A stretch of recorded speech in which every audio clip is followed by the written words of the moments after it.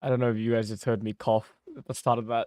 I think I coughed before it started. I don't know. Ah, everything working. Cringe based, cringe based, cringe based, cringe based. Hang on. Cringe based, cringe based, cringe based, cringe based.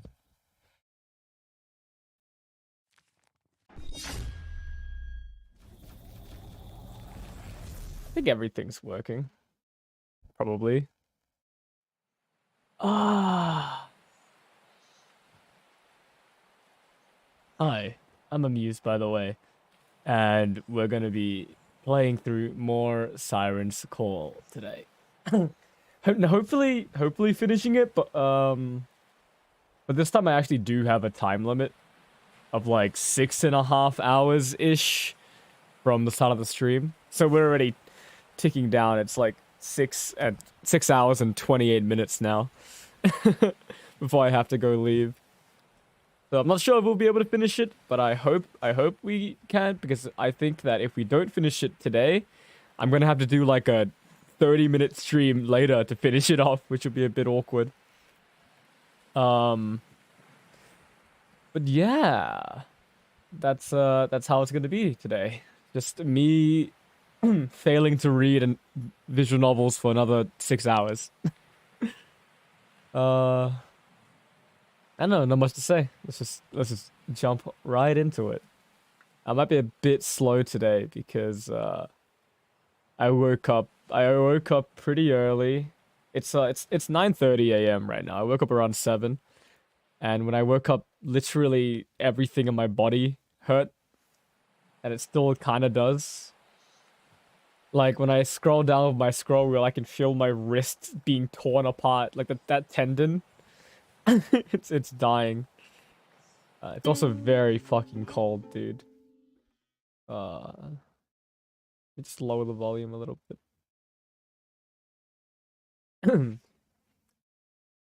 Last time we ended off with reconciliation with Ashton. Our big tanky. I should have read that, but I thought it would stay.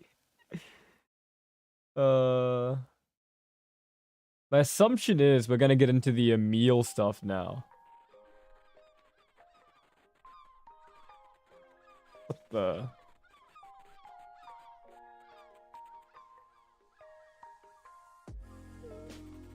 Oh, I forgot how fucking good the music in this game was. Alright.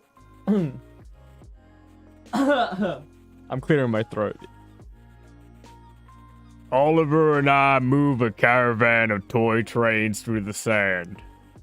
We have an established system of play. He builds some kind of legendary mountain, and I drive a fistful of, oh god, locomotives through his grainy makeshift world. Afterwards, there's always a devastating explosion.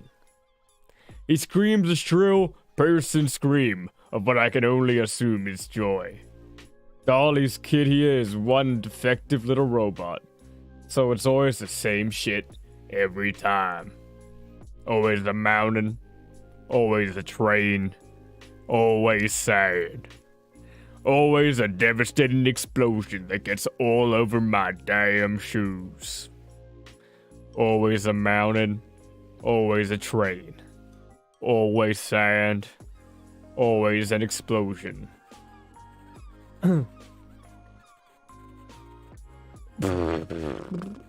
We're already getting into it, dude. I'm like 4 minutes into the stream and I'm already going insane. I am aware.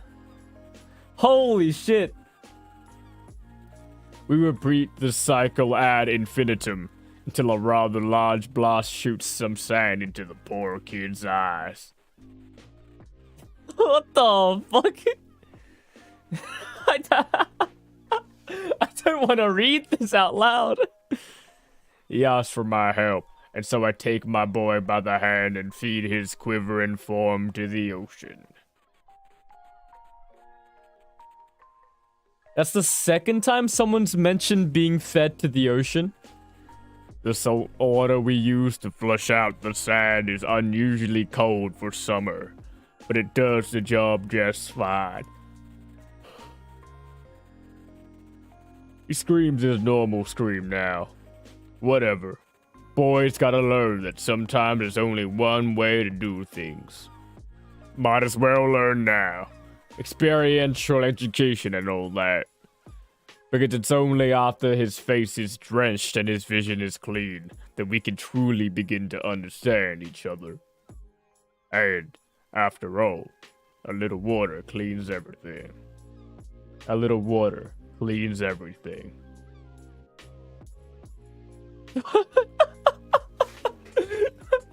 Jacob! Help! I need an adult. I gotta start reading now. Also, I'll never stop not reading. Hey, Dad? If somebody really loves you, then why would they leave you? If they really love you, then why would they leave? Dad? What the, Oliver? Oliver! Emil stands before me against the backdrop of a choppy, volatile ocean. His expression, though normally composed and confident, is that of a nervous child. Nervous child. Emil? Wait, where's Ashton? Exactly. He just left. He just left us here. He left Siren's call without a day's notice, like none of us ever mattered to him in the first place. That's why I called you here. I can't make sense of this by myself. Emil pulls a small white envelope out of his pocket. To my knowledge, Andy and Judith received one as well. Did you or Violet happen to get one, perchance? I don't know. I never even get the mail. That's normally something Violet does after she takes her evening meds. It says August 12th, nighttime. It's not nighttime. Then I suggest you read this carefully. Really look it over, too. I was hoping you'd be able to spot something I might have missed. For Emil to even imply this is something he cannot solve without my help, it must be humbling. Excuse me? Well, I'm burping. I drank some passion fruit juice. The way he is speaking, as if he earnestly desired my perspective, it almost reminds me of Violet in a way. Doesn't Emil normally wear glasses? Am I going insane? It's only been like 2 days and I've already forgotten everything. I give him a decisive nod before grabbing the letter. A sheet of red construction paper limply hangs out the top. I do as I've been told and read it carefully.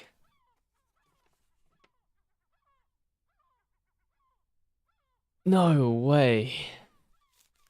I look over the note several more times. It's clearly written by Ashton.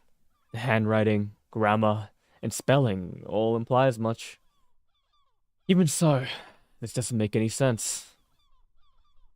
It says he went to college. That seems out of character. Wait, did Ash ever talk about college? Not to my knowledge, no. College wasn't something he seemed even remotely interested in.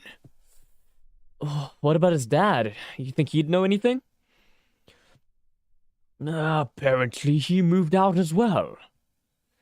Are you serious?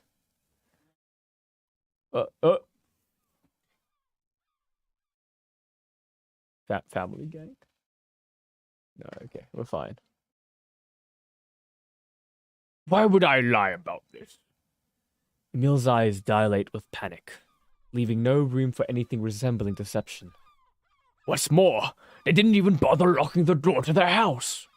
There was no furniture, no beer cans, no garbage. There wasn't even any food left in the fridge. Emil begins gesturing to himself, like he's frantically trying to stuff his words into some kind of invisible box. His phone number hasn't been working either. They just vanished. No signs of struggle, no signs of life at all. just gone. And the universe simply didn't have a need for them anymore. Emil isn't even trying to look composed at this point. His demeanor is that of a mad scientist, clawing into the air for some vital answer that's barely out of reach.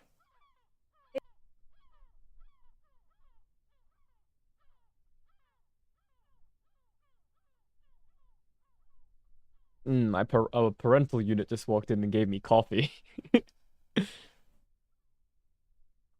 I don't know if you heard them walking in and saying what they said. That was a little... parents will be parents. You know how it be. What about the underworld? Could this be our fault somehow? Is there any strange activity happening back there? No, I've already checked. The backside of the locker is still barren. Even where Ashton's house would have been? Maybe a really powerful siren made him sleepwalk or something. Were there any signs of siren activity at all? I've already looked everywhere for him. And there's nothing. Nothing. Oliver, you're only recommending things I've already considered. Give me something new to work with, please. Emil isn't acting how he's supposed to. He's panicky, clearly reaching the limits of his desperation. I look over the letter one last time. That's an interesting thing they emphasize sometimes. Characters not acting like they should be. It was like just then in that big conflict with Judith, where she tried to rape you. You know? It's interesting. And Ashton disappearing after his arc is complete in the story kind of plays into that meta-narrative. The meta-narrative of this game where it's just characters playing out their plot points, right?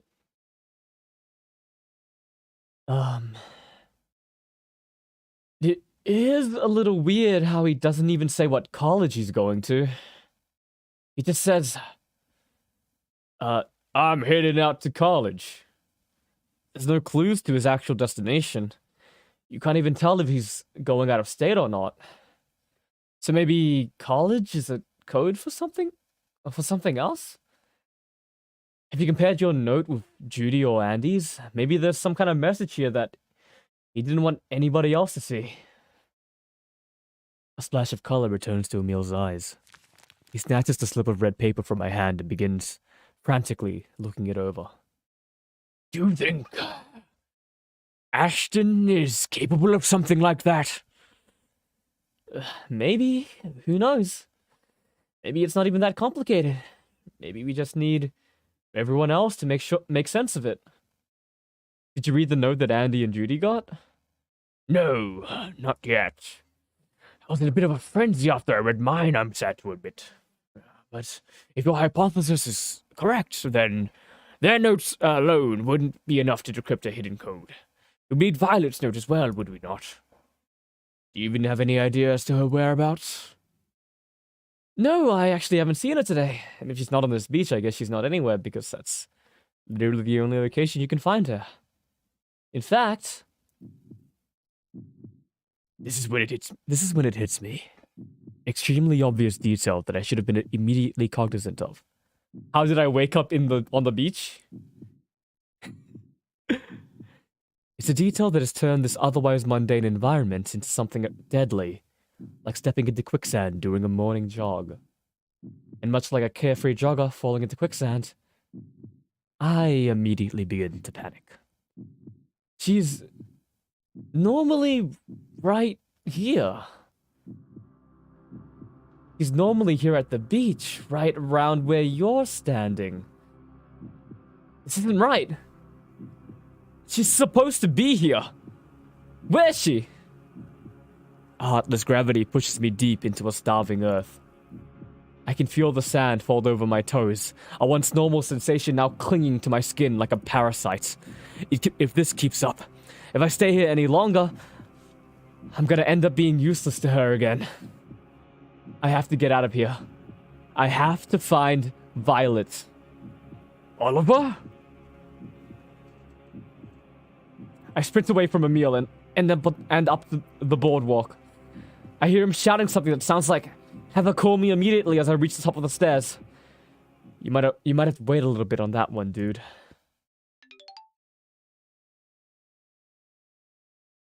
That's again like Violet not being there plays into that idea that of characters being out of character.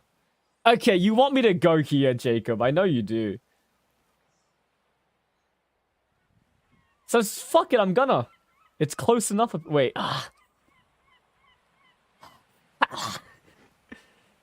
You already killed the cat. I ain't no stinking cat.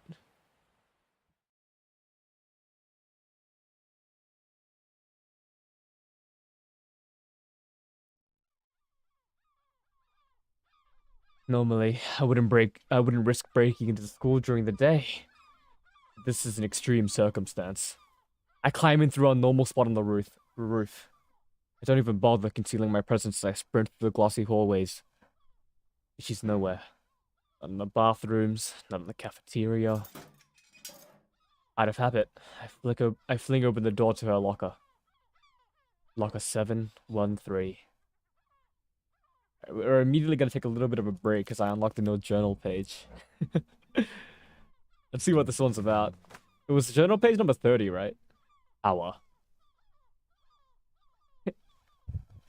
April 5th, 2011. Violet asked me what sort of things I want out of our relationship. Want out of our relationship. It was kind of a big question, so I asked her if I could just write down what I thought, and give it to her later. Not only did she not give me shit for that, but she told me she'd also write down what she wants as well. Amazing. Why doesn't everybody do things this way? It seems easier. Like, if things are written down, then it's so much more real than a couple of vague sounds flying through the air. Way more real. Violet called my list, easy and cute. She said it was already stuff she was planning on doing with me anyway. I guess I mostly want to keep hanging out with her like I have been. But with some more of this new stuff she's been doing thrown in too. I guess that's easy. But I don't get why it's cute. It doesn't seem cute. She asked me why I didn't put sex on my list. Question marks. I told her I didn't know if we were allowed to write it down. Then she said something about how the fact I thought about writing it down was good enough. Good enough? I'm writing down her list just in case I lose the original. I just want to go on more walks, just us. Can we have a cat at some point? Don't worry about me being a vegetarian. Eat your meat. Hug me in public. Sex doesn't have to be public. Winky face. Winky face that ties in with the closed parentheses. I kind of freaking hate when people do ASCII like that or emoticon like that. Anyways. Fun nicknames. Let me take off my helmet sometimes. Helmets? Catch me if I fall, if you're able to. If I die, don't wait up, go with Judith. There are some landmines thrown in there for sure. Yep. I can't remember what my Violet voice was. My Violet voice was just my normal voice. All my voices are just my normal voice, man. I asked her about that last one, and all she said was, "You like her too, right?" I never thought spoken words could carry that kind of power. Now all I can think about is if I'm being stupid here. Is it stupid for me to be with someone who knows me this well? Or is it more stupid for me not to? I guess there's only one way to know for sure. If I die, don't wait up, go with Judith. That fucking sucks, dude. I would hate to be in a relationship and have them say this to me. That would fucking suck, man. But there's no misty ethereal portal on the other side. And there's no Violet. It's only dust.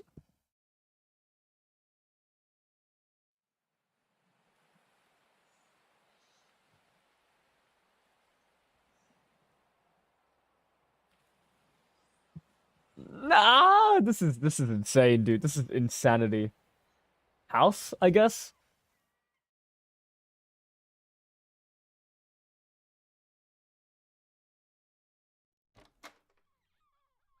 I practically throw myself into the front door of Violet's house, screaming out her name in the process. Violet! There we go, there's your scream. But it's as empty as it's been all summer. My chest swells with a dense, anxious feeling as I dash back outside. I get it. If Violet was not at the beach, then this should have been the next most realistic place for her to be, right? Frustrated, I check the mailbox for Ashton's letter as I make my way back out.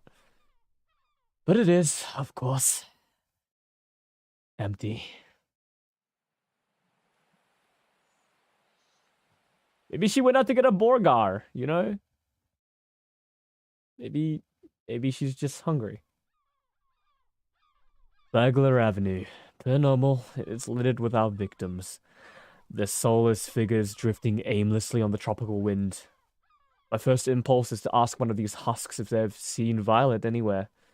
But I know they'd probably just regurgitate some generic statement about the weather or something. They don't even bother commenting on my behavior as I shamelessly dash through their shops and eateries. They all just smile. I reflexively scan the area for Ashton as I move past the crab bucket, only to remember that he too is gone. God damn it. And then call out to them both one last time before moving on. Violet? Ashton!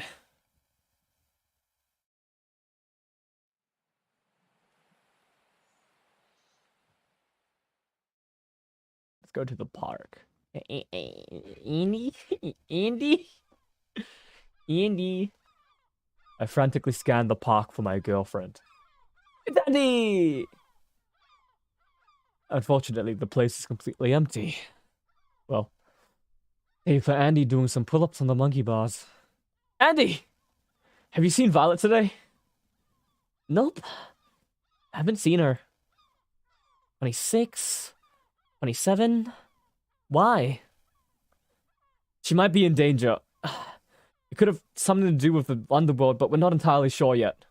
Oh, damn. 28? Are you doing okay? Do you need me to help you look for her? No, just send her over to your house if you run into anything. Run into her. We'll hash things out back there. Copy that. Anything else? 29. Yeah, give me 5 more pull-ups after that one. Really work those biceps, coach. You got it, Captain. Stay safe out there. She may be a tough one on. She may be tough on me sometimes, but I'm glad Andy knows how to be supportive when it matters. You too, Andy. Thank you. With this, I make a U-turn out of the park and continue my search. Love Andy. And he's chill. Ashton is chill, dude. Emil's pretty chill, too. Judith is fucking insane. Judith is, like, crazy. I'm pretty sure Violet's also crazy. Well, that's, like, more in a fucking... She's meta Monica kind of way. That's right. Emil was at the beach. It should have been at the library. Then isn't there a very real chance that Violet could be here instead? I look over to where Emil would normally been waiting for me. Violet? What the? She's freaking JoJo posing at me.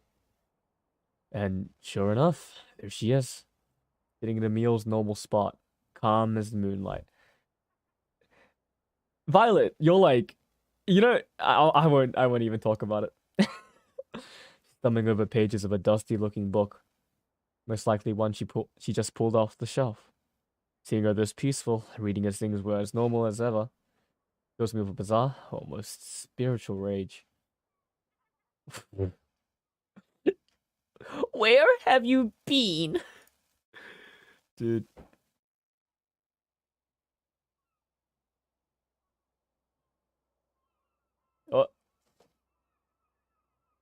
That's fucked up, Oliver. Oliver, you're shouting. We're in a library. Keep it down. I I was shouting? I didn't even realize. Uh, sorry about that. I guess I just got a little worked up. Hmm. This is a no Violet costume. As I move closer, Violet finally looks up from her book. Surprised I'm not at the beach, right? How strange it is that such a small change in routine can result in such an incendiary greeting from my lover. You're dysregulated, right? That's the term for it. Jeez. Sounds so cynical when I say it out loud like that. I know she probably has a reason to, but I can't help feeling that Violet is mocking me somehow. Still, I table that feeling and take a deep, meditative breath, attempting to collect my thoughts. I I was just worried about you because Ashton went to college. You didn't know where I was, so you assumed something similar or worse happened to me, correct? A perfectly understandable conclusion. Violet pulls a red slip of paper from her back pocket and hands it to me. But as you can see, I'm doing just peachy. So you don't need to worry anymore. Nothing good will come from panicking after all. I read over her copy of Ashton's letter slowly, combing over the words for anything distinct. However, it's no different from Emil's. No different at all. I don't get it. What does this mean? It means he went to college, Oliver. I would never think it too much. Ashton was probably ready to move on, and so that's what he did. It's not like there was anything left to challenge him in Siren's call, right? So why wouldn't he leave? I hand Ashton's letter back to Violet, who gingerly places it in her back pocket. It's interesting that they're using college in the same sense as like TV shows, like you know how Blue's Clues, that kind of thing, where like the character leaves college when it's really just like the actor leaving to pursue different things. If that makes sense. Even though these guys aren't, these guys are kind of actors. It's like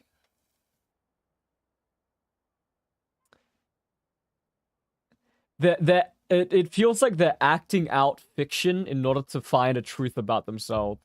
If I'm gonna take the what's his name, Cobain or whatever, the quote from the beginning of the game.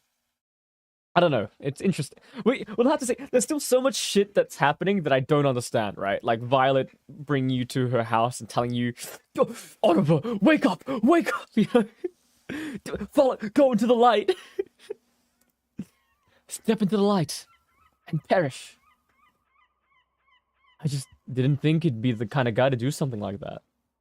I thought he wanted to keep on living here, you know, keep on working with his dad, keep hanging out with his friends. I mean, I'm sure that's probably what he wanted. But doesn't that sound a bit too predictable for someone like Ashton? I don't know what. It might be fulfilling enough for a year or two, sure. But then what? I can't imagine him being satisfied with that kind of life for long. Violet clearly doesn't seem upset.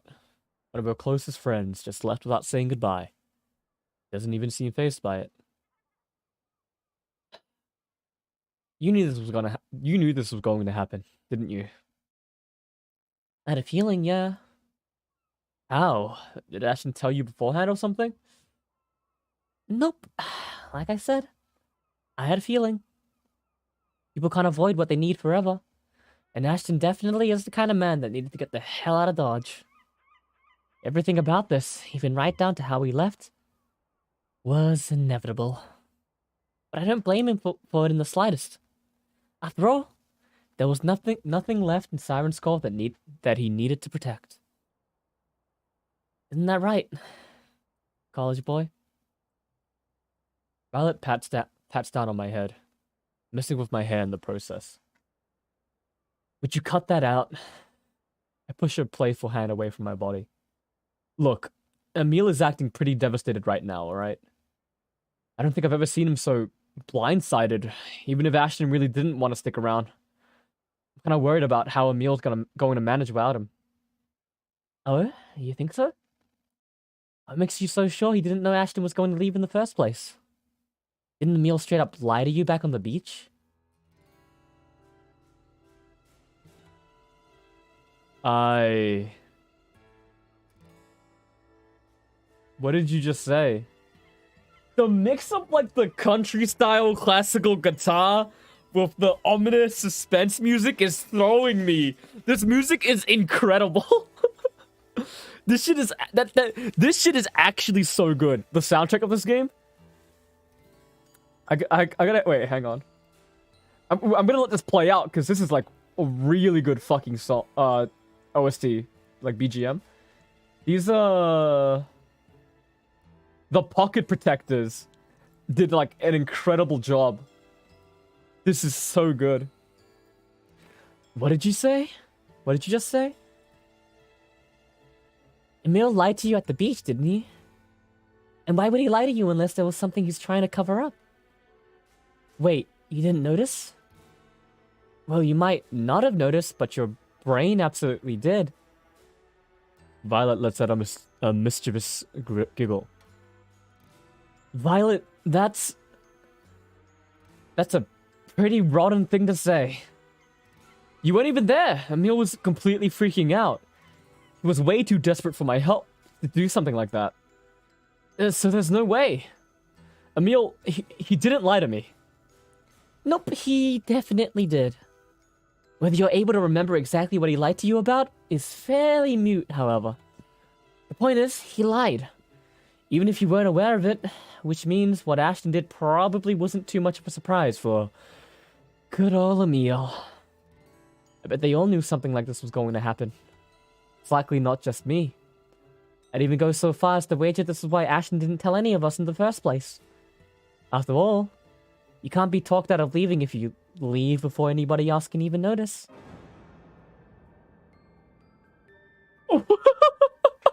That legitimately jump scared me. Isn't that right, Oliver? Come on, Vi. You're not making any sense. How do you even know how do you even know we were at the beach? Did you meet up with Emil beforehand, or? No, Oliver, you're overthinking things again. Truth is so much simpler than that.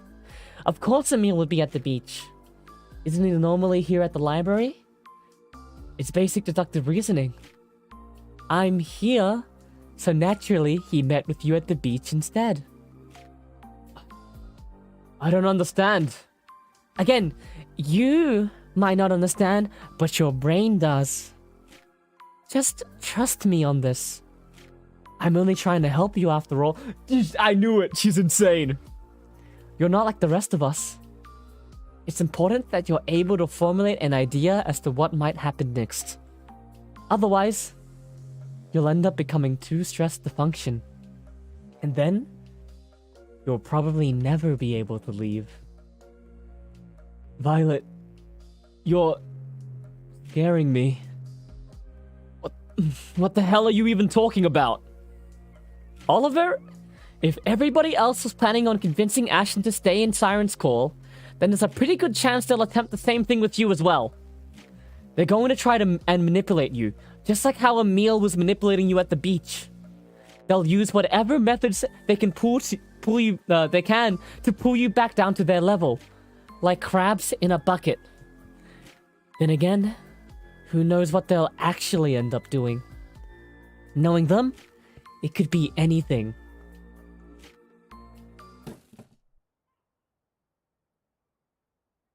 The way Violet's speaking is nauseating. Every word she says seems to root itself in my stomach, boiling up my throat like a grapevine. I instinctively buckle over, kneeling like a child on the floor in front of her. Oh, you're dysregulated again, aren't you? Makes sense. I'm feeling pretty strange myself, not gonna lie.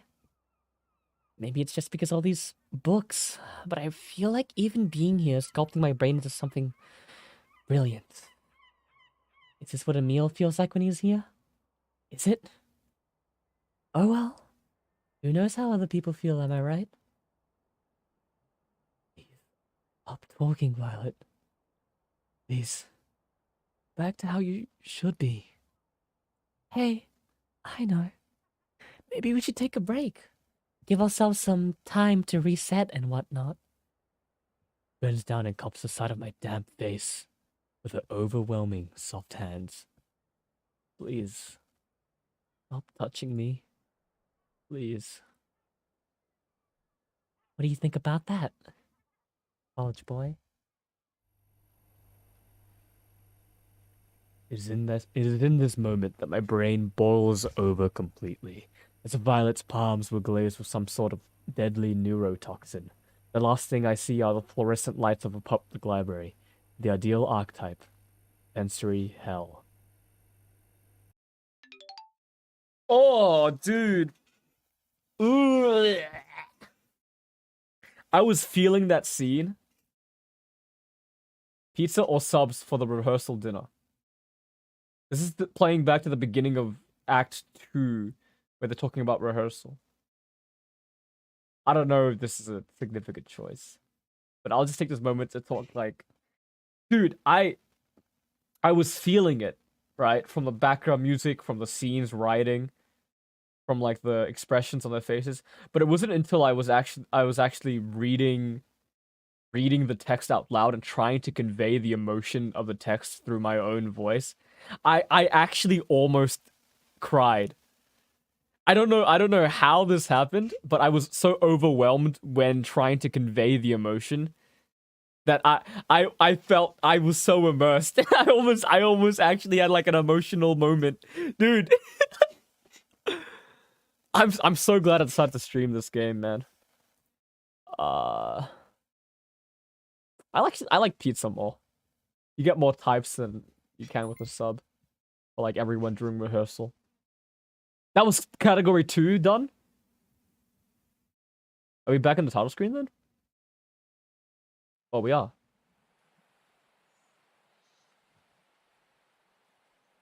That only gave like 3% completion. But we're going back in, baby. Dude, this shit is fucking insane. My friend breaks bottles over his muscles as if she could become the jagged floor and make a better home beneath her skin. To understand her rash and loud attempts at saying, I am fine, I am strong, is to know. The nagging fear that follows childhood, the deer tick gorged on her blood, the pressure of weakness. Category 3. Andy. Another day in paradise. Dude, is it permanently nighttime now? Ugh. I guess it's time to go.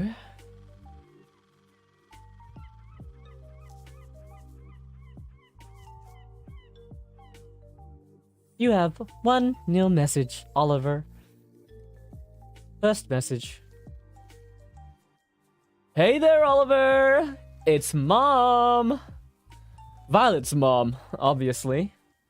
I'm calling to let you know, as of late, Violet hasn't been using her phone as much as she should. Normally, she at least texts me after she's taken her meds, but I've received nothing from her for a day or two. I don't know why she's deviating from her routine like this, but it's unacceptable. I don't just mean for her. Olive, dear, I hope you are aware that I didn't permit you to live with my daughter for the sole reason of bolstering your own vain romantic interests. I picked you because I assumed you were the best person for the job. If I'm not there, then you need to do your part to keep her on track. I understand the impulse to be young and stupid, but I have these systems in place for a reason. And if you're not going to protect her, then what good are you? Look, don't worry about calling me back. I'll likely be en route by the time you get this message. Just make sure she doesn't hit her head and we're fine. And for fuck's sakes, have her do the dishes before I walk through that door. That girl cooks way too much for her own good. End of message. To delete message, press 9. This message cannot be deleted. Fuck! I pressed 9.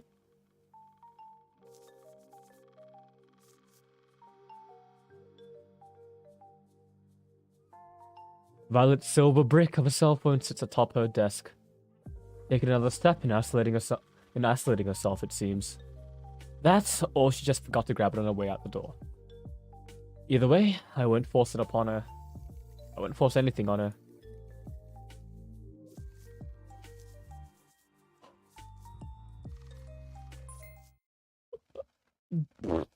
Dude, I'm fucking terrified. What? High school, remember when? What the fuck is going on? The beach is called the safest place because it has Violet there, and Violet actually knows what's going on, I think. Something like that. Or she at the very least is supportive of your goal in all of what's going on. I'm here right now. God, the fucking illusion of like the timer and the date in the top left. That shit's fucked up, man. It's gone now, and there's no time, there's no travel time anymore. It's just choosing who you want to talk to first. I mean, it's Andy's chapter. Let's go see what Andy's up to.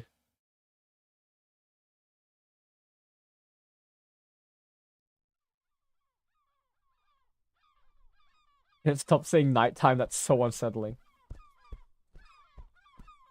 Andy and I are running down the sidewalk like normal, breathing the damp Florida air into our exhausted bodies.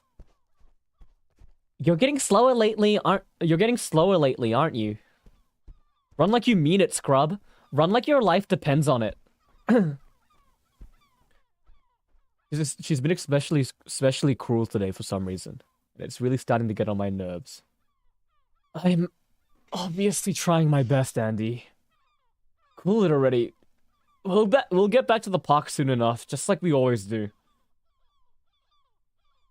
Andy faces me, her lungs pushing against the membrane of her chest like the pistons of a well-tuned engine. It's only after standing perfectly still that it becomes obvious to me what an imposing figure she is. Even so, she's acting like a brat. I won't be intimidated. Like we always do, huh? Nope, today's gonna be different. We're going hard. No, we're not, Andy. It's my last day in town. We're not changing things up. I'm calling it. Captain's orders. Frickin' wrong!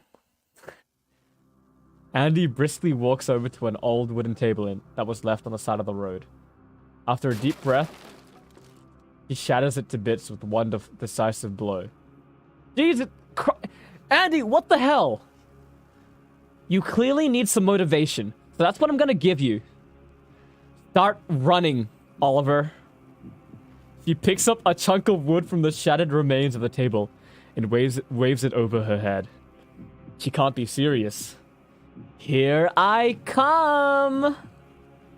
Oh crap, she's serious. Holy shit. Holy shit. I practically trip over myself sprinting away from Andy. After only a minute of going as hard as I possibly can, it becomes obvious that she'll eventually catch up to me if I keep running in a straight line. Without even really thinking, I make a sharp left and climb over a chain link fence to someone's front yard. Not funny, Andy. This is mutiny, you know. I don't care. How else am I supposed to know if you're prepared or not? I push myself over another fence, unapologetically dashing through backyard after backyard. Thumb wrestling contest? I don't know. Just leave me alone. Or at the very least, don't fucking kill me. I can't. I can't. I need to know if you can handle something like this. Please. I need you to keep running. Show me that you're strong enough to leave. I'm too tired to continue yelling at her anymore, so I convert all my remaining energy into moving forward. Eventually, I reach a metal wall that's clearly too large for me to jump over. I leap as high as I possibly can, my hair's barely scraping the top.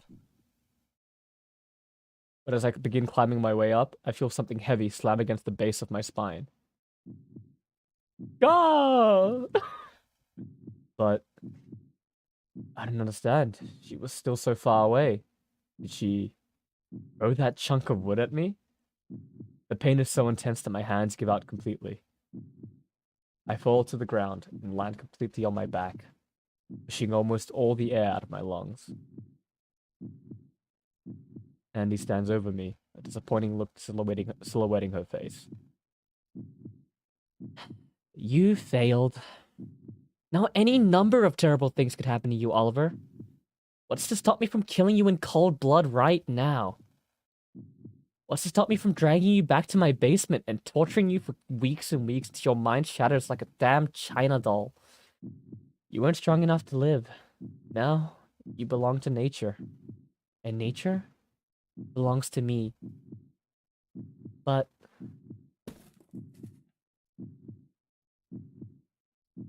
I don't want you to die like that.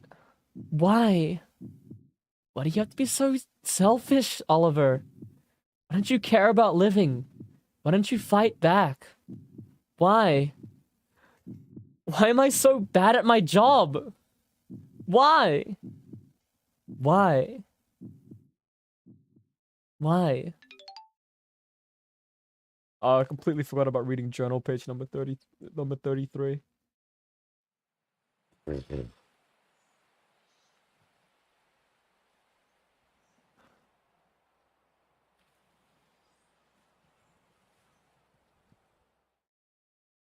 Can we just go here again? Is it the same thing? This is not the park.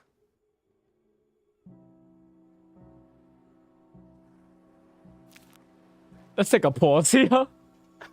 No, I'm kidding. We won't. I remember the exact moment I became so afraid of dying. It was last summer. All those stupid jellyfish washed up on the beach.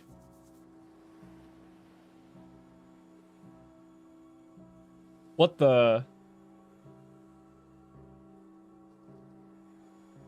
It was those jellyfish-type sirens. The ones that started spawning the day after we drained the ocean. Our physical attacks weren't working, but I just thought nobody else was punching them hard enough. Emil yelled something after I rushed in. I think he might have been ordering me not to touch them. It was a new type of enemy. I wanted to show off for you guys because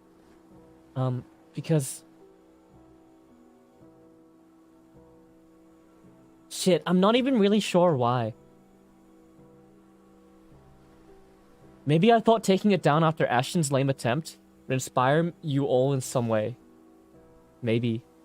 Like, if the siren seemed powerful, then maybe killing it would motivate everybody to shape up a bit.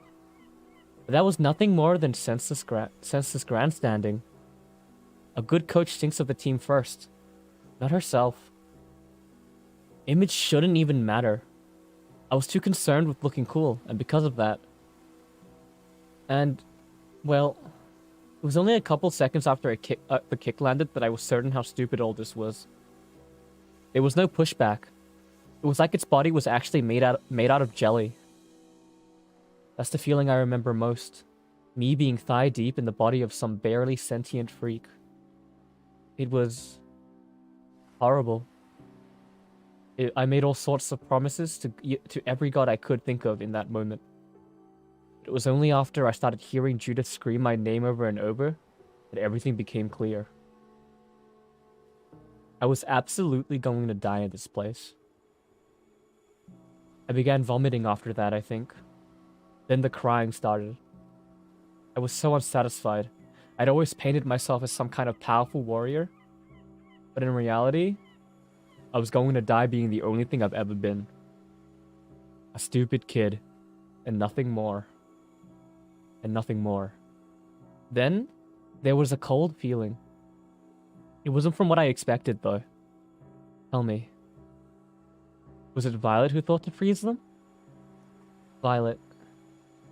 She saved my life that day, didn't she? Makes all this shit even worse, doesn't it?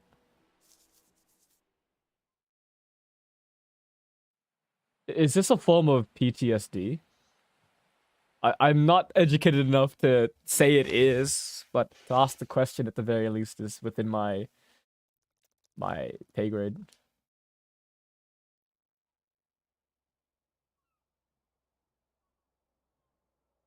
The park is completely empty, save for Andy sitting on a nearby bench. Cannot help but interpret her inactivity as some sort of horrible omen, and so I do my best to approach her tactfully. You okay, coach? I try to say that without seeming disingenuous, but my presence alone seems to put her on edge. Ash is really gone then, isn't he? Oh. Did you know? Did Judy know? Why didn't anybody tell me? I passed by his house during my warm-up run and everything was just... Why? I don't understand. We were so much closer than this, and he just left. He left like we were nothing but strangers. There wasn't even anything I could do about it. There's a tangible, swelling panic in those last few words of hers. I should probably try and de-escalate this somehow so Annie doesn't stress herself out completely. I'm sure you had a good reason. Man, Ashton wouldn't do something that out of character for nothing, right? Maybe he needed to leave. Maybe he was trying to protect us all somehow. Oh, Oliver. I think in this situation, you just gotta listen. You don't need to say anything. And he stands up from the bench, clearly unfazed by my tepid hypotheticals. Let's just run. I have plenty of time to feel sorry for myself later in the day. But you're still here, so we should make the most of that. Sure. Lead the way, coach. I feel like they used the Oliver Black bridge of nose face too liberally. Neither of us say a word during our jog. Even so, I can feel Andy's temperament growing more and more intense as we make our way closer to the school. To my surprise, she doesn't slow down after reaching our usual stopping point. Instead, she simply hops the gate in one fluid, aggressive motion and continues running. Andy? She takes a hard left towards the baseball field, the opposite direction of our normal access point on the roof. I scramble over the gate, doing my best to keep up with her. By the time I find my footing, she's already running back my way, carrying something long and shiny in her hands. Wait, are those baseball bats? Andy! What the heck are you doing? Oh, I'm just going on into the school to blow off some steam. Wanna come along? Andy! She tosses one of the metal bats through the air and into my hand. It's not midnight, so there's no way she's going to the underworld to look for sirens.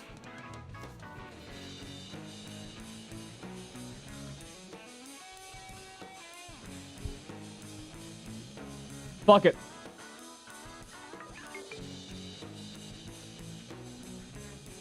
Sure, Andy. Let's go show that stupid locker how tough we are. That'll fix shit, right? That'll fix everything up real good.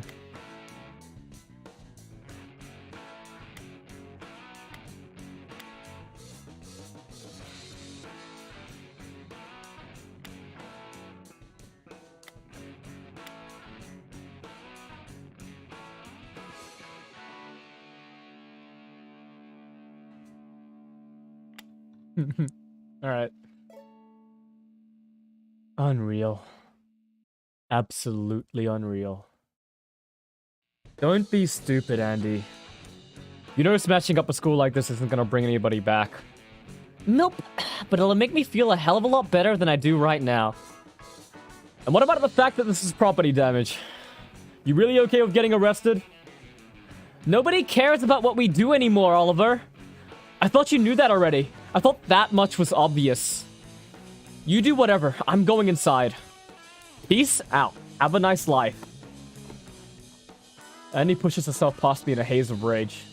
Nothing about what she's doing is healthy. But if I tried to physically stop her, there's no doubt about it, she would absolutely run me over. I could do whatever, huh? You're acting like a real jerk right now, coach. Yeah, that's right. I might not be able to stop her head on, but if I piss her off enough, the chance I can get her to chase me.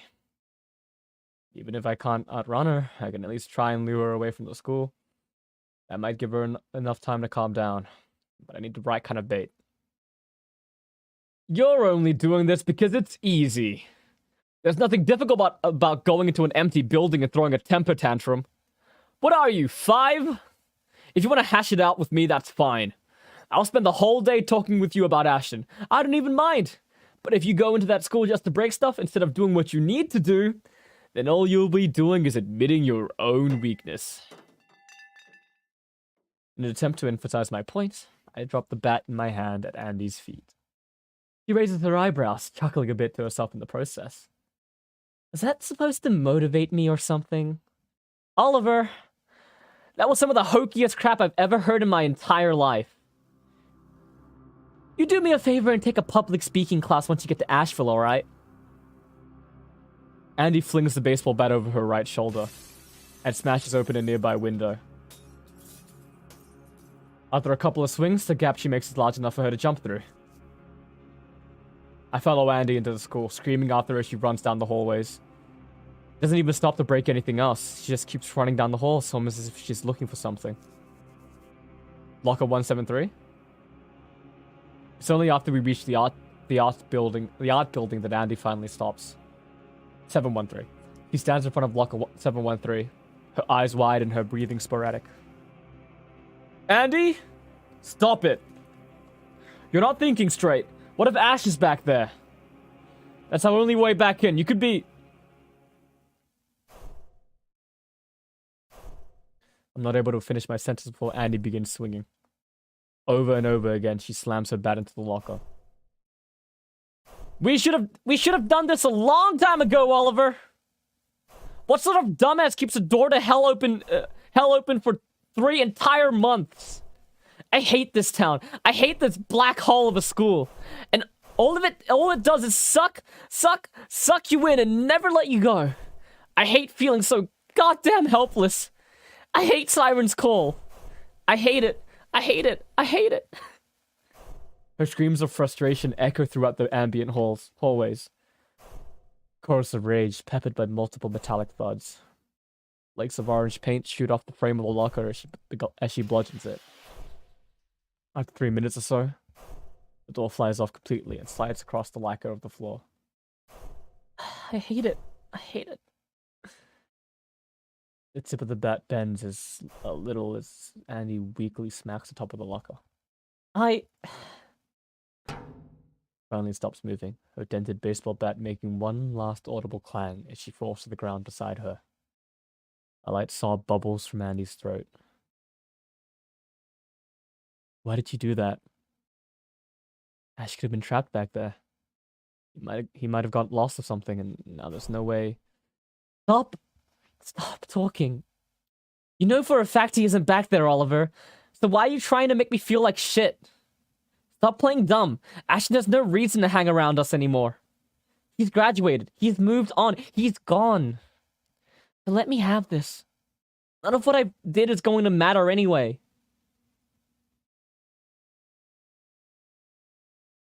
Let's go back to the park. Ash had the right idea. The less time we spend here, the better.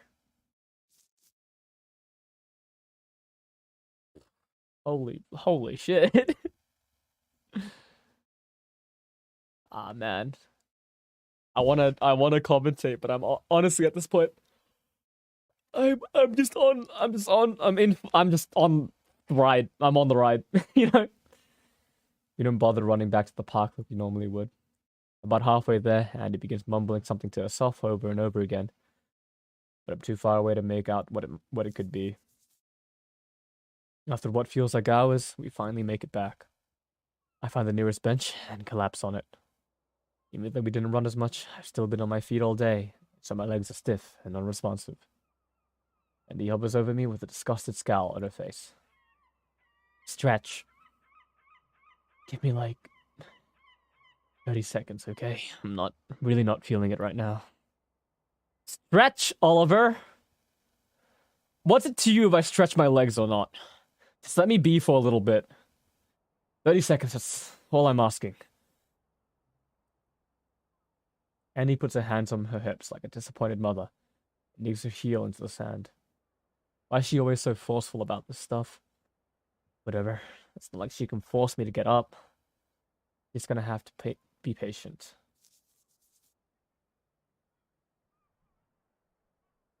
What if I just wait? I knew it. What if I just wait? Fuck you, Andy. Oh! I didn't press. I just hovered my cursor over it.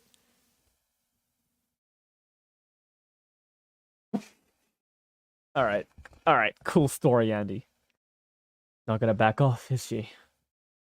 I get up from the bench and stretch the bare minimum I need to in order to appease Andy. Having met my quota, I leave the park without so much as a single goodbye. I feel like there was a lot more to be said, Oliver. Is that the part that I need to try to do something different? That stretch part? Is there like a way to manipulate it so I don't tab out? No, that wouldn't work. I hobble my way over to the beach, hoping to find Violet so I have somebody dependable to commiserate with. Today has been crazy though, so I wouldn't be surprised if she wasn't here at all. Thankfully, she's in her normal spot, painting something on one of her larger canvases. Hi, Violet. There only is a brief pause in her brushstrokes before she resumes painting. Hi. Thanks for showing up. Thanks for being here. You comfortable? About as much as I can be. You? About the same.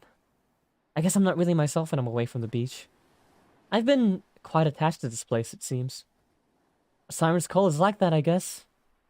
Wherever you are just kind of bleeds into you, and makes you its home. Violet buries her feet in the sand like a crab hiding from the rain. Makes me wonder if it's even possible to leave. Well, Ashton left, so why can't you? Are you sure about that? Sure about what? Violet cleans her paintbrush off in a cup of murky black water before coating it once more in a thick red paint. Never mind. We're here for now. That's what matters. So, what's up? You look beat. And you kind of put me through the ringer today. And she might have also broken into the school and destroyed our only way into the underworld. You destroyed the locker? I watched her do it, yeah. She wailed on it with a baseball bat for like 3 minutes. Interesting. Violet resumes painting. You don't seem interested. It's just not particularly surprising, I guess. We aren't high schoolers anymore. We should have destroyed that thing a long time ago. Other than Ash, Annie was probably the only one of us with the guts to close the door on something like this for good. Honestly, good for her. You don't think it's a bad idea? Not particularly. Best to rip that bandage off now, you know what I'm saying? But what if we ever need to go back there again? See, now that's a terrible idea. We've already messed this place up enough, haven't we? Besides, we don't know if Andy destroying the locker even did anything. For all we know, the entrance could just slide over to locker 713, or float above the ground or something. I still think it was a bad idea.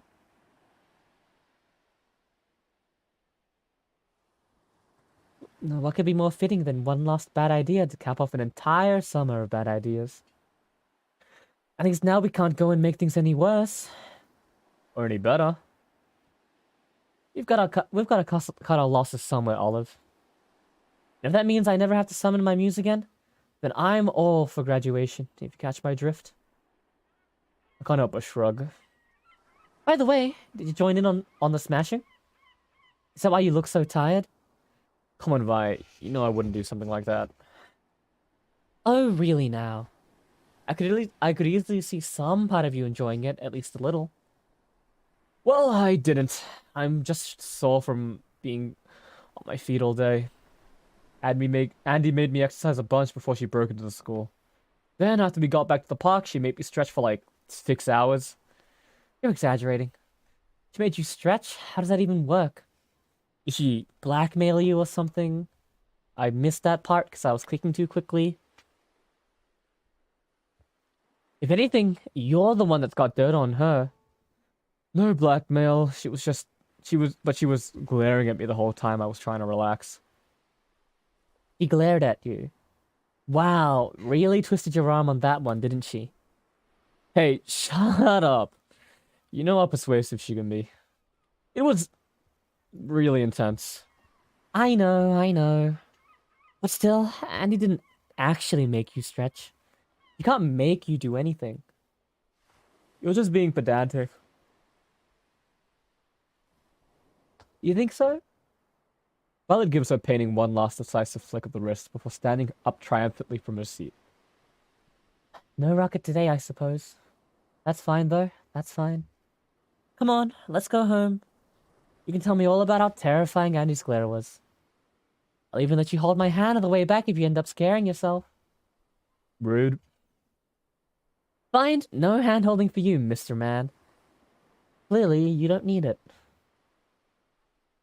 We head back home and pack the rest of my things. But Miss Lawrence pulls up in the driveway with alarming news. It's been a hot air balloon accident. Oh no! They were doing a movie shoot for some John D. McDonald adaptation in Orlando. One of the hot air balloons crashed right into the airport's control tower. Thankfully, there were no casualties. Still, it looks like I won't be leaving Siren's Call anytime soon. How unfortunate.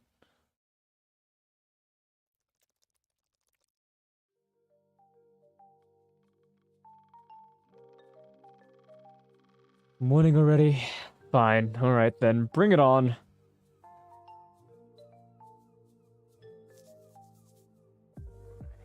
Alright. We know what to do now.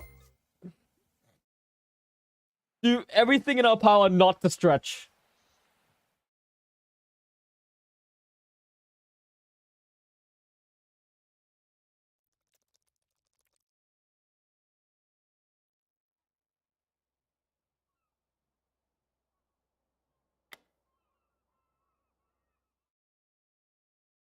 Everything in our power.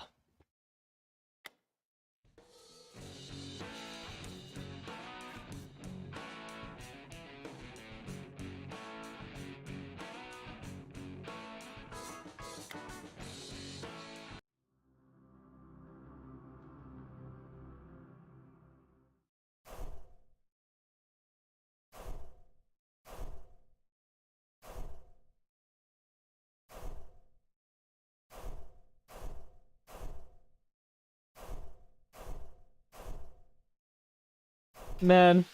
That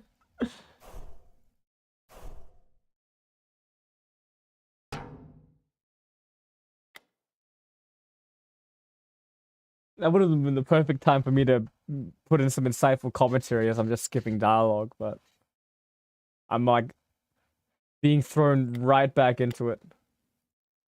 Alright, here we go.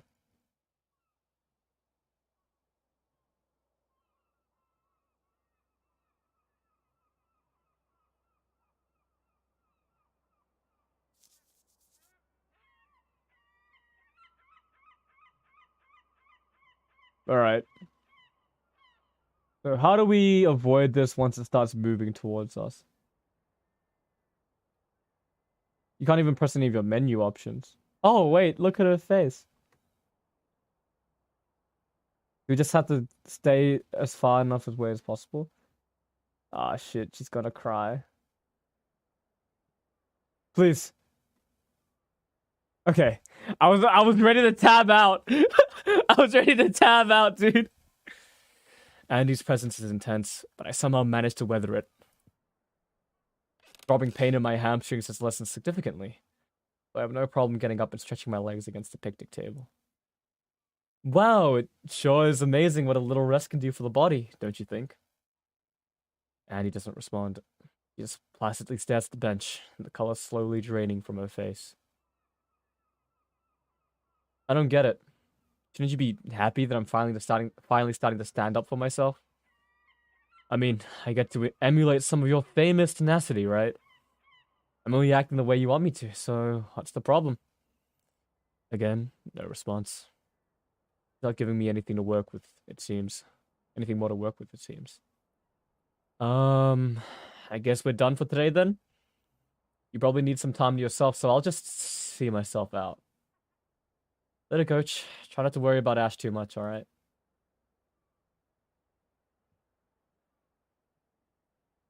You're wrong. About standing up for yourself. Andy? You're not standing up for yourself. You said it before, right? All you're doing is copying me. And that's all you ever do, Oliver. Excuse me? You always act like you're this super deep person whenever you're alone with Violet. But you're really just following her lead, aren't you? Because you sure as hell are nothing like that when we're alone together. It's the same with Emil too. And my sister. And it's definitely the same with Ash. You're the most white bread guy on the planet. But whenever he's in the room, you're all of a sudden this badass dude that's down to raise hell and break the law? Bullshit! You're nothing more than a stupid robot. You're not defending yourself. There's nothing there to defend. You've got no soul. Everything about you is either borrowed or stolen from someone else. But hey, that just comes with the turf, right? Spurgs like you don't know how to be actual people. They can only be what they're told to be. No wonder Miss Lawrence loves tinkering with you so much. You'll eat up any chipset she throws on your damn plate. That's why you're watching over Violet for her, right? Because that's what she told you to do? Man, you're such a good student, Oliver. Such a good boy. If only you loved Violet as much as you love kissing ass, then maybe you should still be going to college with you. But in the real world, love only belongs to the people that are actually capable of loving themselves. And nobody's taught you how to do that yet, have they? You don't know how I am when I'm alone with other people. There's no way you could. I know everything you know, Oliver. Which is why I'm damn sure that you're not in love with Violet. Not really. Whose fault is it that she wasn't able to graduate again? Hell, you never even freaking looked at her until Miss Lawrence ordered you to. You don't really care about her. You were just another shitty caretaker. And now we're here, yelling at each other in the park over stuff that should be obvious. Obvious? Wait a minute. Man, you two could have been picking up furniture for your dorm together, or thinking up ways to end up in the same classes. But nope, you're here in Siren's Call getting beat on like the doughy loaf of bread you are. So go on and stand up for yourself, Oliver, because believe me, I'm dying to see what that would look like. Wow. Got no soul, huh? You honestly think that, Andy? Or is it just something you've been told by someone else? I wonder. Would you be shouting all this crap if I just joined in on smashing that locker with you? But that's the key to all this, isn't it? Right. You may be tough, Andy, but this isn't your kind of battleground. I've got this. I know I do. Well, Andy, you're right about one thing. I do like giving people what they want. And yes, that is something I picked up from someone else. So fine, I'll defend myself if that's what you're after. But you're dead wrong about me being soulless. Because if all I know how to do is copy people, then why didn't I beat up that locker with you? You came back with 2 bats after all. So how is it one of those bats magically ended up at your feet? Easy. Joining in wasn't something that even occurred to you, obviously. You were too busy thinking about talking trains or blue hedgehogs or whatever it is you people think about. After all, you've got no real fire in your belly, so you probably just wanted to look cool and were quoting a movie like you like or some shit. I see. Can't help but laugh a little bit after hearing that last bit. What's so funny, boy? Nothing, nothing. It's just kind of a relief that you think that, I suppose. You know a lot about me, Andy. A great deal more than I'm probably comfortable with. But it's nice to know you still don't have the full picture. At least not yet. What? I don't know if you're acting like this because I've been acting different or because there's something legitimately wrong with you today. But for what you've gotten right, it's good to know you're still able to be wrong where it matters. I know everything you know, Oliver. Then you would know how much I care about you being happy, Angelica. I'm yelling at her, aren't I? Oh, to have all my good work undone yet again. It's fine, though. I don't have to be better than her. I only need to be honest. Of course it was an option for me to beat up that locker with you. It was always an option. I want him back too, Andy. Maybe not in the same way you do, but if you feel half as much for Ash as I do for Violet, I try and lower my voice for this next part. Then I completely understand why you wanted somebody to smash that locker with you. You don't know what you're talking about. I wanted to blow off some steam. That's it. It has nothing to do with Ash. Remember that jab you made at me earlier? The one about my interests? Do you want to know what my real obsession is, Andy? A personal equivalent to your own fervent and insane workout exercise routine? It's effect. It's trying to understand how the rest of you guys are feeling. Not plumbing, not dinosaurs, not 17th century French shipping routes. Just piecing together and evoking certain emotions. My brain could have given me anything to fixate on, but much like you, it glues my thoughts to one skill that people I love need from me more than anything else. How lucky is that?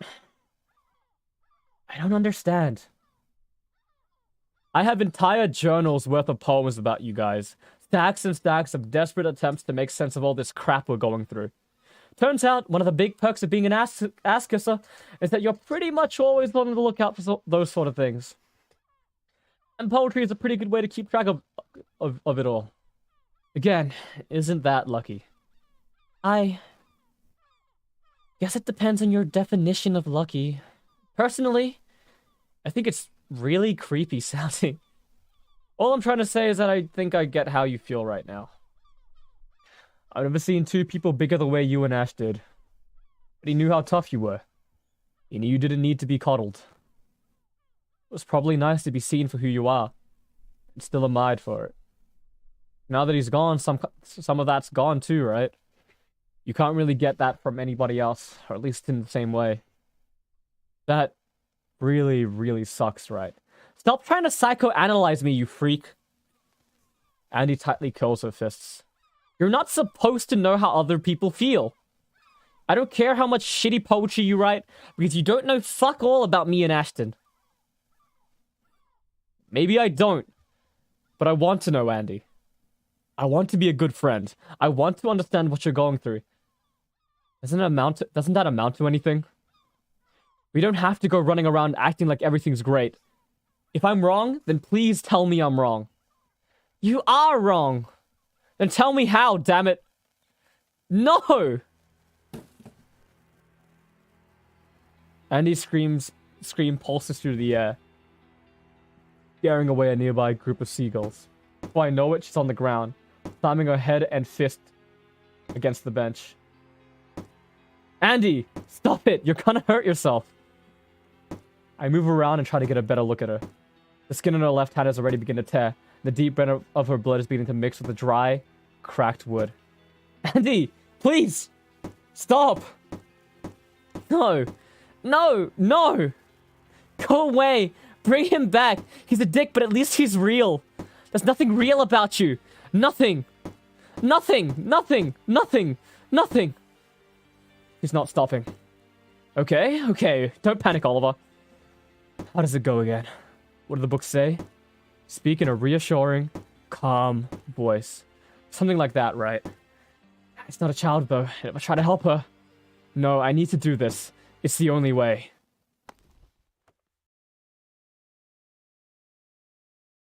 I wrap my arms around Andy and give her a gentle, reassuring hug. I don't even care if I'm gonna die for it. What? Get off me. Only if you tell me how a hug is worse than what you're already doing. Shut up! I'll kill you. If hurting me makes you feel better, then I won't stop you. Just stop hurting yourself. Please.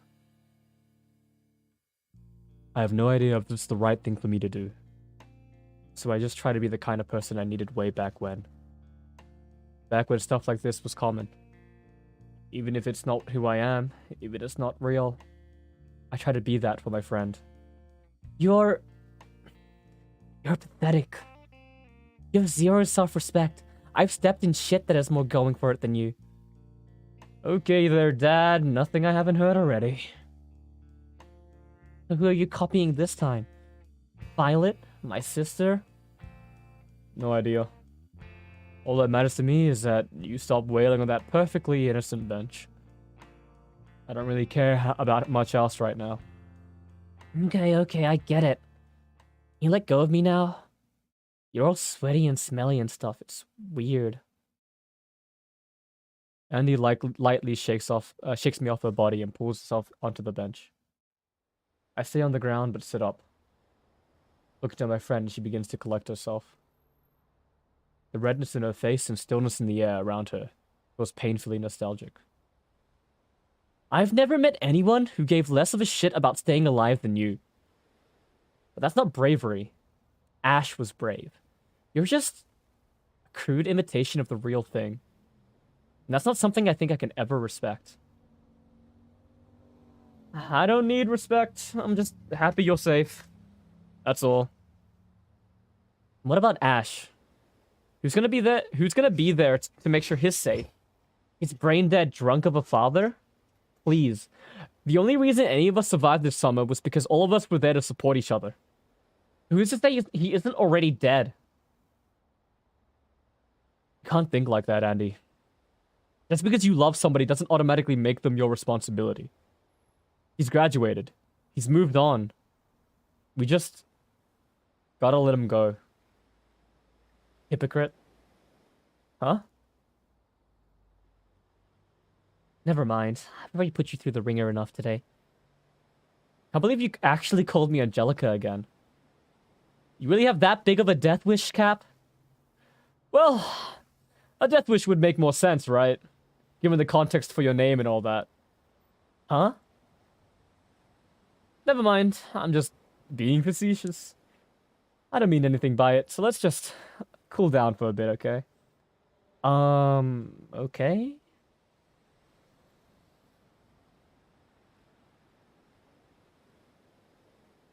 Ah, man. That sucks. I already know he doesn't love me back. At least, not in that way. Oh. Shit. I used to think it was because he didn't really view me as a woman for some dumb reason. I thought he was just being stupid. But after seeing the way he looks at Emil now, well, I'm pretty sure me being a woman doesn't have anything to do with it. Which sucks so much more. So much more. That sounds about right. We don't know for sure if he feels that way, though.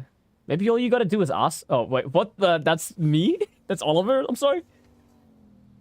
You know he does, Oliver. So do I. Don't feed me that crap. Besides, Ash and I don't exactly have that kind of relationship. Not yet. If either of us put ourselves on the line like that, we'd probably both end up just laughing it off. I do plan on asking him one day. If I ever get to see him again, that is. I'm not gonna die, Andy. You'll get your chance. You don't know that. Even if you're right, I doubt he'd ever open up to me about something that intense. He's just not that kind of guy. You don't give him enough credit. Ash is a gutsy guy. He might end up surprising you. Self-respect is one thing, but having some amount of respect for your friends is important too, right? Big words from about respect coming from a guy who says he doesn't need any. I don't need it. I don't need it. But I'm not gonna be around much longer anyway. You and Ash are different. You two still have plenty of time together. I'm sure of it.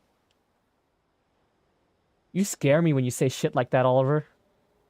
You'll be around. You can't be my brother-in-law if you don't see each other at least once a year, right? Not this again. I'm telling you, Captain, she's totally nuts about you. That's a bona fide fact straight from the girl's diary. Yeah, Andy, but she also, like, tried to sexually assault me, so... I'm not dating her, Andy.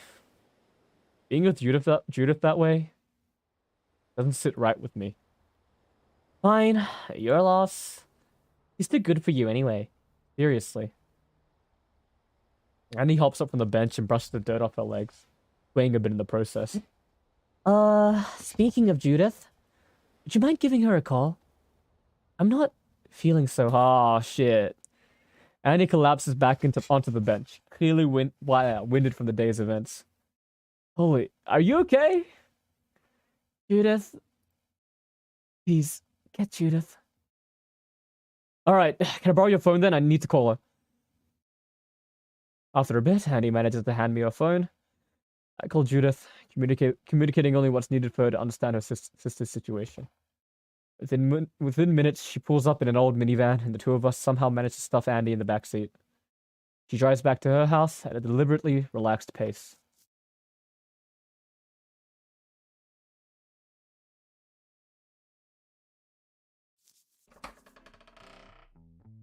Huh. There's a lot to digest from that last scene. But I guess I'll just leave it as, like... I guess it just plays into Andy's fear of death. Yeah, it does, right? Ashen leaving is essentially to her a death sentence or a representation of the fact that he's already dead, right? Or they're dead to him. I don't know. Interesting stuff. What was my Judith voice again? It's just like my Violet voice, but American. But all my voices sound the same anyway, so it doesn't matter. I'll brew her up some chamomile tea. You get her into bed, alright? Guys, it's fine. I'm just a little dehydrated, that is all. I can... Ah, crud. I'll get her to bed. How many blankets? 2 comforters. Turn the air conditioning down at 68 degrees. Fahrenheit? Also, flick on the white noise machine next to her bed. Let her sleep as long as she needs to. Understood. Yes. Get weak, frail Andy into her quarters immediately. You know, it's rude to talk about people like they're not even there, right? Hey, how many comforters do you want, then? Do as I'm told and guide Andy to the bedroom. After confirming that she's comfortable, I turn off the lights, plug in the white noise machine, and begin making my way out of the room. Hey. I'm sorry you had to see me like this. I'm normally not this pathetic and weak. No, I'm not. You were right earlier. Something's definitely wrong with me. But I honestly have no idea what it is. But please, don't think less of me for today. Oh my fucking god, Andy. What am I, like your fucking soldier? Or Oliver? Your fucking minion? I don't want to lose another friend. Not like this. Sure enough, Andy has presented me with one last challenge. A gauntlet of uncharacteristically sincere statements. I'm not even sure if this is the right thing for me to say, but if I stand here too long, that's probably just as bad as saying nothing. You're incredible, Andy. All of us still love you tons. Don't worry. Get some sleep. We'll talk about this more later, okay? Oh, don't leave me in the room with this woman. Judith, of course, is waiting for me in the living room with a cup of warm tea. Is she doing okay? She is still pretty shaken up. Sure, this is all we can do? For now, yes. It normally takes an hour or two for her to sleep something like this off. Do you mind waiting around until then? It's important that things are consistent when she wakes up, so she isn't as big. There isn't a bigger chance of her regressing. Of course. I wasn't planning on leaving anytime soon anyway. Sweet, that's good. I think it's best if I'm the only one that goes and checks on her, though, if that's okay. Only for the sake of familiarity. Please, take the lead. The last thing I want to do is make things worse than I already have. What do you mean by that?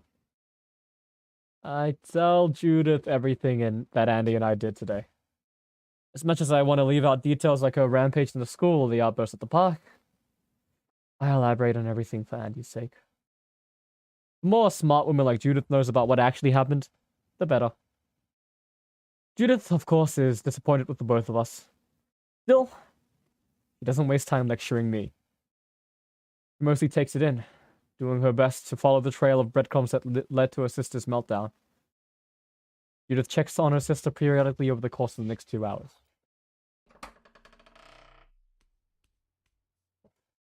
Ooh.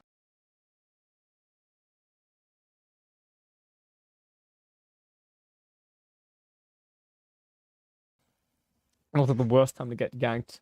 I got family ganked while I was stretching, so I couldn't hit my mute as fast as I usually could. Oh, but that's taking me out of my immersion enough for me to realize that I'm actually boiling hot right now. So I'm gonna take off my jacket. Got a really thick jacket on because it's pretty cold in Australia right now. I'm taking it off because it's getting kind of warm today. The sun's like beating against the fucking room I'm in. After a much longer intermission than normal, Judith walks back over to the couch and taps me on the shoulder. She's awake. She wants to talk with you. Do your best, okay? My best? Even though there's so few of them, Judith's words to me are nebulous and hard to unpack. Okay, I will. Thanks. Thanks. I get up from the couch and make my way into the bedroom. I like those, face changes right before a scene change.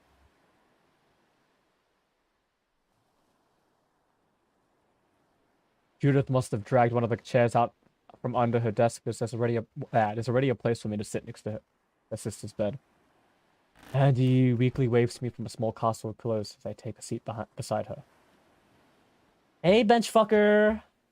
Hey, coach. You feeling any better? Other than the constant waves of shame and humiliation? Yeah, I'm doing swell. How about you? Me? I'm fine. Why wouldn't I be? I wasn't exactly pleasant to you back there. Pretty sure I went well beyond my normal, healthy level of smack talk. Especially after, you know... Oh, the whole, yeah. Shouldn't have called you that. Come on, Andy. No, let me finish. I'm an adult now. I've got to do this right. And I was wrong. You're not this frail, defective little thing like I made you out to be. Strength isn't just muscles and presence. It's longevity. And the amount of crap you've endured is humbling. That longevity, that strength is unique for you. You're not the same blank page for others to leave their mark on.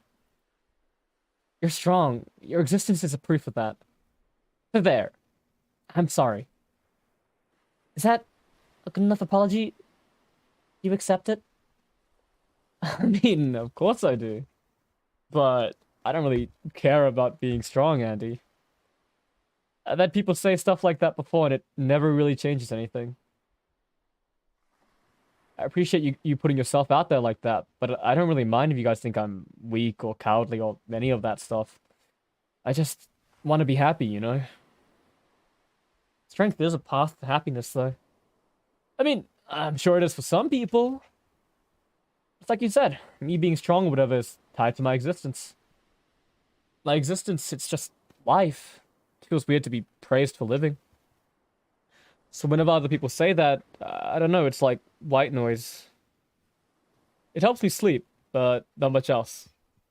Know what I mean? Damn it. So I messed up again. I didn't mean it like that. It's fine. It's not like you said anything mean that I haven't already heard before. But I'm not really used to having someone apologize this much, I guess. And he looks away and begins fiddling with the fabric of her comforter. It's been weird on anyway. But I might as well lean into it. If you're ready if you're able to magically start standing up for yourself, then I guess a weird, dumb change is due for each of us. And hey, adapt or die, am I right? Maybe it's better that Ashton's not around anymore. At least he can't see how lame I've become after just one day of him being gone. To him, I'll always be Andy the Invincible. Not Andy the doughy and emotional. You were Andy the Jellyfish Queen to him for like 2 weeks and lived through that just fine. I'm pretty sure you could be Andy the Toenail Collector, and he'd still find something to love about you. Please don't say that word right now. Toenail? No, dumbass. Love. I'm still trying to accept that you know about all that. Oh well, at least it's only you that knows. And I'm pretty sure you can keep a secret, so I should be safe. Ooh.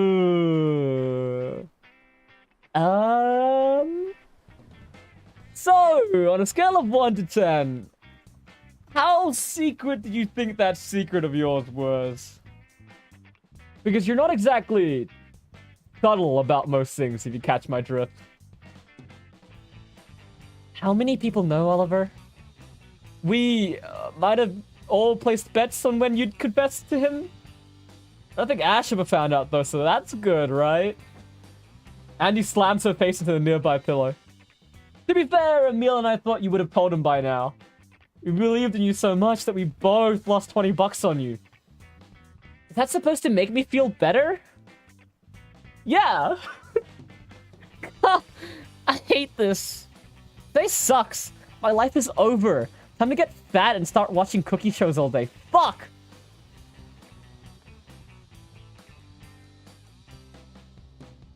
Oh, man.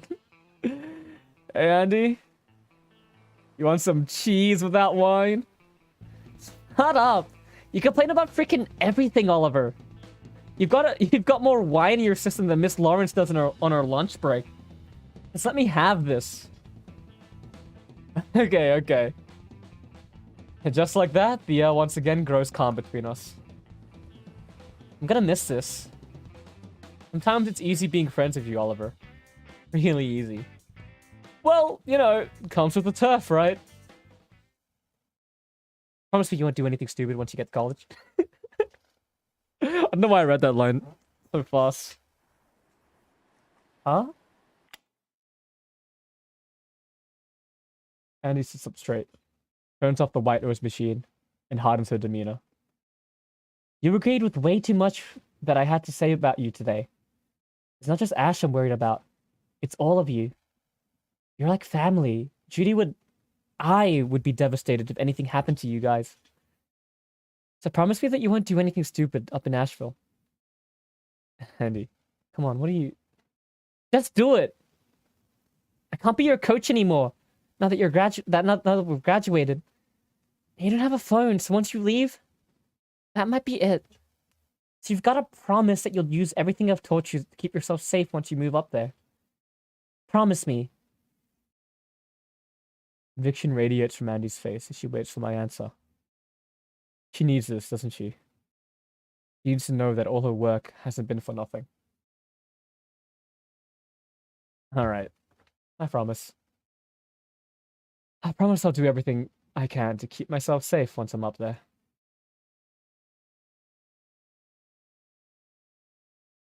Okay. Okay, good. That's all I needed to hear.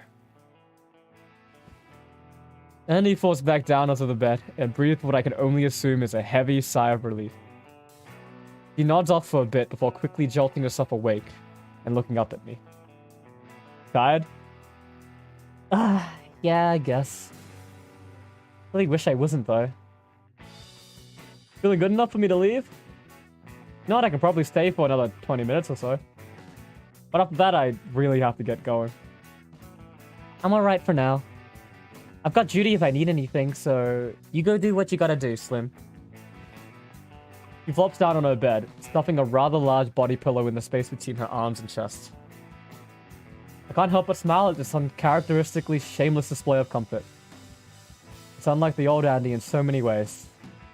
And that gives me hope. For some reason. Okay. Goodbye, Andy. Thank you. I really do appreciate this. Goodbye, Oliver. Stay healthy. And yes, that includes lots of stretching. Of course. I get up from my seat and begin making my way out the door. And don't let anybody drag you down. You're just like my sister. You care too much about too little. But if they can't let go, they can't let go. It's nothing worth feeling sad about. Keep going, okay?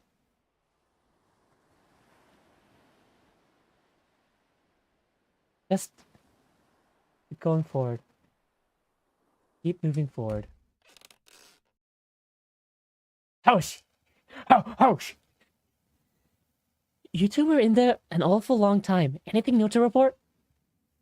Nope, just some apologies and then she went back to bed. Nothing to worry about. Nothing at all.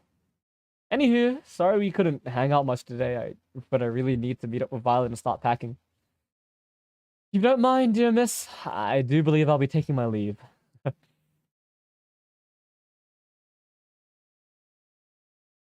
That's so. Well then, you better get going. Run along now, Olive.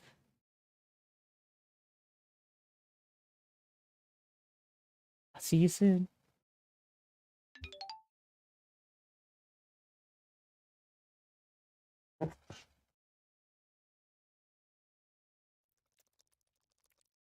Holy shit. Alright. Let's...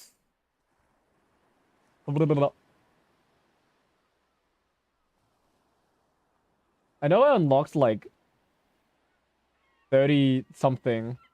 20 something? This one?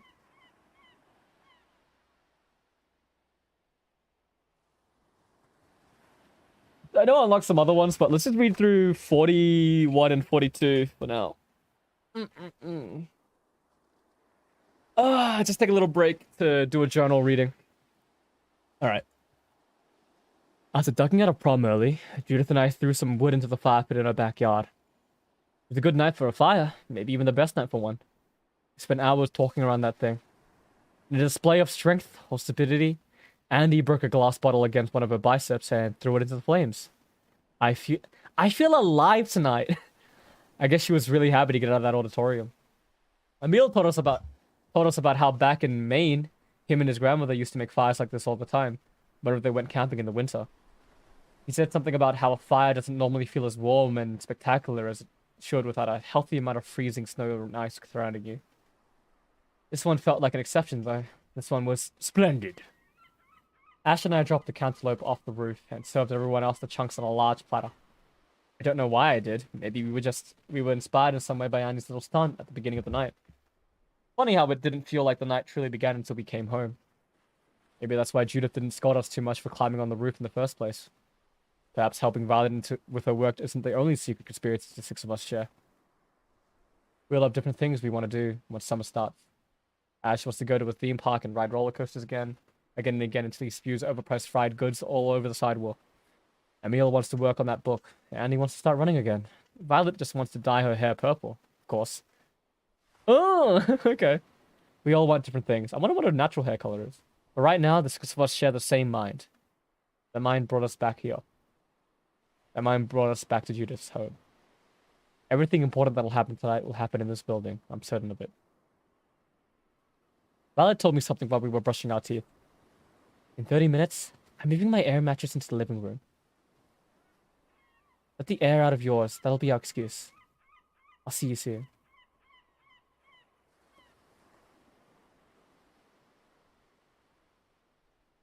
Sex? What's an air mattress?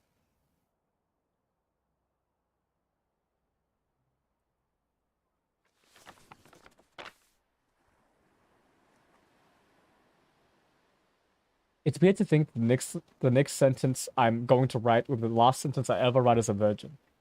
I am an interplanetary peanut butter salesman. Let's go. Wait, was that?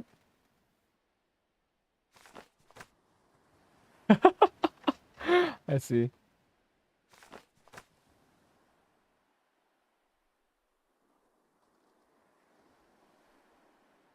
All right, let's get back into it. I'll read all the journal stuff eventually. I've been saying goodbye to Andy. I made my way over the beach, hoping to find Violet there. What was your hair color?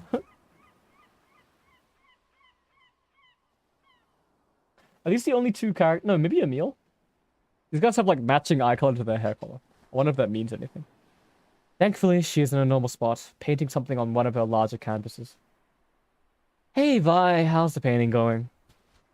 Hey there, Olive Oil. Going fine. No, not quite there, though. What's up? Are you surviving out there okay? Look tired, like even more than you usually do.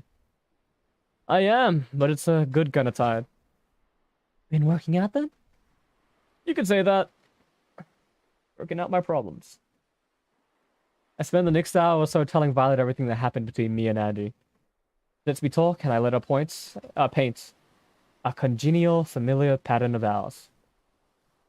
Oh, Andy the Invincible is finally letting herself get some rest. Good. That's really good to hear. He's too young to be growing grey hairs on our behalf anyway. Agreed. Still, I wish I could do more to ease her mind. I wish I could stick around. All you need to do is keep your promise to her and she'll be fine.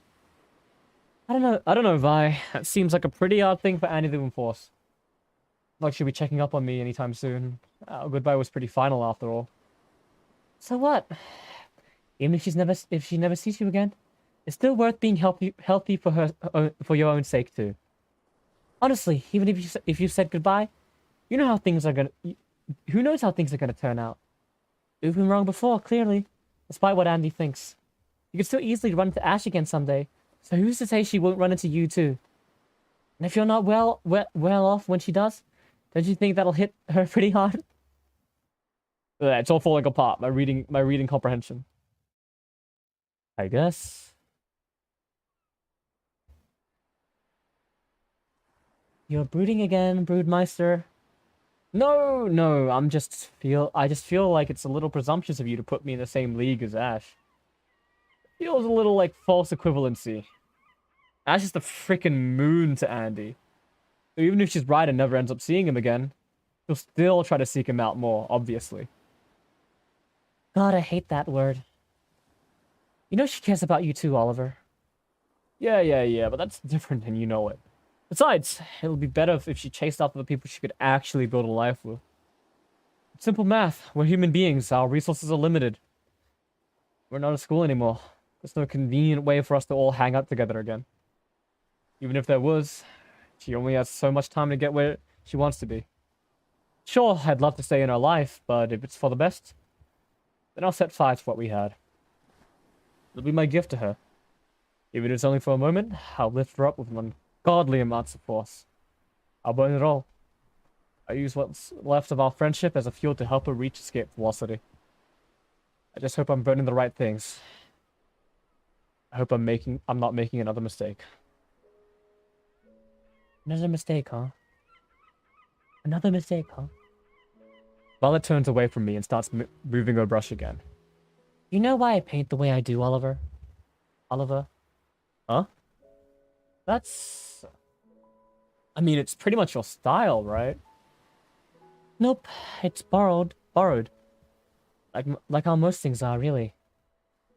Borrowed? I don't paint to be unique or special or any of that goofy claptrap. I paint this way because there are no mistakes. What are you talking about? Mistakes. Most aren't worth getting too upset about. Because most are really small. Because the vast majority of the time, people are only going to see the big picture. They aren't going to know if that tree of mine was once a telephone pole, or if that ear was once a nose. They aren't going to know unless an expert points it out to them. They only see the landscape, or the monster, or the person. That's how most people are. They see what they're shown. Which is super ideal if you ask me. Because as long as you can forgive yourself for these little mistakes, well, then that solves most of your problems right then and there. But there's an art to forgiveness too. You can be great at forgiving other people, but that doesn't mean a thing if you can't forgive yourself. This sounds like more false equivalency. You think so? Vi, I'm almost positive the mistakes in a painting aren't equal to whatever it is that I do. What about the locker? What about all the sirens I killed? The things I did this summer not a mistake? Oliver, you didn't do what you did in the underworld out of compassion. You did it because you felt hopeless. But what you're doing for Andy is different. You want her to be happy because you love her. If you choose to view both sets of actions as mistakes, I don't think that second one is worth losing much sleep over. That's all I'm really trying to say. But hey, that's just me. You're still the only one that gets the final say in what actually matters and what doesn't. It scares me a little, though. I get the value of doubting yourself. Believe me, I do. But if you keep focusing on the texture of every little detail instead of the big picture, you're gonna lose your mind. I honestly believe that. So let it go, hon. Not just for me, but for yourself, but for you. Please, I really think you need to. Violet holds her paintbrush to the sun and glares at it. And I need to wash my brushes more, good lord. She lightly whacks her brush against the inside of a nearby bucket of water. As she does, the brush bleeds out, polluting the once clear water into a murky, pernicious red. There we go, there we go. A little water cleans everything. Now we can finish things up.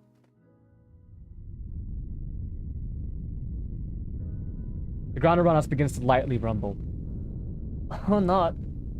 I guess it's about time then. That time then, huh? Good, good, good. Violet stands up and begins packing her art supplies. Nice job with Andy today. You're one step closer to mastering your art. Come on, we don't need to stay here and watch the rocket go. It'll go plenty far on its own.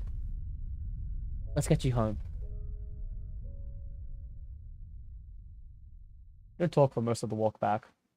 Only until we're about halfway home that the stillness of the air is finally broken. I'm sorry I wasn't able to help you graduate. It was never your job to. Why even focus on that? You've got promises to keep. Are you going to keep your promises to her, Oliver? Are you going to keep yourself safe? I don't lie to other people. You know that. Lies are sticky. I'll take care of myself once I'm up there. Guaranteed. Violet and I pack the rest of my things. Eventually, Miss Lawrence comes home, comes home, and we load everything into our own into the car. It's all for naught, though. We hear a loud siren ringing in the distance. Miss Lawrence's neighbors run up to us in a panicked frenzy. It's awful, they say. A rival state has stolen all of our oranges. Statewide lockdown is initiated. Nobody's allowed to leave their homes until further notice. Rat. Like I won't be leaving Siren's Call anytime soon. How unfortunate.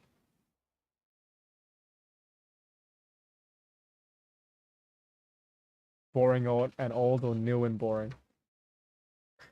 I'd rather be new and boring than boring and old.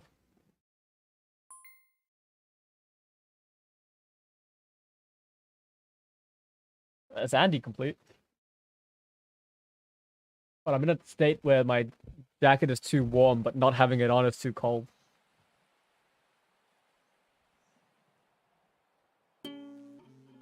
Send me back in, coach. My other friend is a fond of ice. The stronger kids toss boulders from a riverbank. Doesn't break. He admires the required caution, the parking lot awash and frigid. But it doesn't snow in Siren's Call, and so there was only retirement. And the loving stagnant heat that asked nothing of him. A meal.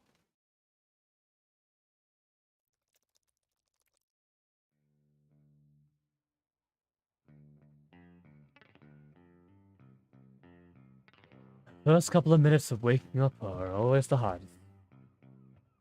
But it gets better. It has to.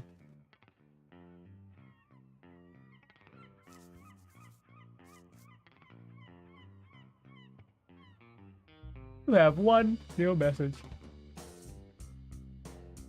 First message. You know why I'm calling, Oliver? Oh, Violet's not using her phone anymore. What else is she neglecting? Did you talk her out of taking her meds now too? You're running around Siren's Call naked? I bet you think you know what's best for her, don't you? You think that giving her a little freedom will make her love you, right? Giving people what they want doesn't work out too well if it gets them killed, kid. I'm putting my jacket pocket on. I am too cold now. This is purgatory. So here's how it goes. She wears her helmet, she answers her phone, she takes her meds. What the fuck is her helmet? And she stays alive. Stop being selfish and do your job. Easy, right? Just do what you're told and you'll both be fine. So do it. Just do it. Fuck. Okay. Weird.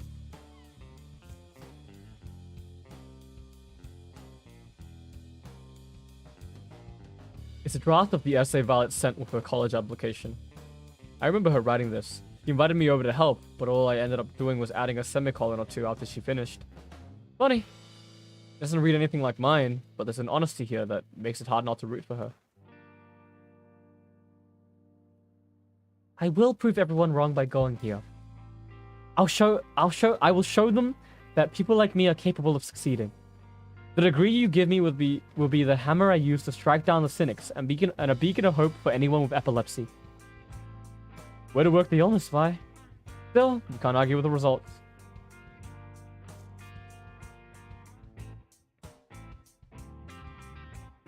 Valley got her acceptance letter at least 2 weeks before I got mine.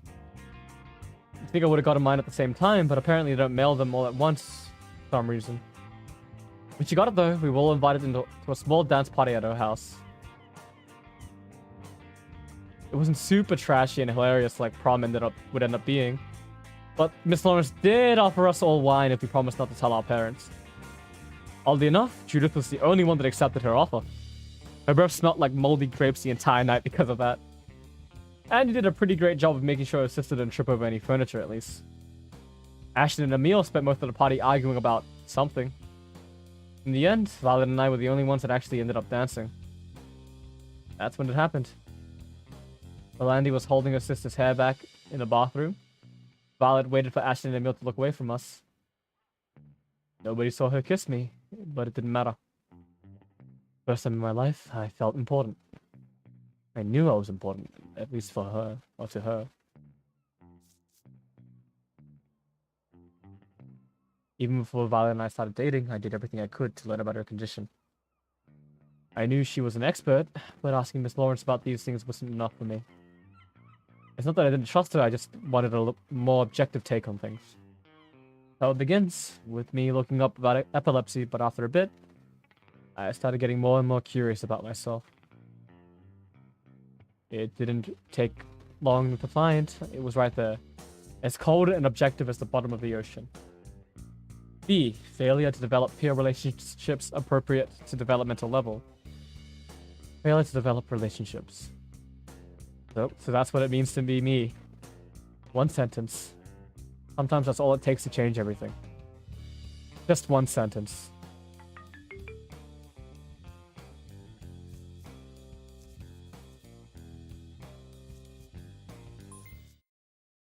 Alright, Emil, where are you? Holy shit, the map, man. High school, everyone's favorite. Alright, let's click on high school.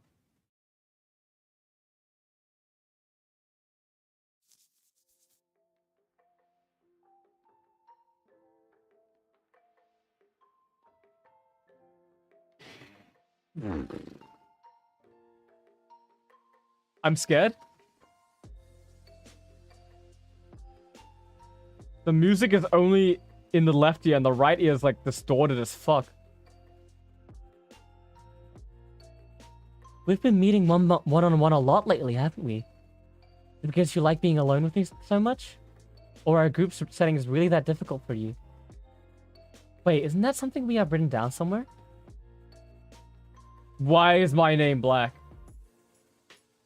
Pulls out a beige envelope with several sheets of paper tucked inside. Let's see. Primary exceptionality.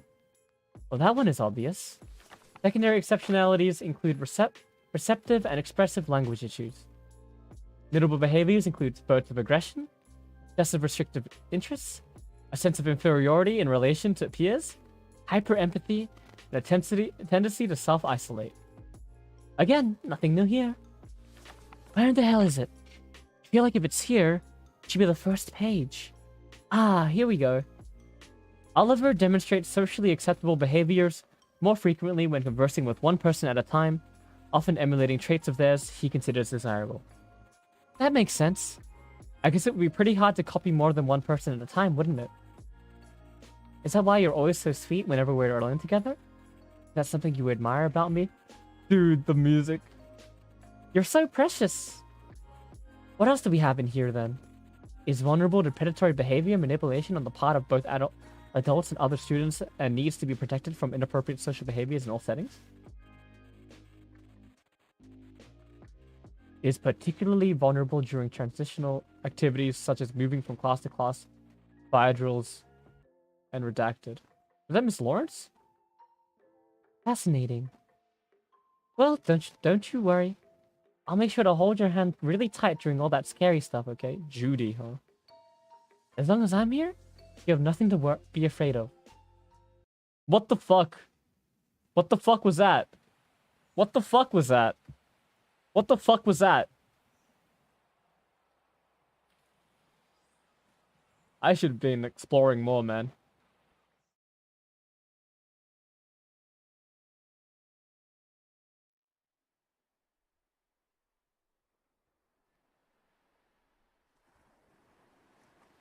I had another dream about Judith last night.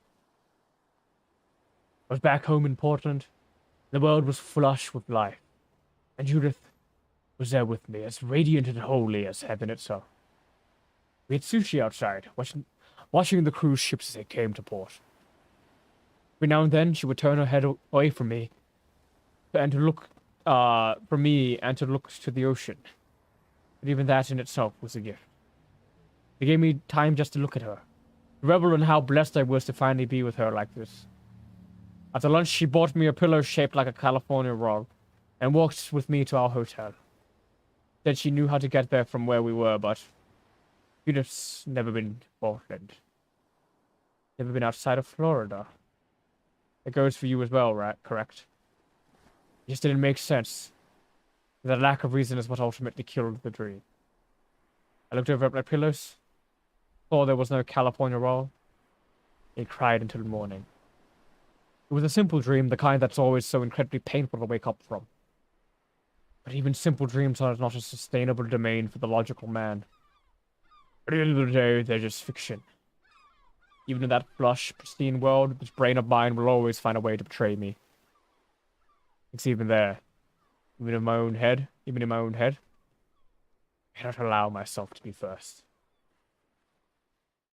It's simply not reality.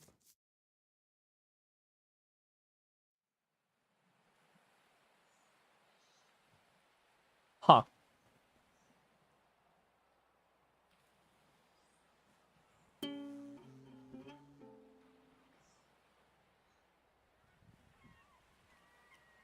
What the hell? It's gone. No Ashton and no Andy, I guess. That's why that went through.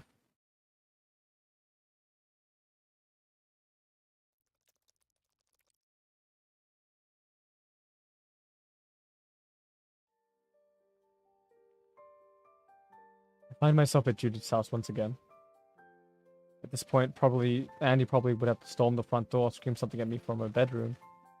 She must be out at the park then. I take a seat in the living room while Judith half skips, half runs into the kitchen. Haven't I seen all this before?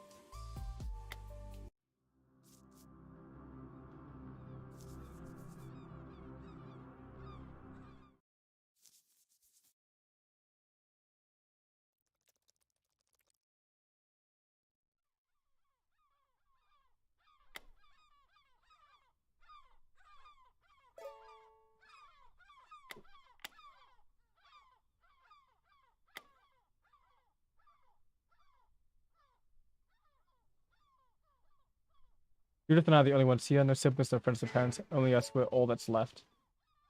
Take a seat in the living room while Judith half skips, half runs into the kitchen.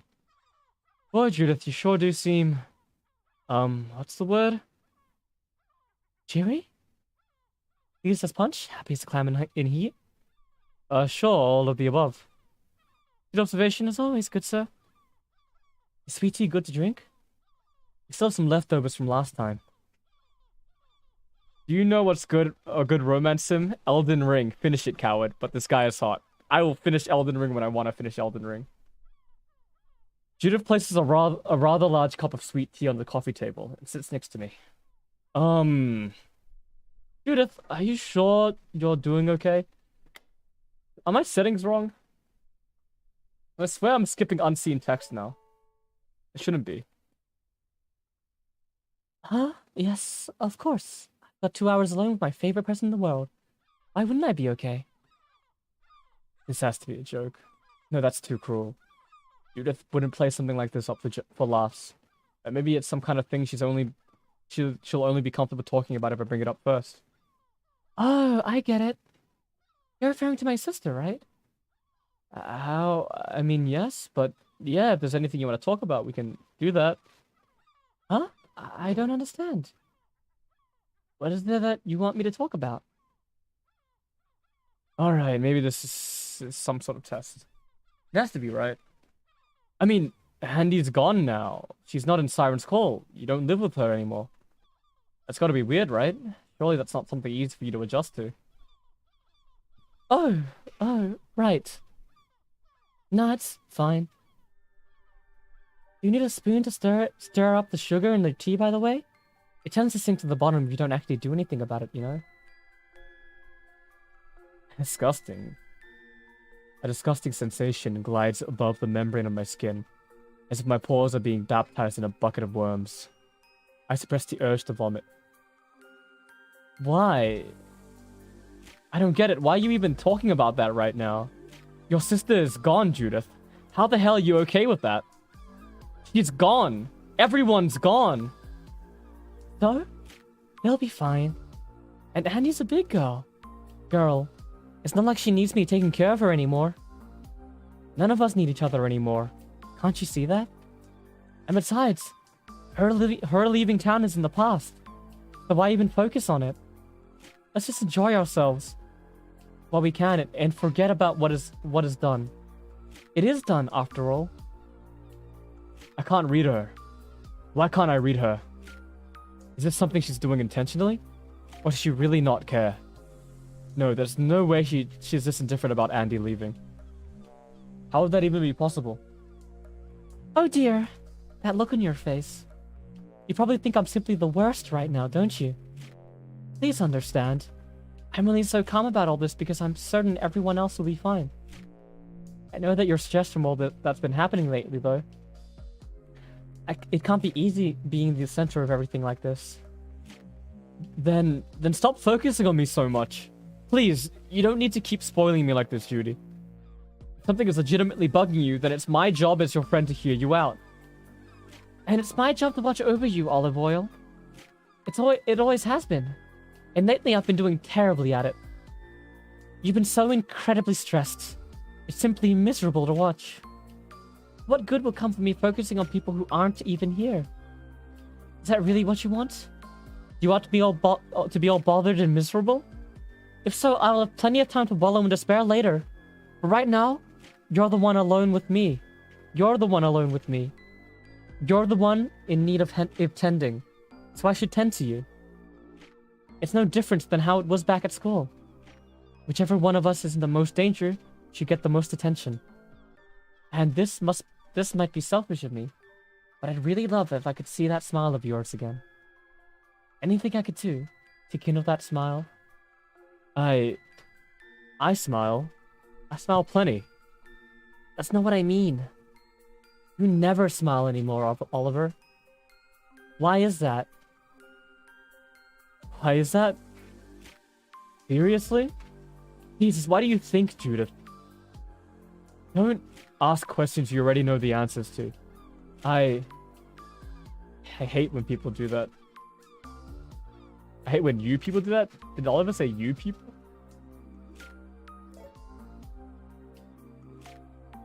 Yeah, they're not dishonest. It's not real. Incredible. Well, forgive me for not being part of the special brains club like you and Violet are. But it's been my job since day one to make sure that that brain of yours keeps functioning. I won't let you toss it into an early grave. An early grave, huh? You know, even that seems loads better than being a murderer. Death would be Shut up. I won't let you talk about yourself like that.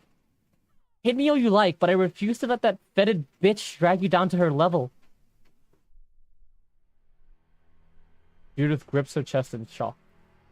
Oh no. That just... Oliver, I'm so sorry. I need to go.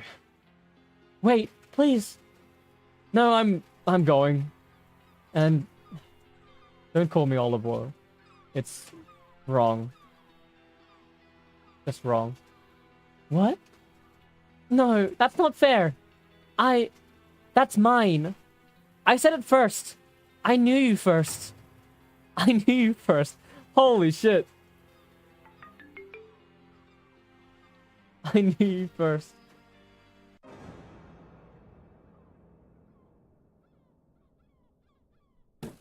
I collapse on the porch and cover my ears. Is this my fault? It isn't my fault. It's not my fault that Judith doesn't have any self-respect. It's not my fault. It's not what I want.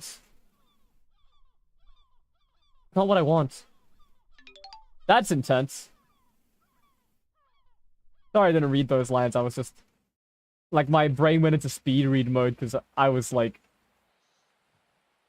Just mega immersed. Let's go to Emil before his book flies off the screen. Dude, Judith is so weird.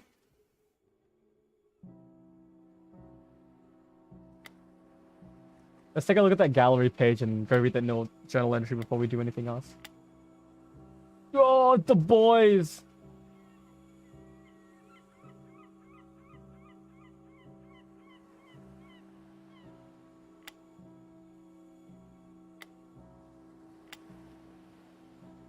Got a Oliver bathrobe sketch.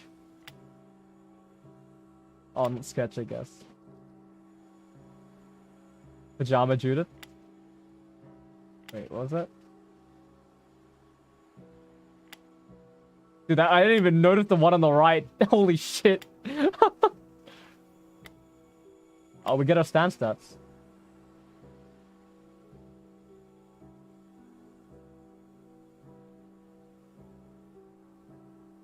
If you saw me turning into the villain, would you leave me the same way people skim over long poems?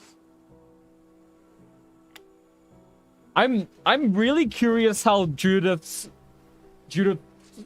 arc is resolved, because holy shit, right now it's like scary.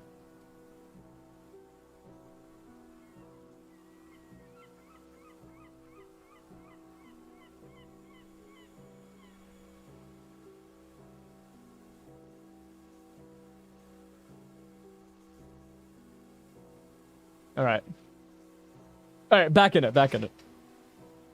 Second rate. Everything I am is second rate. Ashton is bolder. Andy is tougher. Violet is wiser. And Judith, as I've come to discover, is far more intelligent than I could ever hope to be. Maybe after you leave, I'll end up being a better leader. But that's a hollow victory.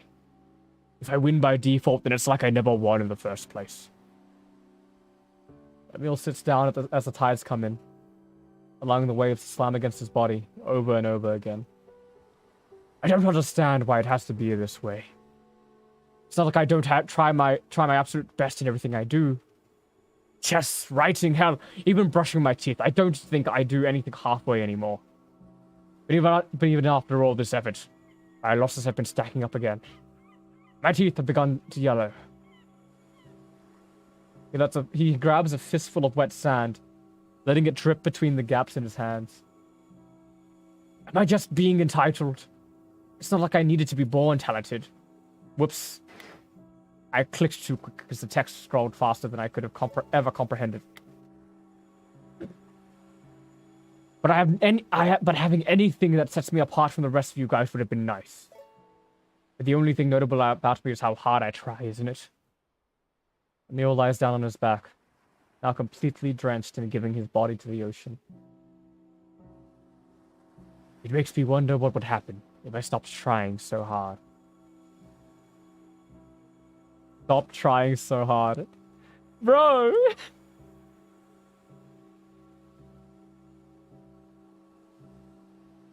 My words wouldn't be as polished and my talking points would be sloppy. I am...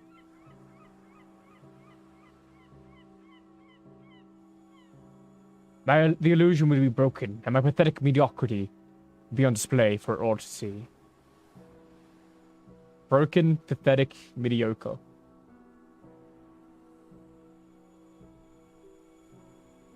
I'm certain that I need to die before that happens.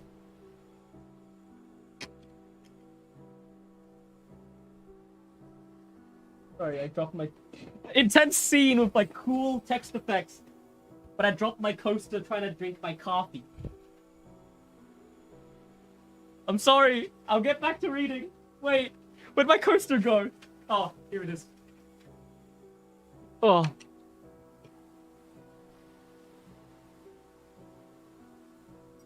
After all, if I can't become something extraordinary, then I need to die while people still think highly of me. I need to die before I become something they... A tactical concession might be the only course of action at this point. Before they can... Before they can... Meave? What? Before they can... What?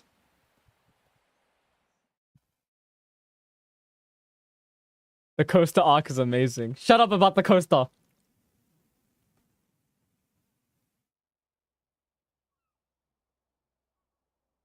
Back at the library again. I'm really starting to despise this place. I hate these lights. I hate this weird chemical smell that clings to everything. I think I'm even starting to hate the books. I don't hate Emil though, and I'm pretty sure he doesn't hate me. Maybe there's a chance I can talk him into hanging out somewhere else today. Hey, Emil! How goes it? Huh. That's weird. Emil doesn't seem to be reading anything today. No books, no binders filled with complicated notes and elaborate diagrams. He's just sitting there like a hospital patient waiting for morphine. Ah, you're here. Excellent. Glad you could...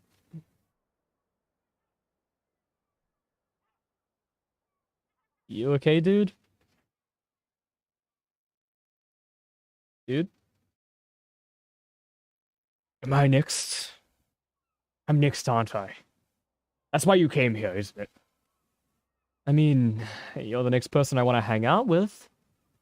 You doing okay, number two? Seem kind of out of it. No, I'm fine. I've had a lot on my mind lately, is all. Shall we discuss,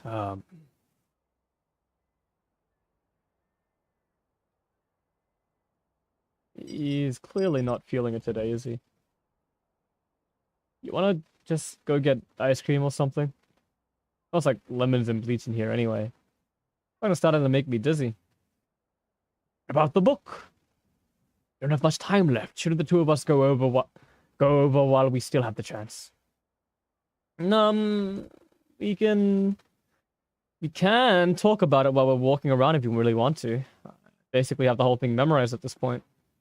We don't need to be in the library, do we? Practically live here anyway. It'll do you some good to leave your shell every once in a while, right? I'm not sure. Getting ice cream isn't something that I was really planning on doing today. And that's why it'll be fun. I'll even pay for it for you, alright? Go on. If Ash were here, you'd be all for it. If the last bit's not going to get him motivated, nothing will.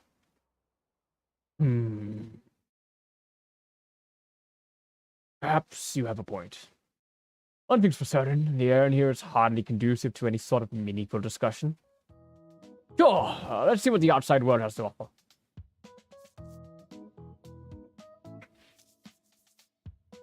Alright, let's get it. I was like near certain we were about to get something existential. Two of us go into town and get some soft serve. Emil, unsurprisingly, ends up choosing a cone of coffee-flavored ice cream. Only after wrapping several layers of napkins around the base of the cone that he finally decides to indulge himself, however. As for me, I scanned the list of 78 flavors for something I haven't tried before. There isn't much that catches my attention, but eventually I land on something called Blue Moon. Apparently it's just blueberry and cheesecake flavored, but having such an evocative name for something so goofy really sticks with me for some reason. We just walk around for a little bit after that. To my surprise, we don't even spend any time talking about the book. We simply walk, commenting on whatever happens to catch our attention. Only after he points out that the tide is starting to recede that I get an idea. Hey, want to see something cool? Probably. Could you be more specific, though? Crabs. Lots of them. Crabs? Go on, I'll show you. We're not even that far away. After finding a trash can for our napkins, I take Emil to the other side of the island. The mangrove swamp, though normally submerged, has just enough of it exposed for Emil and I to traverse. Countless soggy roots prop themselves out of this thick Florida muck.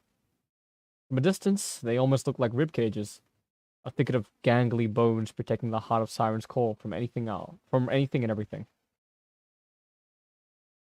It smells awful back here. I guess that's how you know it's low tide. I don't know about you, but I'll take this stink over how the library smelled any day. Fair enough. Either way, it's hardly a pleasant experience. Hey, you'll manage. Don't worry, it'll be worth the stench, I promise. Hopefully I didn't bring Emil back here for nothing. The tide is at its lowest point now, so if it's anything like last time.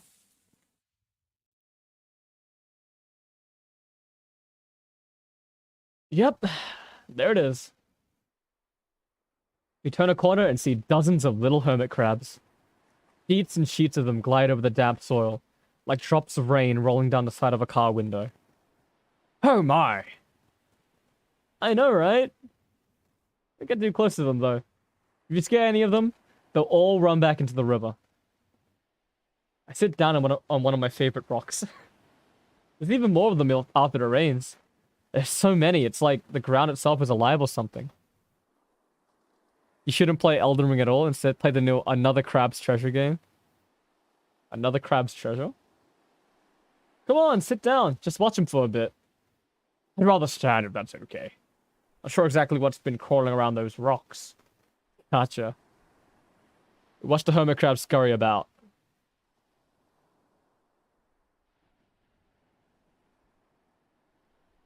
It's like Elden Ring, but it works on the Switch and it's a hermit crab. Huh. You're still worried about Ash, aren't you? More confused than worried. Don't know. I don't like not knowing why he left. I guess you could say it irks me a little.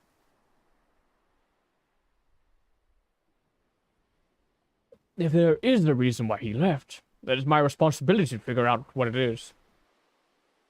I owe us all that much, at least. Not everything needs to have an answer, Emil.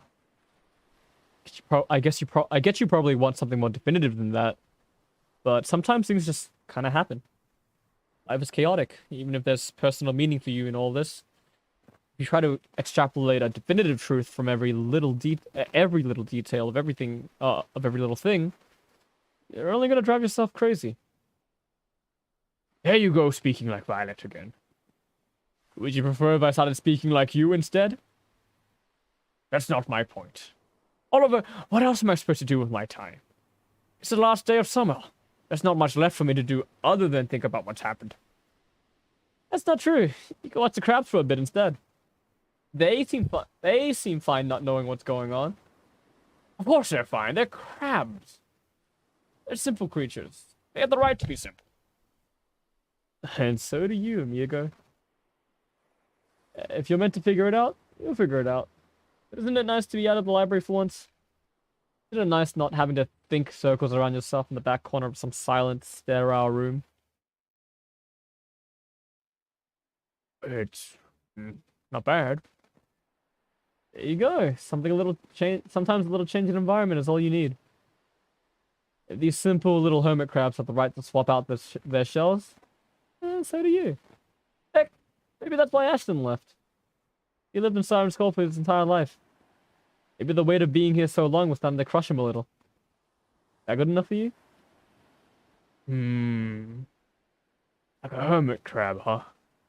Even so, I can hardly support something so selfish. You should have said shellfish. You should have said shellfish. You should have said. I'm being serious, Oliver. Well, stop that. I didn't drag you out of your shell to watch you act all serious. Is that so? Then why did you bring me out here? No. Probably just because it was different. Is that cool with you? Not a bad reason, I suppose. Different can be good. Sometimes, different is just different. How's it today, then? Today, it's good, I think. Yeah. Right now, it's good.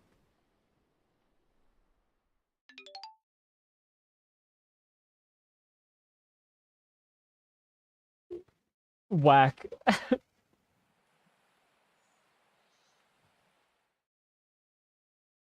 Spam library, spam library, spam library. The journal page 46. Is that?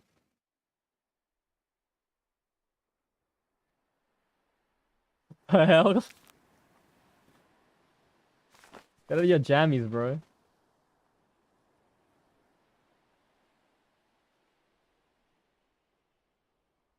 What? Was it this? Oh no, these are the.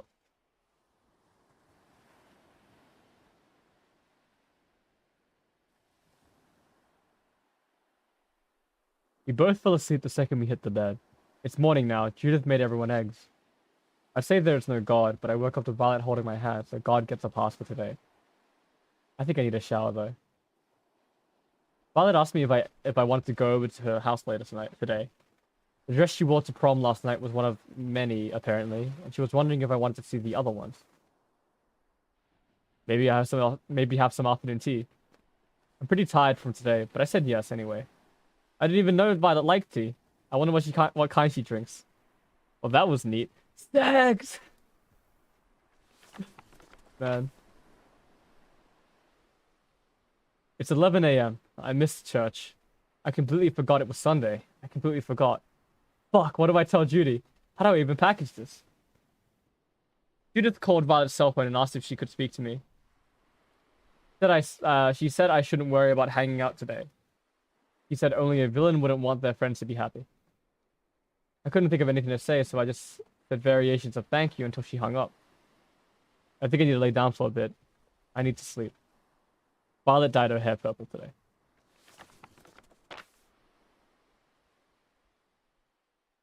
Whack.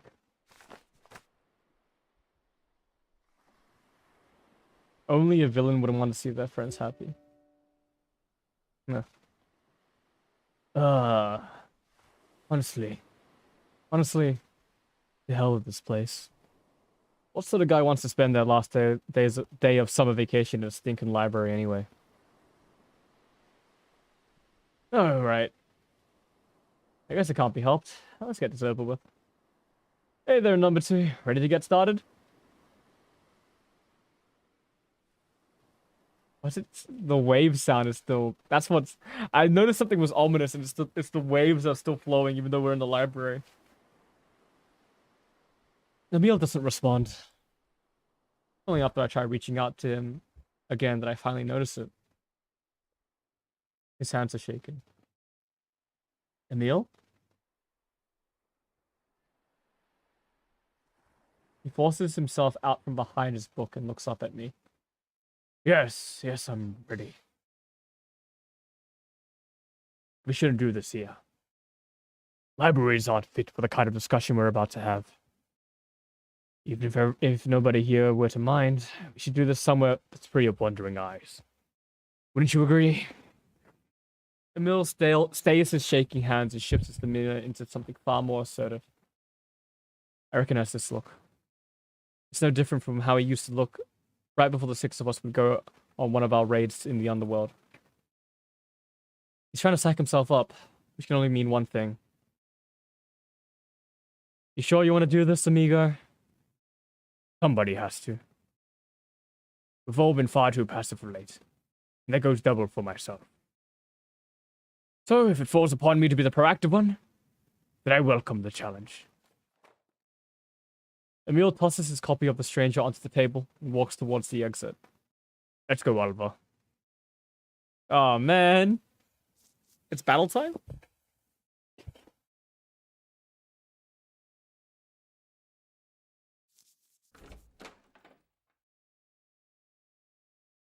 Emil settles on one of our classrooms.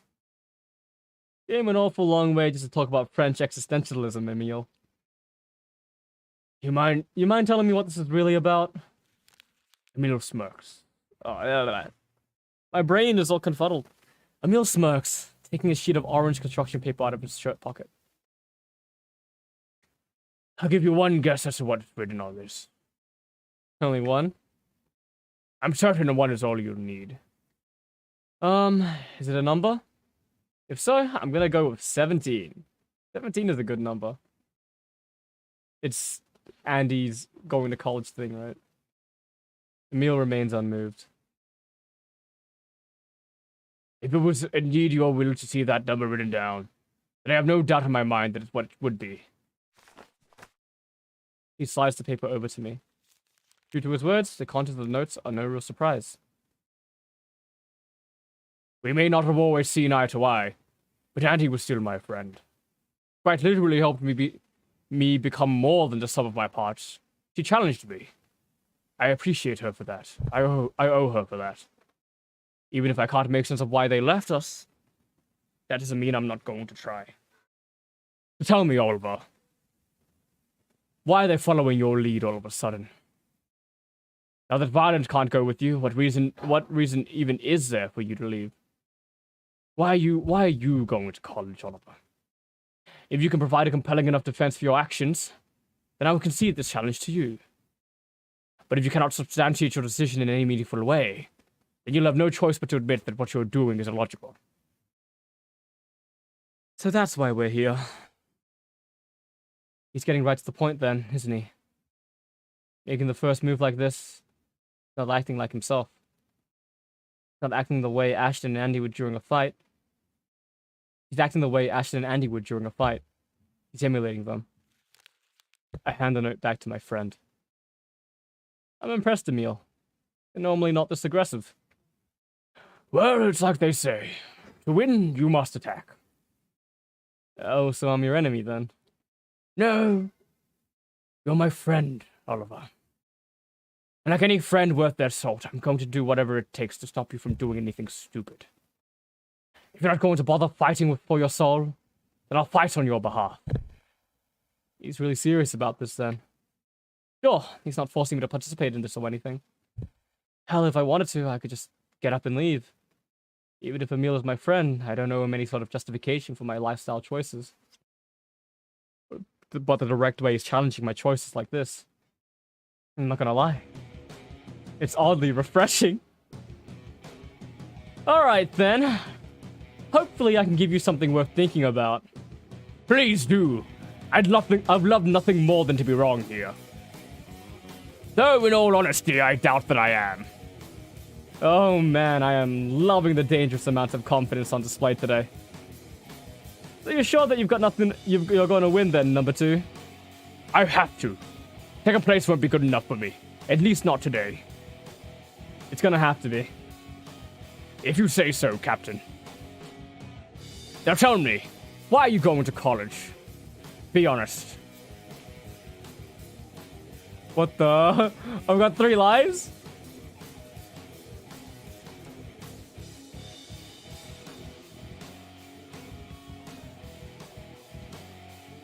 I want to find myself there. I guess it's still... Because Oliver doesn't even know what he's going to be majoring in.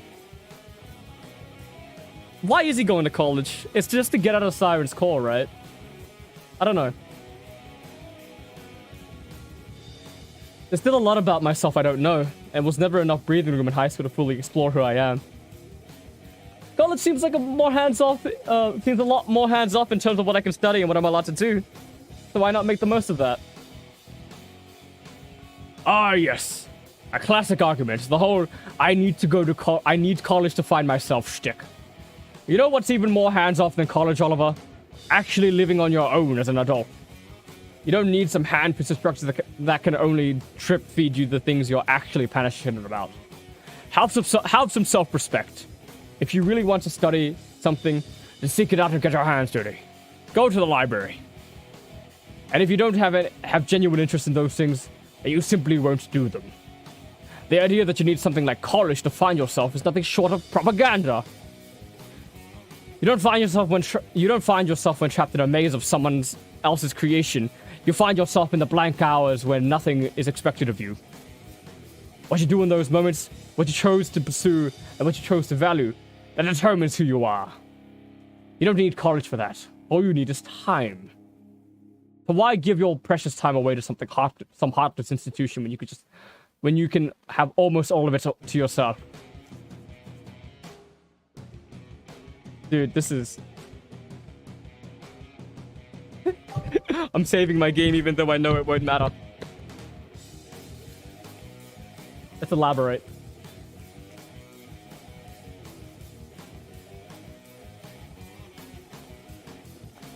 I shouldn't have elaborated. I should have abandoned. I hate all of these options. Bring me back.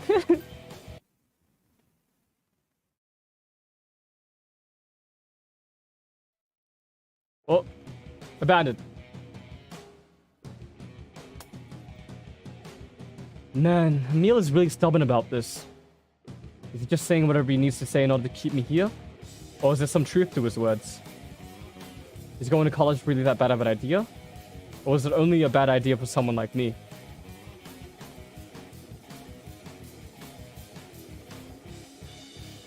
Just tell him you don't know why? Because you don't know why, right? Fuck it! That's it, isn't it? It's the only possible answer. Everything else, they're all just things I've been told by other people. They're the things a normal person would say in a situation. The things I tell other people when they ask about my plans for the future. I do want to go to college though, I really do. However... Okay, you win, Emil. I know this probably makes me sound like an idiot, but I don't know the exact reason why I want to go to college. But it doesn't matter, because I know for certain that college is the place I want to be. And that's not something any of you can change. I try my best to be assertive for that last bit. Probably thinks I'm a fool for saying something so willfully ignorant. But with any luck, it'll be enough to discourage him from trying to start up another debate. A second or two of cold, cool silence passes before Emil finally speaks. You're a good man, Oliver. It may have taken a bit. It may have taken a bit, but you've got there. You got there. I simply loathe having to play such an antagonistic role. But it was worth it to hear you finally say that. You were able to table your pride in the name of truth, even if it meant losing. And that's a good sign. A really good sign, even. He's congratulating me. Why is he congratulating me? Is this pity? Doesn't feel like pity. You knew the whole time, didn't you? You were testing me. Naturally. I've known you for a long while. It was clear that, outside of tagging along with Violet, you had no idea why you wanted to go to college. If I simply told you this, it would have been easy enough to dismiss. Truth is meaningless if it's something that another person simply hands to you. But if you're made to say it out loud, to say it to yourself, only then does it have a chance to become true. So you manipulated me. Kind of a dick move, Emil, I'm not gonna lie. I'm sorry, Oliver, but it was the only option I had. The truth is that college is a fine choice for lots of people, and for all I know, it could do wonders for you. But you're not even excuse me. But you're not even aware of why you still want to go there. Don't you think that's a bit of an issue? These insinuations are beginning to make my blood boil. I'm so sick of this crap. I'm so sick of being manipulated. Who cares, Emil? Why don't we talk about what's really going on here? If the truth is something you value so much, why not say it? You want me to stay in Siren's core. That's it. This isn't about finding the truth or any of that nonsense. You're trying to manipulate me. It's not complicated. All I am is a commodity to you people. Something to be indulged in and consumed. You didn't have any friends before, and so now all of them are moving on with their lives. You're starting to crack, aren't you? You're only being selfish. Admit it. Admit it, Emil. You'll feel so much better about yourself if you do, right? Right? I slammed the ball into Emil's court with as much force as I possibly muster. I know he probably doesn't deserve this level of animosity, but I can't help myself. He took advantage of me just to make some stupid point. Now he's trying to use that to tie me down. But this isn't over yet. I can still fight back. I can still win. Emil sighs. It's sad. You've grown to think so little of me in such a short amount of time. That's not gonna work on me, dude. I've seen how you fight. I know you're tougher than that. You're not going to get any pity points from me, so stop wasting your time. You're being a bully. And you're being a manipulative prick. How am I supposed to trust anything you say at this point? Everything I've done only to help us reach the truth. I'm just trying to help you, Oliver. To put your needs first. Then prove it. Prove to me right now that what you've been saying is for my benefit. Prove to me that you're not just trying to keep me in this crappy little burg until I die. Prove it, Emil. Where's the evidence?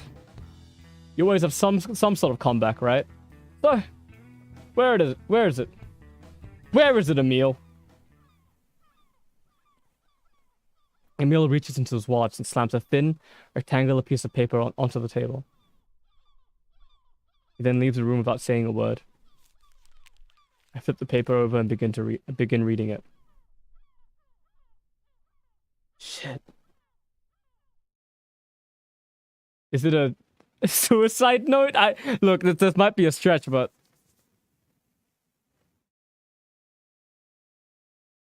after scouring the school for a few minutes, I'm able to locate Emil, resting against the glossy door of locker 714. I throw myself onto the floor next to him, doing my best not to fall backwards into the thin metallic gap behind me.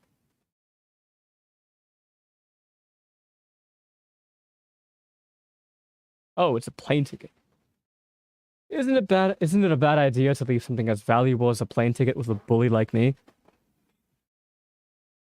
I can always print out another one at the library. It doesn't matter. Not really. So you're flying up to Maine, huh? Is this something you've been planning to do for a while, or a recent development? If that's what you're asking.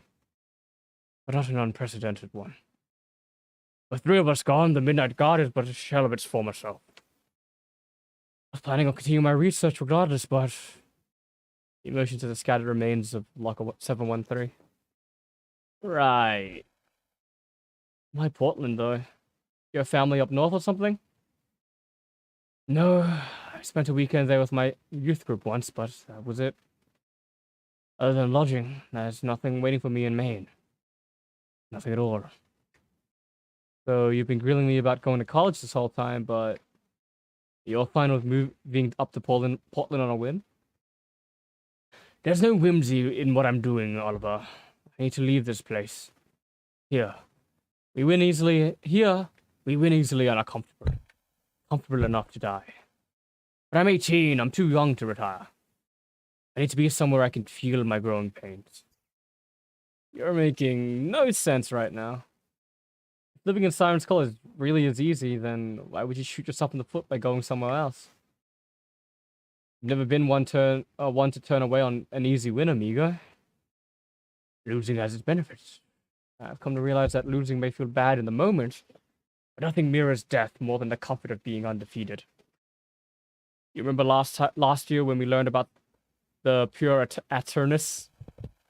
I remember it being on those flashcards you and Judith made. After that, I guess it just kind of slipped out of my head. Did it now? Well, regardless, it's an alarming concept. The basic idea is that if your life as a child never ends up dying, it will eventually consume you. Not so long ago, it was common for most cultures to have rituals that result in the death of your childhood. It's a preventative measure. Your friends and family would bury you alive, or throw you in a cave, or leave you somewhere far away from home. I assume that college is supposed to be a modern equivalent to these rituals. But, as it often is the case in this day and age, those useful connections are never actually severed. Not really. Because the ritual of college isn't meaningful. Your brain never matures. You stay young and dependent forever because those who love you never fully let go. But we must let go. We must lose something. It's the only way we can become who we're meant to be. It's the only way? It's the only way I know of. And so, I'm making my own rite of passage before reality catches up to me. Because it always does, Oliver. Always. I no longer wish to compare myself to you. I no longer wish to be in the service of sleep. I simply want to live. I want to live. Where did all this come from?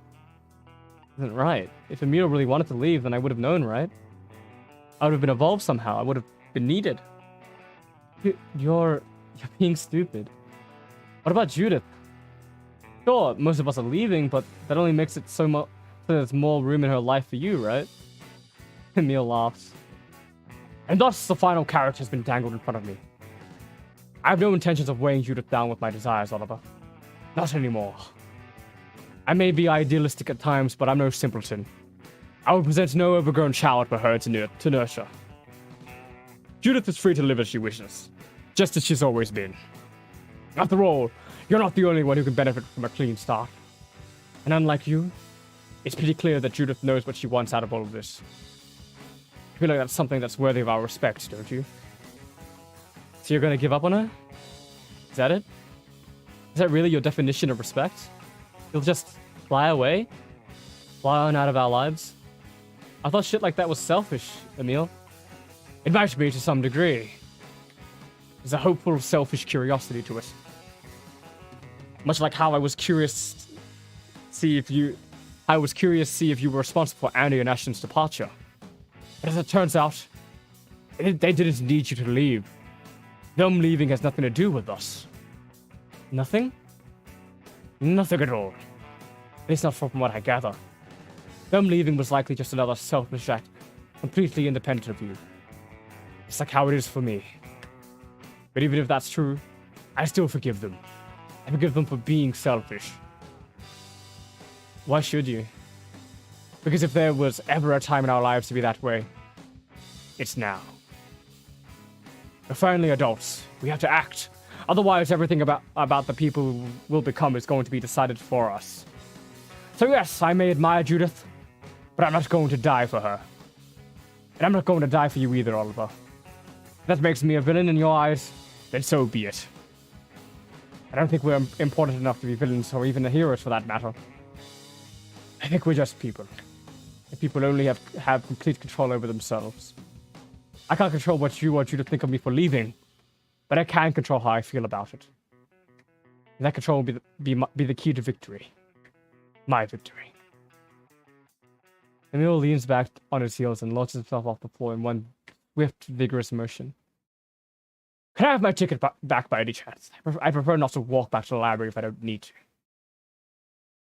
to. Sure. Dumbfounded, I do as I'm told, and hand Emil back his ticket. He stuffs it in his shirt pocket and nods solemnly. I'd like to apologize, by the way. Not just for deceiving you earlier, but for how small a role we've played in all of this. I too felt helpless after everybody started leaving. I really did. I felt like I should have been able to do more to keep them around. I thought I was enough. I thought we were enough. But there's worse things than being small. And there's worse things than losing someone. I promise. Yeah, well, you're really sorry. Then be real with me. What other times have you lied, Emil? You were our research guy. You knew more about sirens than any of us. So tell me, did you ever lie about them? Did you ever lie about the underworld? If you're really living for good, you shouldn't have any problems telling me that, right? Emil closes his eyes and lets out a long, heavy sigh. Alright, that's fair enough. No, I've never lied to you about sirens or the underworld. Everything I've written on those creatures is a one-to-one representation of how they are meant to work. But you should ask yourself this. What does a siren look like? Huh? What are you talking about? What does a siren look like, Oliver? I want you to tell me after that. After that, you never have to speak to me again if you don't want to. But please, as your friend, in your own words, what does a siren look like? They live on rocks in the underworld and attack us from there. They're strange, they're uncanny to behold, right?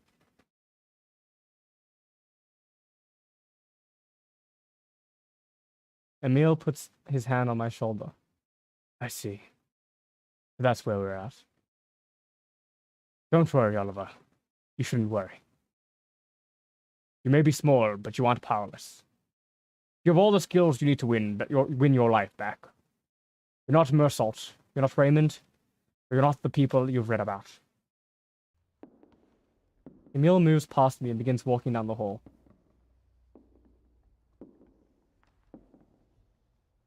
I may not want to be anything like you, but that doesn't mean I'm not rooting for you. I'm still rooting for you. Remember that. And just like that, Emil leaves me behind in the hallway. He leaves. He didn't need my help. None of them did. I wasn't needed at all. I never was. You'll get plenty far too. They all will. Leave. They'll all be leaving soon enough. But then where does that leave me?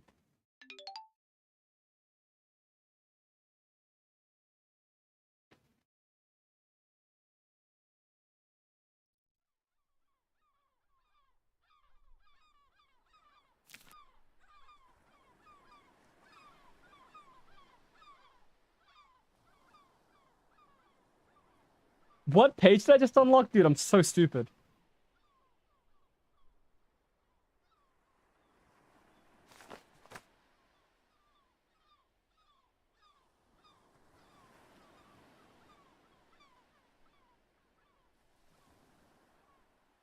Man, what up? I'm so dumb.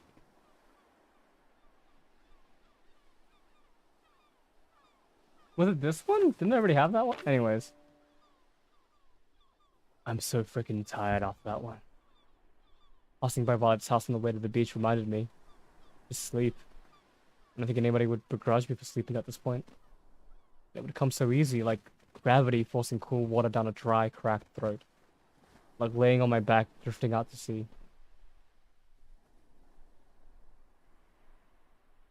I'm running out of time. Can't sleep away my chances to do this right. Hey there, love pup. How goes it?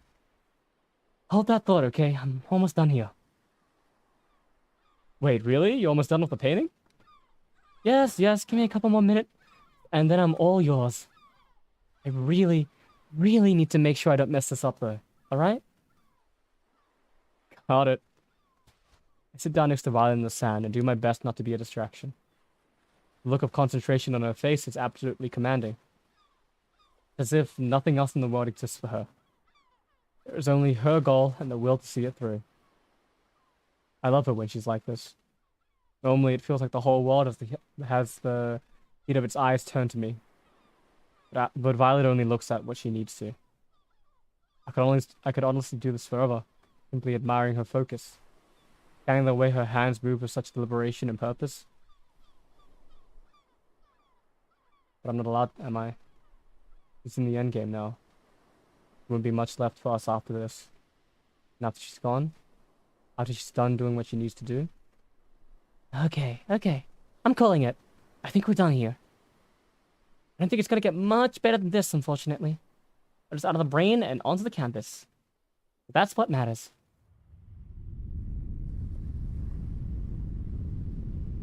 As expected, the ground around us begins to slightly rumble. Without saying a word, Violet turns away from her painting and looks to the sky.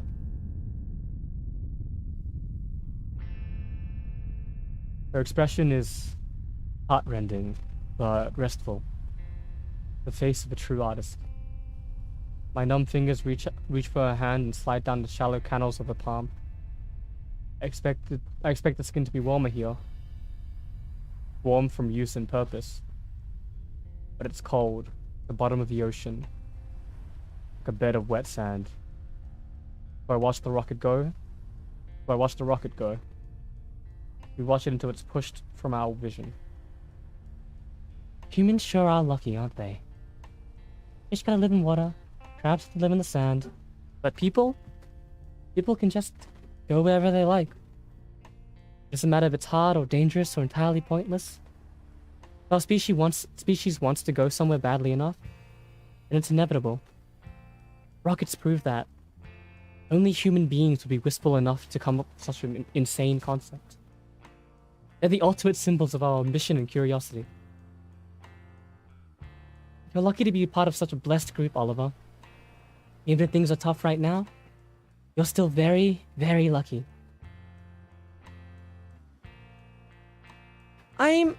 Oh, whoops. I'm lucky? Well, and so are you, Vi. You might never be able to go to the moon or whatever, but it doesn't make you any less human. Never, huh? You know, I've been hearing that word a lot these past couple of years. Never ride a bike, never drive, never forget your meds, never leave home without wearing your helmet. Never be alone unless it's somewhere with soft floors. It's funny. Back in middle school, they used to tell us we could do anything with our lives. But then a couple dozen seizures happen out of nowhere, and suddenly your life becomes a veritable laundry list of never-evers. Never going into space, never wearing one of those cool, glossy helmets. School sends some para-professional into town with $20, and there's your helmet. Like a helmet does fuck all when your eyes roll over and the fragile boat of your body ends up drifting to oncoming traffic anyway. And so you paint, because unlike sports or anything else worth doing with when you're 12, it's safe. Then one day you wake up and find that you've spent the past 6 years painting all the places you'll never ever go. I'm sorry. Don't be. There's no one to blame. Sickness is just one more part of the universe for us to conquer. My only real sin was that I was born too early. One of many vague anachronisms Anachronisms. Anachronisms, baby! You know the word. Anachronisms. Desynchronous for the time that you're in. Anachronisms. You're not like me, though. You have your own tempo that's unique to you. You can step back into the world again if you really want to. Because all of your remaining barriers are social. They're man-made. If they were made by humans, they can be destroyed by humans. And you're as human as they come, Oliver. You make me happy. Happy you can still control... You still have control over your body. I'm happy you'll be able to venture forth and see what's out there. Because there's so much out there, Oliver. There's so much. Violet lets go of my hand and checks the time on her phone. But get on it. Get on out there and use that luck. Use it for both of us. Both of us? Wait, does that mean... Stop it. Stop what? Stop talking like it's impossible for you to still come with me. This is it, isn't it? This might be my chance. This might be my last chance to keep her in my life. I know you weren't able to graduate, but does that really matter? We don't need to be dating. You're my friend. I'll protect you. Oliver, you can stay in my room while I'm in class. No one will ever even know. There's lots you can get away with when no one's looking. That's why you never told anyone you were at the beach, right? You just walk on over here while they're all still asleep, even though it's dangerous. That's it, right? Yeah, it is. See? You're not stronger. You're no stranger to being impulsive. You love the beach. You adore the beach. That's where you run to. You just run a little further, Violet. Run away with me. Please. Just do what you want. It's all that really matters when you could die at any moment, right?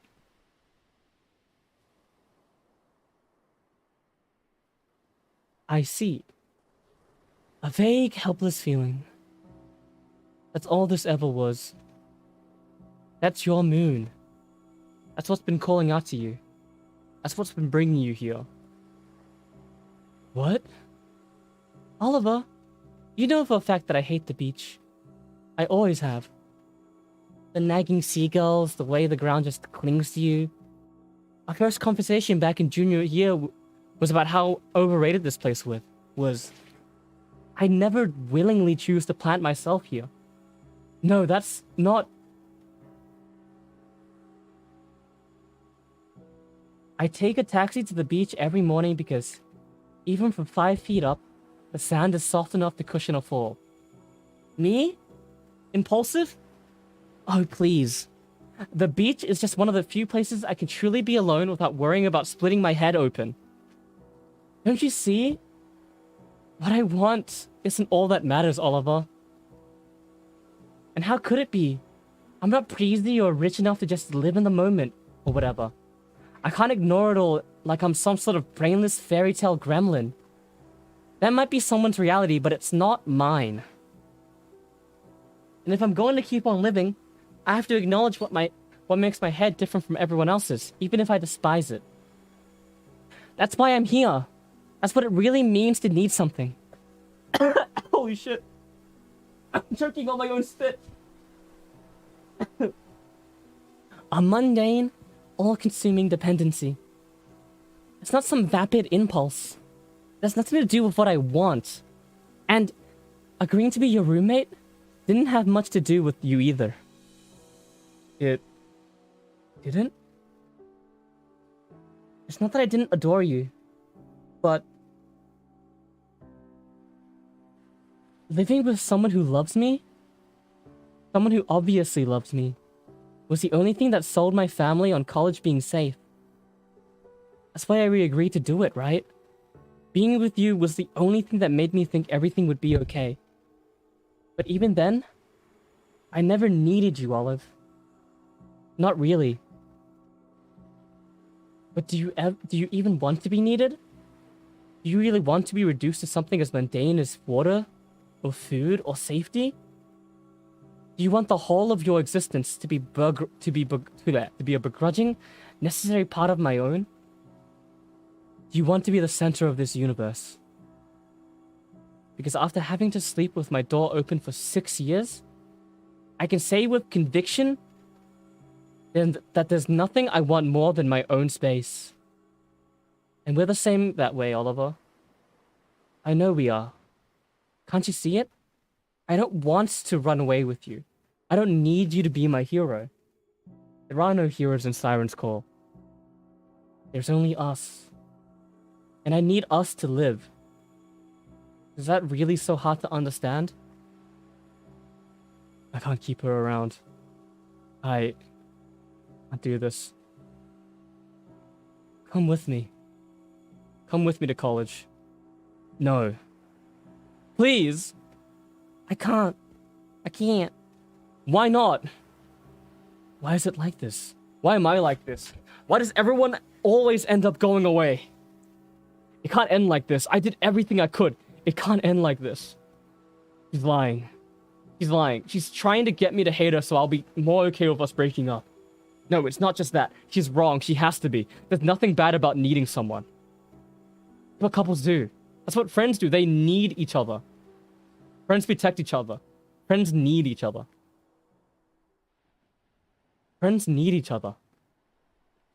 Oliver? Friends protect each other. That's why they're important. That's how it goes. That's their job. That's how we've survived. That's how we were able to survive all of this. That's how we were able to fight.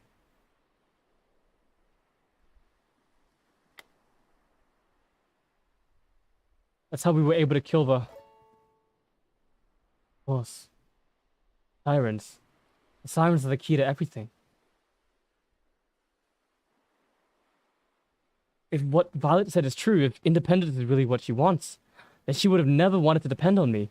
She wouldn't have followed me into the underworld. Not even once. Not even what? I didn't say once. That didn't say once. It said something else. Hang on. Not even... I was once! But Violet saved my life, and I've saved hers countless times. I can prove it. What does a siren look like, Violet?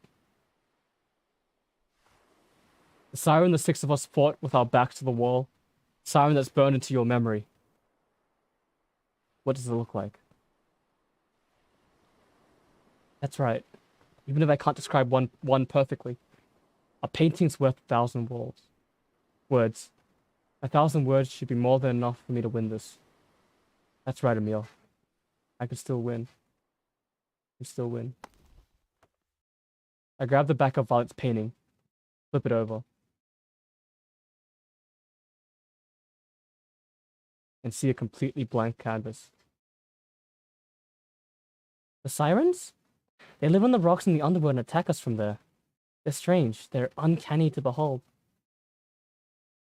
Is that what you were going for, Oliver? If so, did I do a good job? He's right. He was right. There's no one to blame then. It was all just fiction. And this is how things really are. Chaotic, unfair, selfish. No, that can't be true. That can't be how this works. There's always a reason for this kind of stuff. There has to be. Even if there's no hero, there's always a villain, right? There's always a villain. That's how it should be. That's how it is. That's how it always is. That's how it needs to be.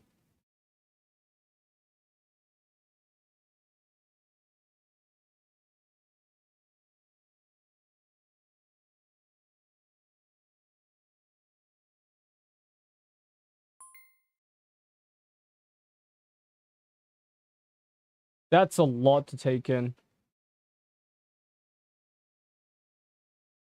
That was a lot to take in. Holy shit, dude. Violet's monologue about needing people is interesting. Oliver's need to be needed is interesting.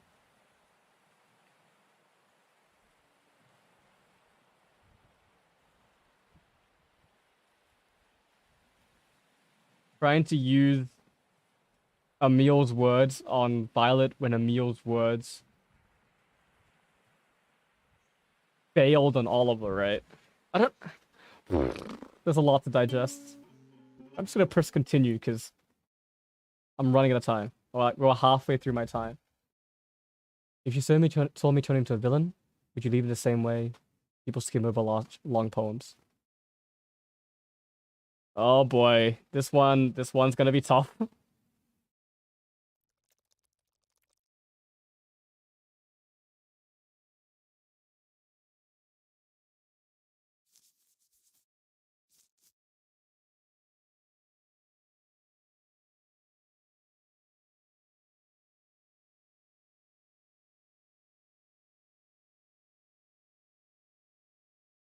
You know what? It doesn't even matter anymore. What's done is done, so do whatever you want. You monster.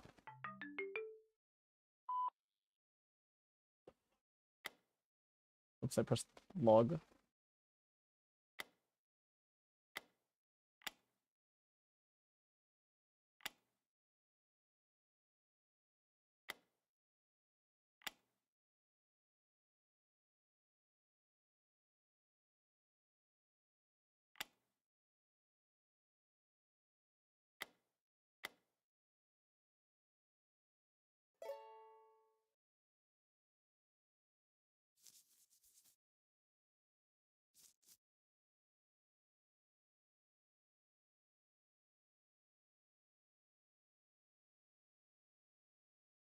After she got her acceptance letter, all Violet had to do to get into college was get her grades high enough to graduate.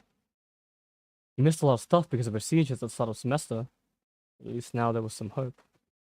We spent so much of April and May helping her complete makeup work at Judith's house. All of us, even Ash and Andy. Nobody wanted Violet to be left behind, so we did everything we could to lift her up. A 1.5 GPA was enough to get her out of school, but we never expected her to do as well as she did. She got everything done, even all the stupid busy work from electives. And she did it all without forcing herself to stay up late and trigger another seizure. In the end, she finished better than any of us, even Emil and Judith. She could graduate. She was able to graduate. She was able to graduate, so why?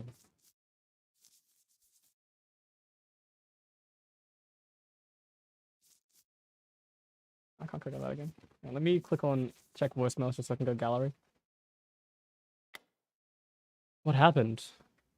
Why didn't she graduate?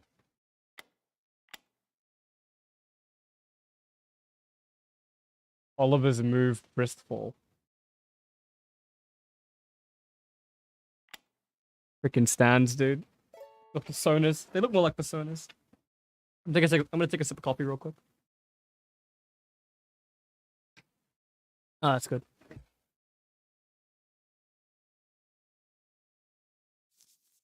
I feel like this one's gonna get pretty heavy. I'm not surprised. I was gonna say there's only gonna be one option, isn't there? My eyes. I am the single flake of an eggshell that was left behind in her nest, bloody yolk still hanging off the wilting edge of your fingers.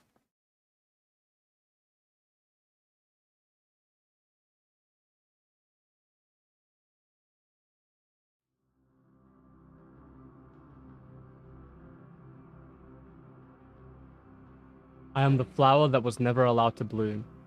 You like the way the ivory petals smell whenever they are ripped from the center.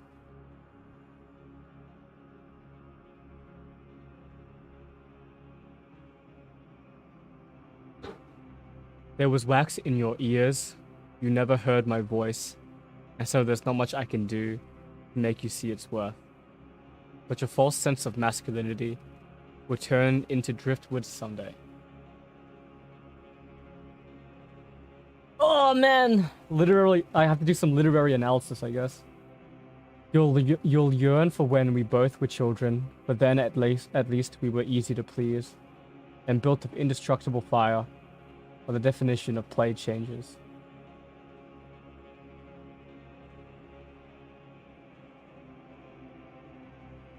By now, you will have learned how even reckless honesty can't erase your past mistakes. But a little water cleans everything.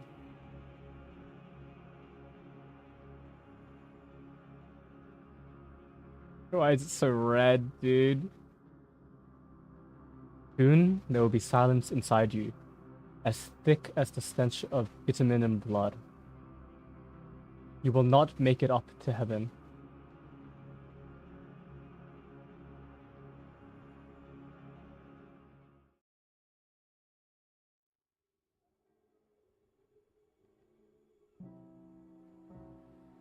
The beach, huh? So this is where you've been taking everybody to wash away their grief. Well, we're not gonna be here long then, I'm afraid. The only thing that eats at me these days is that I didn't go for you sooner. That's honestly it. Everything else I'm basically fine with. Maybe if you took me here a couple days ago, I would have given you some crap about how scared I was that you were leaving town. But now I feel silly for ever having worried about that in the first place. After all, if you actually wanted to leave, then you would have done so by now, obviously. Which means there's still something keeping you in Siren's call, isn't there? My oh my, I do wonder what that could be. Well, don't you worry.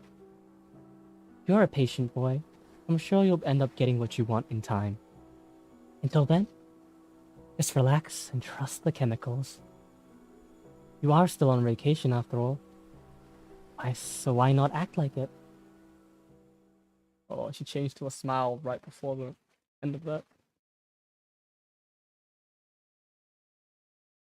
Okay, that one definitely said 55, right?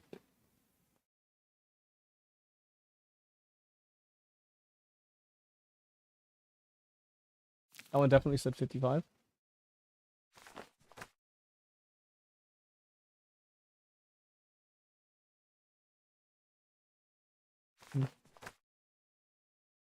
I need to start writing again, don't I?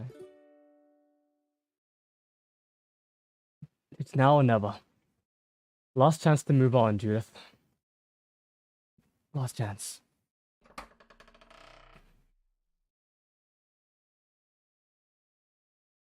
Yo, the Jimmy Jam crew.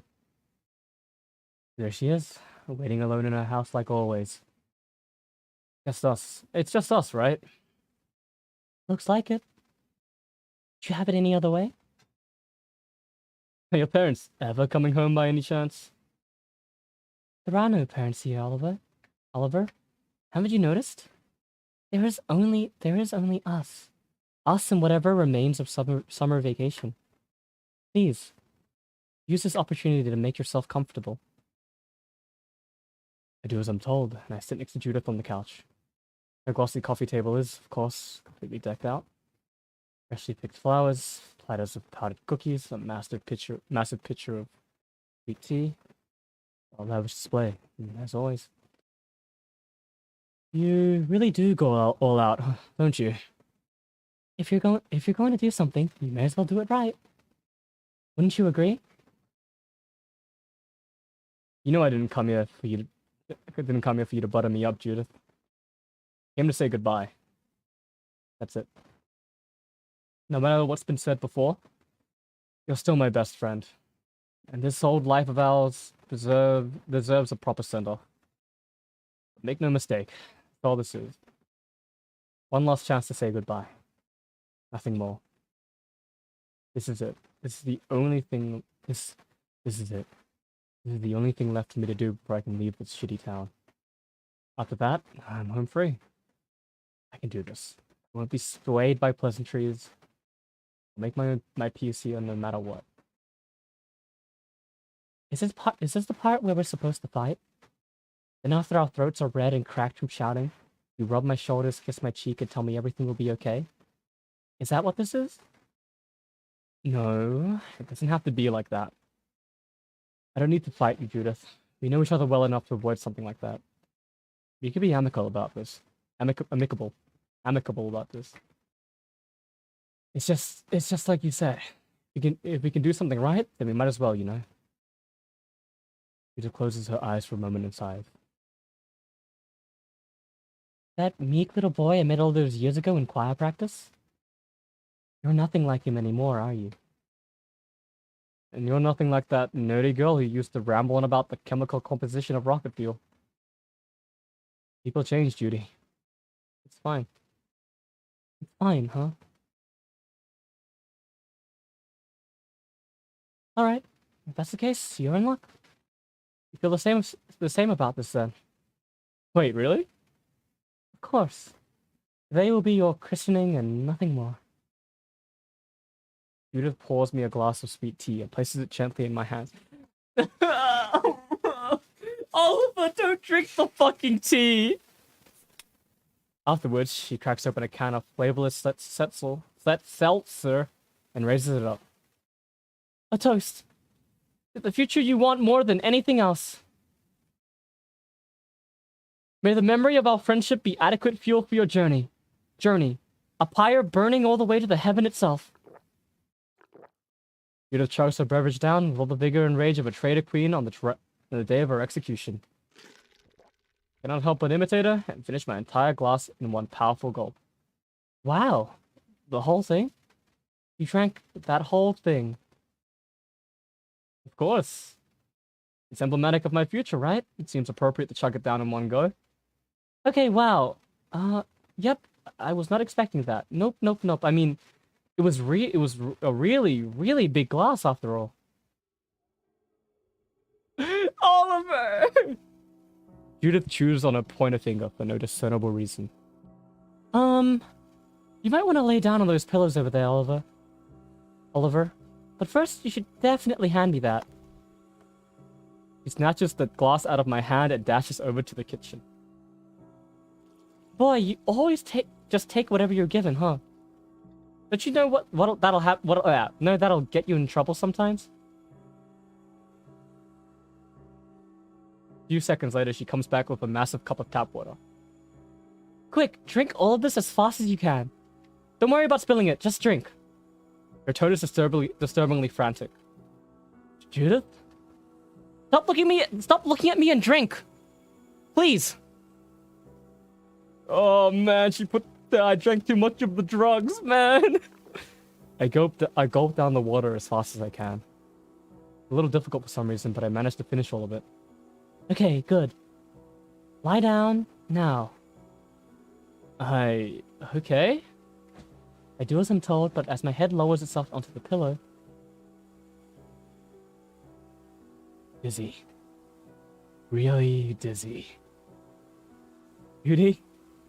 What's happening to me? Dimethyltryptamine. Dimethyltryptamine, mostly. Along with a few other things to make sure the dream is nice.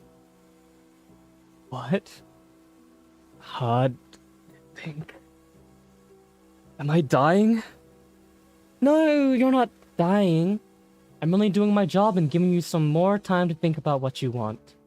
After all, time travel might not be possible, but time dilation sure as hell is. So try and make the most of what's about to happen, okay? Time? I don't want time. Leave. I want to... leave.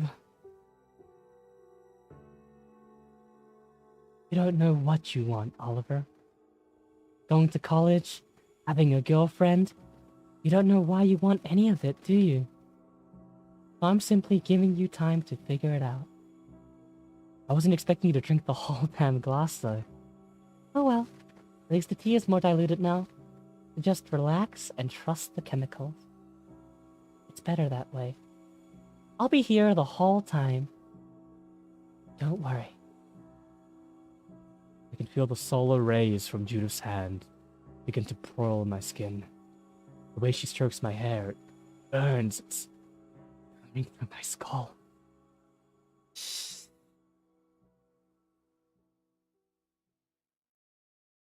Go back to sleep, love pop. Don't call me that. Don't act like I want this. I didn't want this. I didn't want... You don't... That's not true. And even if it was, it's okay if you didn't want it. What you did for Violet, and you always tried so desperately to lift her up. Even if it didn't always look like it, that was a kindness, was it not? And this will be no different. You'll feel so much better after you wake up, promise. So just relax, olive oil. Relax. And think about what you really want. What the fuck?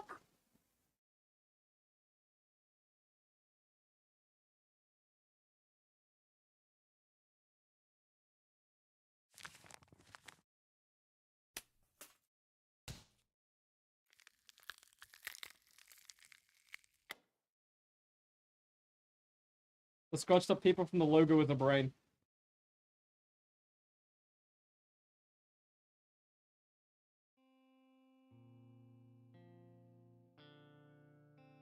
What?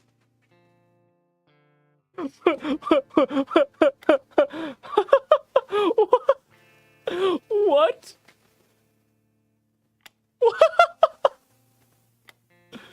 Jacob?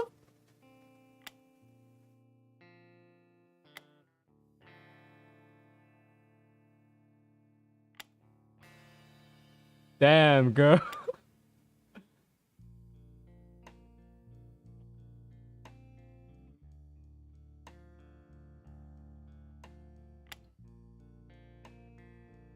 What the fuck, Jacob?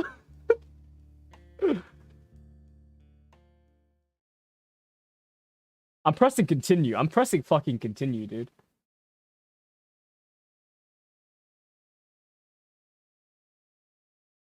Oh my god, dude. So, okay. This is Oliver's dream. Go into this with the perspective that this is Oliver's dream. Finally. College. The next chapter of my adult life. After all this time, it's finally started.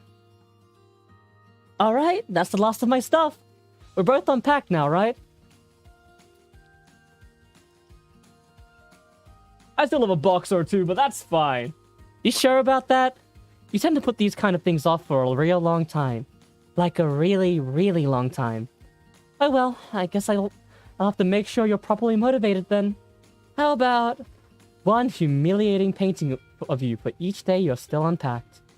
How does that sound? How humiliating are we talking then? I still have nudes of you on my phone. And like any hero, I'm not afraid to use them as a tool for justice. So just take the hint. Okay.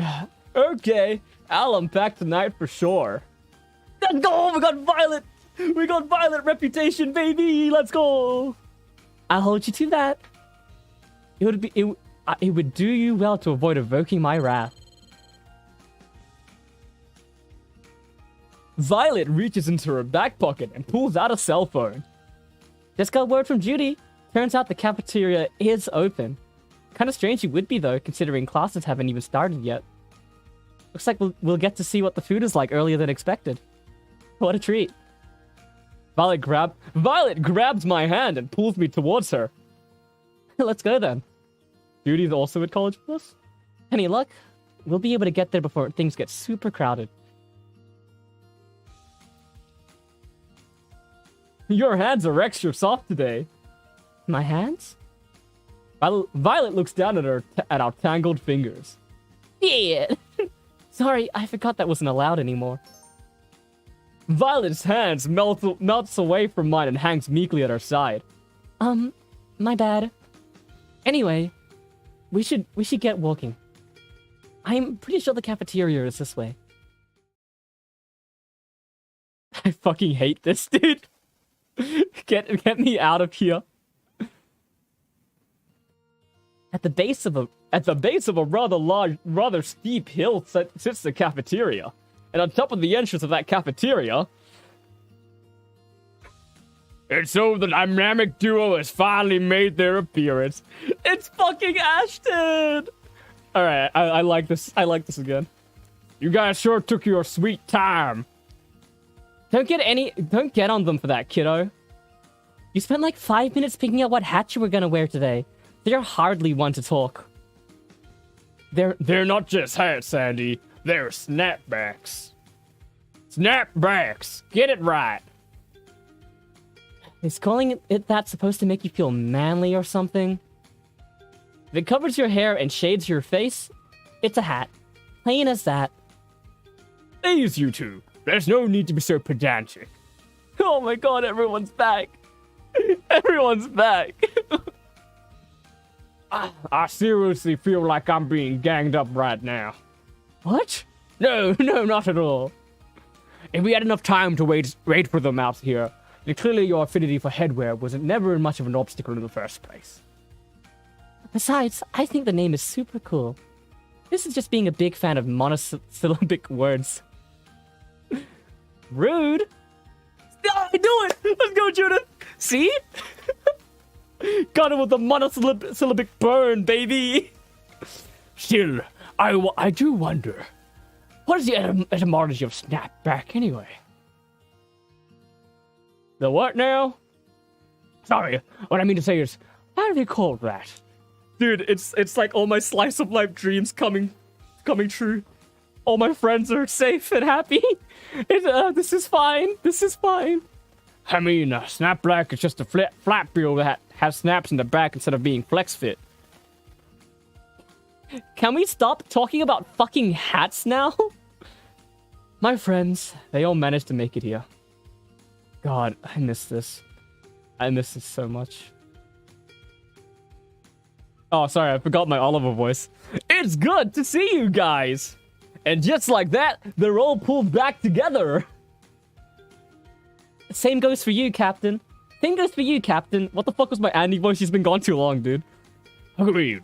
Petty squabbling aside, the truth is that we're all thrilled to see you. Now that the whole crew's back together, you'll be unstoppable as ever. Absolutely.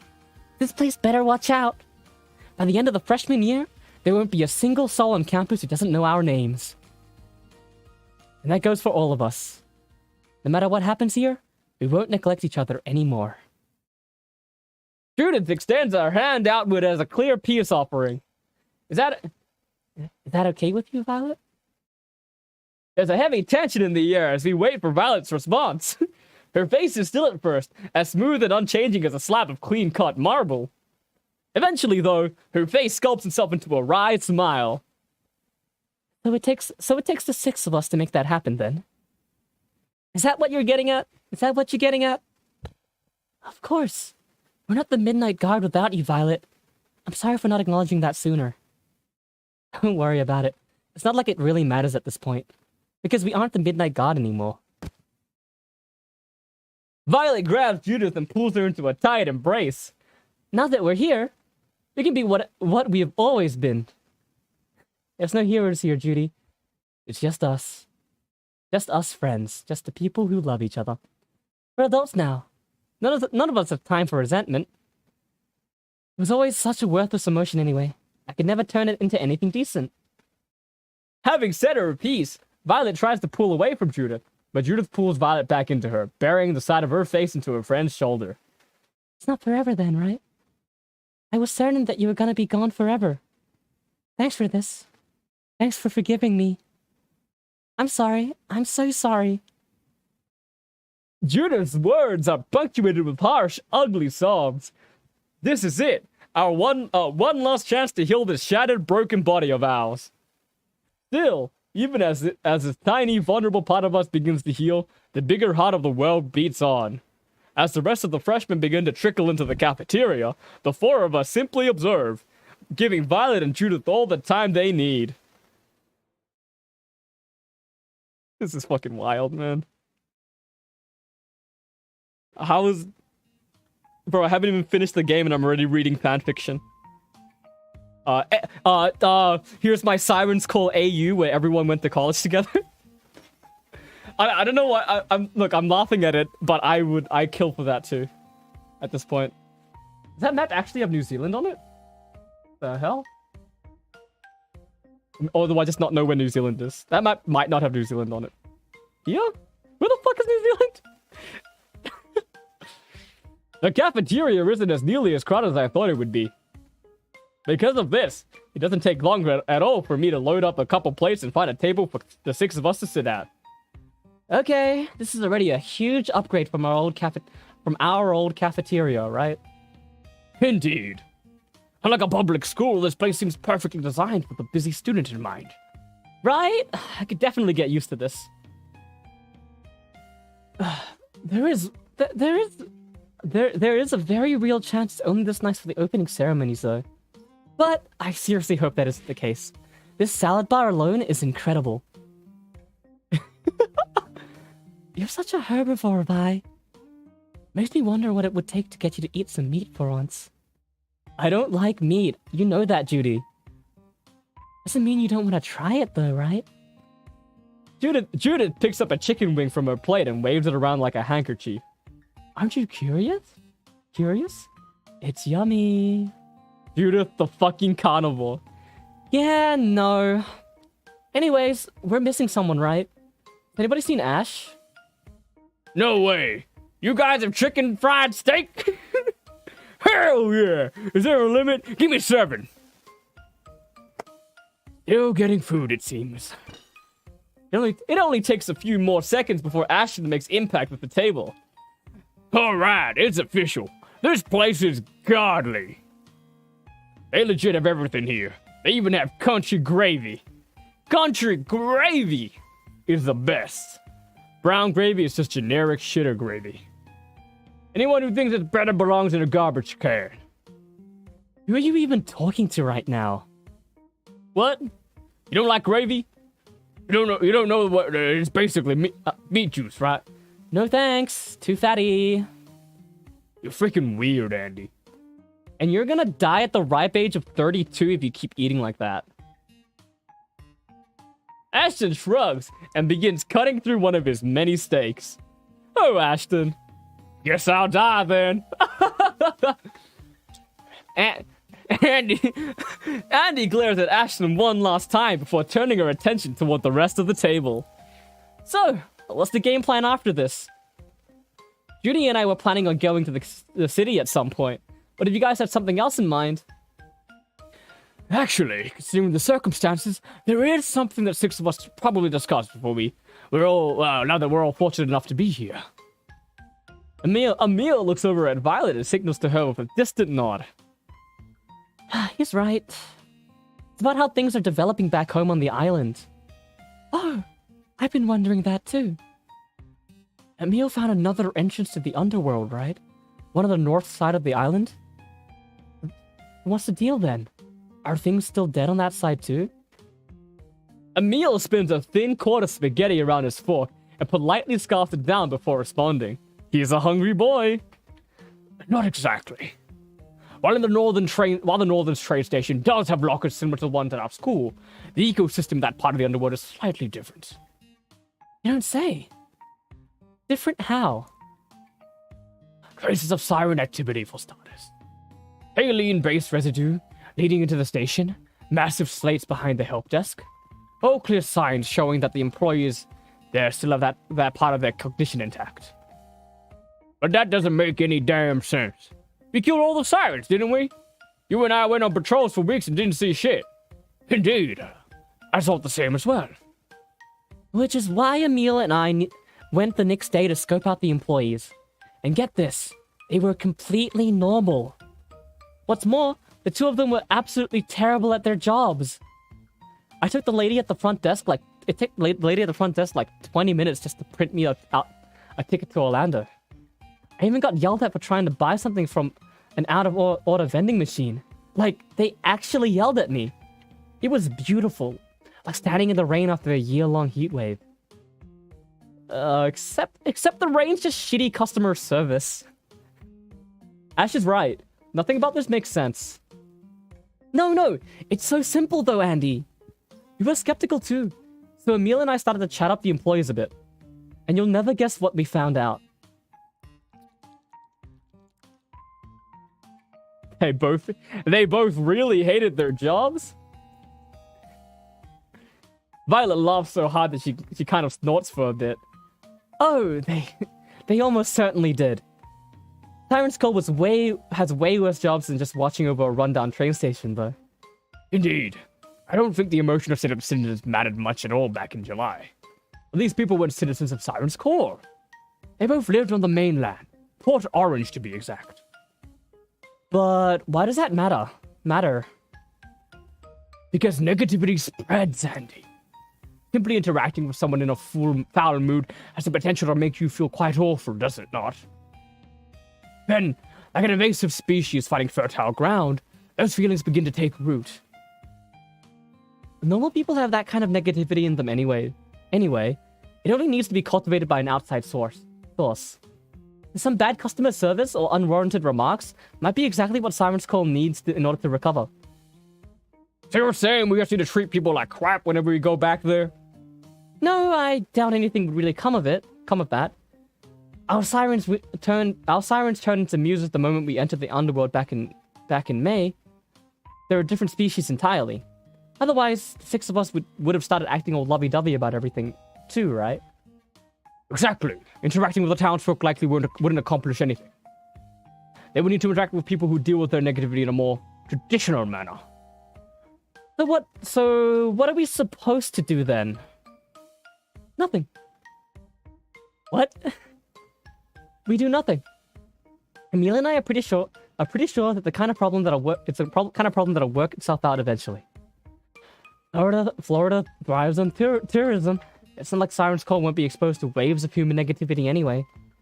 We just gotta wait for a particularly big wave to hit and see if anything changes. I hate waiting. Aren't you two just spitballing here? Isn't there anything we can do right now? He has a point. This is nothing more than a theory, an incredibly optimistic one at that. You really think their sirens will just grow back? It's possible, no? It's possible, no?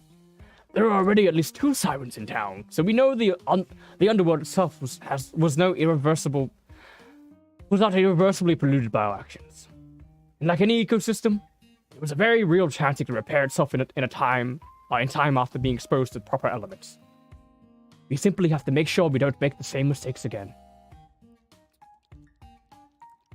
This is a real chance to redeem ourselves. Right.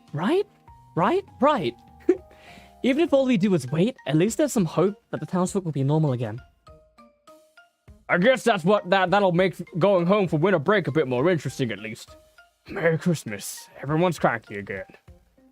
Can't think of a better gift to give to the people than their humanity. It was never ours to take anyway. Man, if Christmas doesn't do it, nothing will. Feels weird to be wishing for the holiday sadness to hit that hard, though. Dude, my Andy voice is gone. I now realize every environment needs its predators, even cognitive and emotional ones. The real predators only come when there are too many rabbits in the field or wolves in the thicket. We disrupted that balance once. Emil raises his glass. But never again. One by one, my wacky friends raise their glasses. You said it, bro. Never again.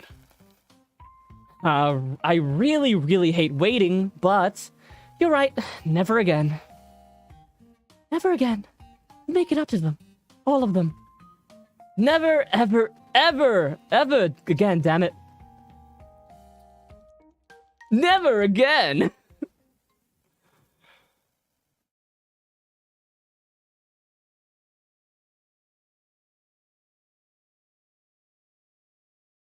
After this new pact of ours has been forged, the rest of lunch is filled with nothing more than pleasantries and good food.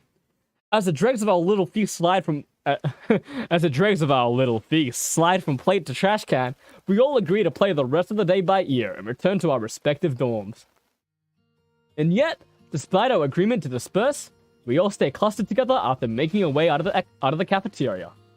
It's only until we're all halfway up the hill to my dormitory that the truth becomes painfully obvious. Oh my goodness. We're all living in the same building this year, aren't we? That's weird. Aren't there like 3 freshman dorms? AU, where all my Siren School friends all go to college together and end up in the same dormitory. How wacky! Upset you aren't going to be able to brood as easily anymore, Cupcake? Brood? I don't brood. It's just easier for me to paint when I'm alone is all.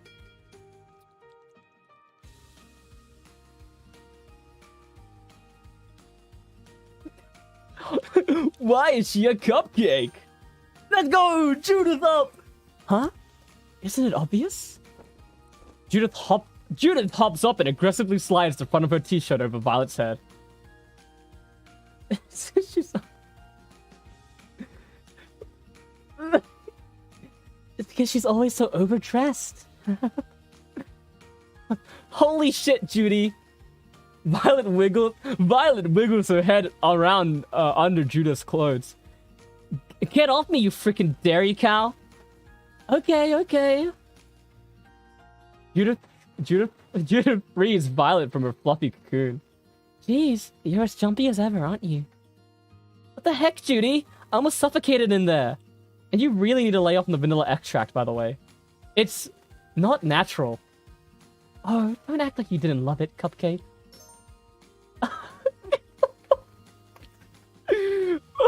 All my friends are happy. So, what floors are you guys staying on? We're on the second floor. It's room 203, the one next to the common room. We're mostly unpacked. Emphasis on mostly. Someone has been playing air hockey in that common room all morning, so our room is still not fit for company, unfortunately. Not fit? Bro, all I gotta do is hang up those posters and we're done. I went hard unpacking last night. You don't gotta make it out like I'm some kind of slob. I didn't say you were a slob. But there are still some things we need to polish up before we have visitors. It's not good enough yet. It's good enough for bad company. Oh, don't worry, boys. I'm sure the lot of us will find it plenty hospitable. Right, Vi? Vi? Huh? Sorry. I guess I zoned out for a second. What are we talking about again? Don't listen to him. We're fine to have you guys come over anytime. Our door is always open. Wait, he said bad company. It's a stand. That just clicked. Right. What about you two? Were you able to get a room together like you were planning to? I had to yell at the admissions office over the phone for a bit. But yeah, we got there. Someone's got to watch over this cream puff after all. Honestly, that whole call was super embarrassing. You never even gave that poor lady a chance to talk back. Poor lady? Really? That poor lady was a bureaucrat, sis. Fuck bureaucrats. They only exist to make the world turn even slower. If I acted like a pushover, you'd probably be stuck with some gangly toenail-eating creep right now. What's this? 4 mentions of toenails, man. Even so, you could have at least waited until we were outside of the restaurant to make that call. I'm pretty sure the waitress spat in my grits because of you. That's just how grits look, Judy. Besides, she'll be fine. I left a tip, didn't I? No, you didn't. Oh shit, really? Whoops. Well, we're at the end of the left hallway at the first floor. Room 124, I think. Room 126. That's what I meant. And you guys are good to swing by anytime. Just make sure to let one of us know before coming in, if that's okay. The group turns its attention to me and Violet. We both got medical singles on the first floor. I'm in room 6, right past the elevator. And you, Captain? I'm in room 7, baby. Oh! Judith starts to giggle. Wow, you two sure are inseparable. It's honestly kind of adorable. But I'm confused. You guys broke up, right? Either you're still friends and stuff, isn't living so close together kind of weird? Ash, for Christ's sake, have some tact. What? I have a point. And you of all people telling me that is pretty rich. Pretty damn rich, don't you think? Think very careful about the way you speak to people, Gravy Boy. Well, it does seem to be a bit more than mere happenstance. There are plenty of other medical singles in this dorm, I'm sure. So, for you two to land right next to each other in a campus as large as this one. Two of us are just lucky, is all. Come on, a +2 on Violet, baby! I'm hyped, bro, I'm hyped. Lucky? I mean, yes, we're all very lucky to have ended up living so close to each other. It'd be so much easier this way, right? Because logistics and stuff. Violet is clearly flustered by my choice of words. Adorable. Anyway, I don't know about the rest of you, but I'm beat. Andy and I are going into town tomorrow to buy some stuff for our room, though. So if any of you would like to come, we'd be more than happy to take you along. Until then, I bid thee adieu. Judith waves goodbye and turns herself towards the stairs. I think I'm gonna go scope out the rest of campus. Apparently, there's some really awesome trails that lead all the way into the mountains if you follow them long enough. Later, guys. Later, guys. Andy spins around and flings himself down a nearby hill. We should probably take our leave as well, considering our current workload. There is no workload. They're boasters, Emil. Boasters. Aesthetics are everything. Emil and Ashton let their bickering carry them to the dorm, leaving Violet and I standing in the middle of the sidewalk. I need to wash my meds.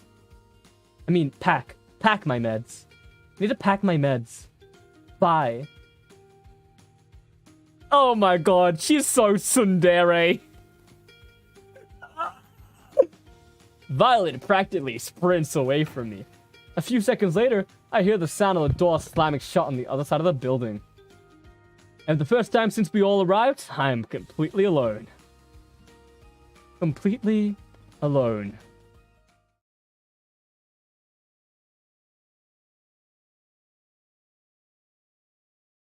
Taking a sip of coffee.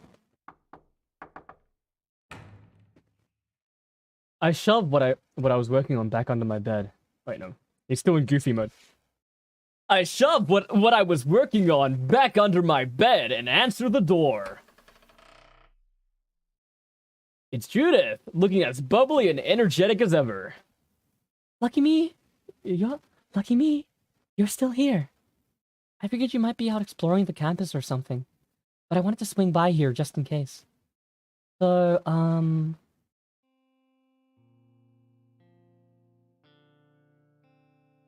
Oh, man. I think we're getting to my thumbnail.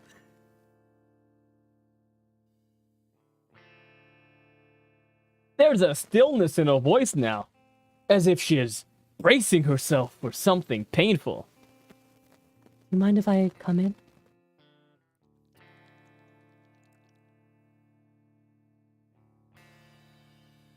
We don't ask her if everything's okay. I'd honestly love the company right now.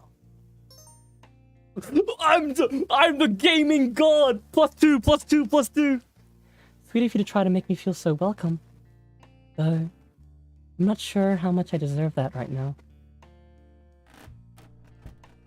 Judith floats over the bottom half of my bed. Her delicate hands wrap themselves into a tight little bundle in the space above her thighs. Like always, I somehow end up next to her. So, you hate me? You have plenty of reasons to, I'm sure.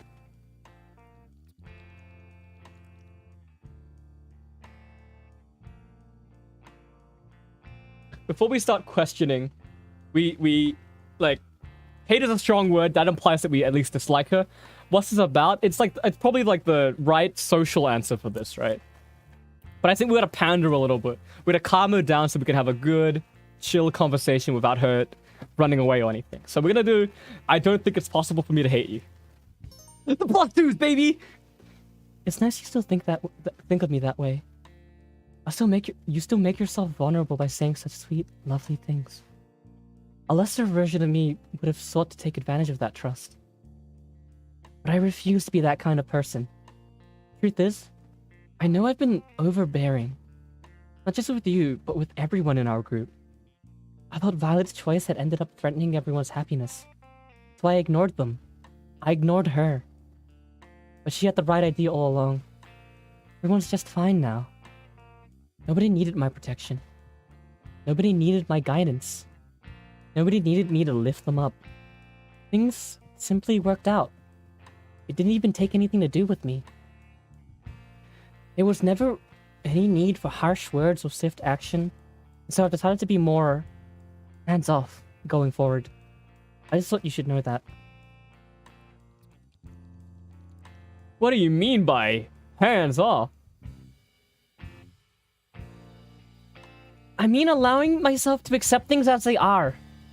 I used to think that it was my responsibility to try and keep everybody safe and happy, but maybe that's not how it should be. Being sweet shouldn't be our job. Ideally, sweetness follows love. Real, genuine love. So that's what I'll try and focus on. Which means allowing the people I love to live how they need to. So, if I seem different lately, I want you to know that it's not because I'm plotting anything. I'm just trying something new. Trying out something new. This is a positive change for Judith, but it's happening within my mind. Or in Oliver's mind. Another interesting point to bring up is that where it's just happening from like the first...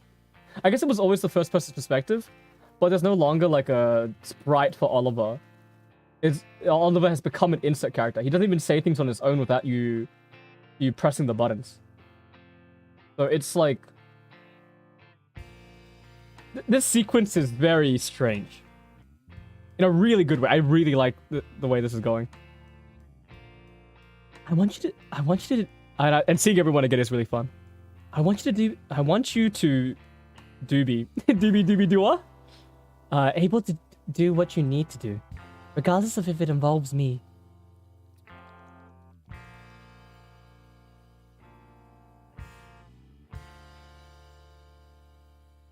+2, +2, +2, +2, +2, +2. No! I knew this was a bad option. I was just thirsting, man. Okay. Stop it. Don't give me hope like that. Holy cow, you've gotten far. I've been playing for 4 more hours, Jacob. Look at what you've done to me. We both know you need to move past me eventually. I've made peace with that.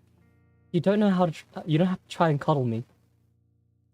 I've made it to your I've made it to your Siren's Call AU where everyone's friends and going to college together and live in the same dorm. How is it going? There's a lot to digest, and so much so that I'm already like plotting out my next playthrough, or like plotting out the stuff I want to think about later on if I end up watching my own VOD to just experience the game again. There's so much to digest, man. But right now I'm just in the freaking after story dream sequence after Judy did the drugging. Oh, it's going great, basically. is how I'd put it. But I don't want to move past you. I know she'll probably have trouble believing that, but it's true. If I could have it my way, I'd keep Judith around forever. We've been given a second chance by going to college together, and we've grown so comfortable together over the years. Who am I to spit in the face of that comfort? I lean in and give my friend a firm, reassuring hug. Hi. Her arms wrap around my back. Such a cozy dream, right? Hey guys, here's my Siren's Call AU where everyone's happy and goes to college together. It's so nice to see everyone again, honestly. Okay, I understand. +2s, baby, let's go! I haven't been slacking. I've been picking the +2 options down the road. Wait, the freaking that option ended up giving us a +2. I'm so smart. You still want me around, even after all of this? I'm extremely confused. But I won't question these feelings of yours anymore. If this is what you want, then I won't deprive myself. Judith loosens her grip on me and pulls away from the bed. Anyways, that's all I really wanted to say. You've grown so much in such a short amount of time. I hope I'm lucky enough to end up seeing the person you'll eventually become. She begins making her way out the door. I'll see you soon, alright? See you soon. This is messed up, man. And with that, Judith leaves, taking with her the last of my anxiety. So this is it. She's finally given me her blessing. If what she said is true, then surely there's nothing left for me to worry about. I drag what I was working on back out from under the bed and continue my labors.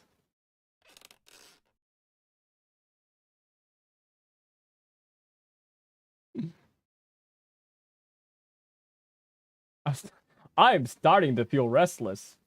Who should I try to spend time with tonight? What the... What? The boys! The boys! Run it down with the boys! Let's go! Sorry, that was such a visceral, like an animalistic reaction from me. I invite the boys over to my room to hang out for a bit. I've got no idea what we're gonna do though. Other than the air hockey table in the common room upstairs, there's not much going on in the dorm. But there's a lot of the campus we still haven't explored yet. I'm sure the 4 of us will be able to come up with something to do, right? That'd be them. Yo. Ashton cuts past me while Emil politely meanders around my room.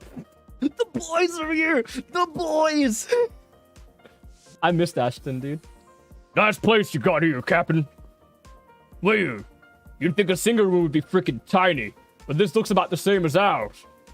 Wait, is it bigger? What the hell? That doesn't seem fair. No, the dimensions here are definitely smaller. If we were to measure the floor or look at the blueprints, I'm sure we'd discover as much. There's just not a lot of clutter in here, drawing our eyes every which way. Emil is coping. Man, again with the clutter? Give me a break, Emil. You know I brought barely anything with me. I know. It wasn't a job. It wasn't a jab. It was merely an observation. Most rooms housing 2 or more people will seem messier by comparison, regardless of the effort we put in. There's only so much we can do with such a small space. It's perfectly normal. The slice of life feel, man. Talking about nothing. Olive is fucking dying in real life, man. Okay, good. I'm trying though, so remember that. Of course. I'm not worried. We'll make it work. Where's Andy then? We ran into her back at the first floor. She said she was gonna run on over to the cafe across the bridge and get something before coming down here. So I guess we still got some time to plan shit before she comes back and tries to make us do squats or whatever. Oh no! Or not. No way. Holy shit! The boys! Woo! I am loving this mountain air. It's starting to get a little nipply though, not gonna lie. Oh hey, you guys made it here already. Neat. We saw you 3 minutes ago, you freak. It was only 3 minutes? Huh. Good to know. How did you even get back here so fast? I know it's a small campus, but that bridge that leads to the cafe is still a fair distance away from our dorm. Bridge? You guys don't just cross the street and sprint up the hill up on the other side? Whatever. Bridges are for cowards.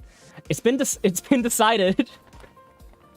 Andy lifts up her left arm, flaunting a small nylon bag tied just above her wrist.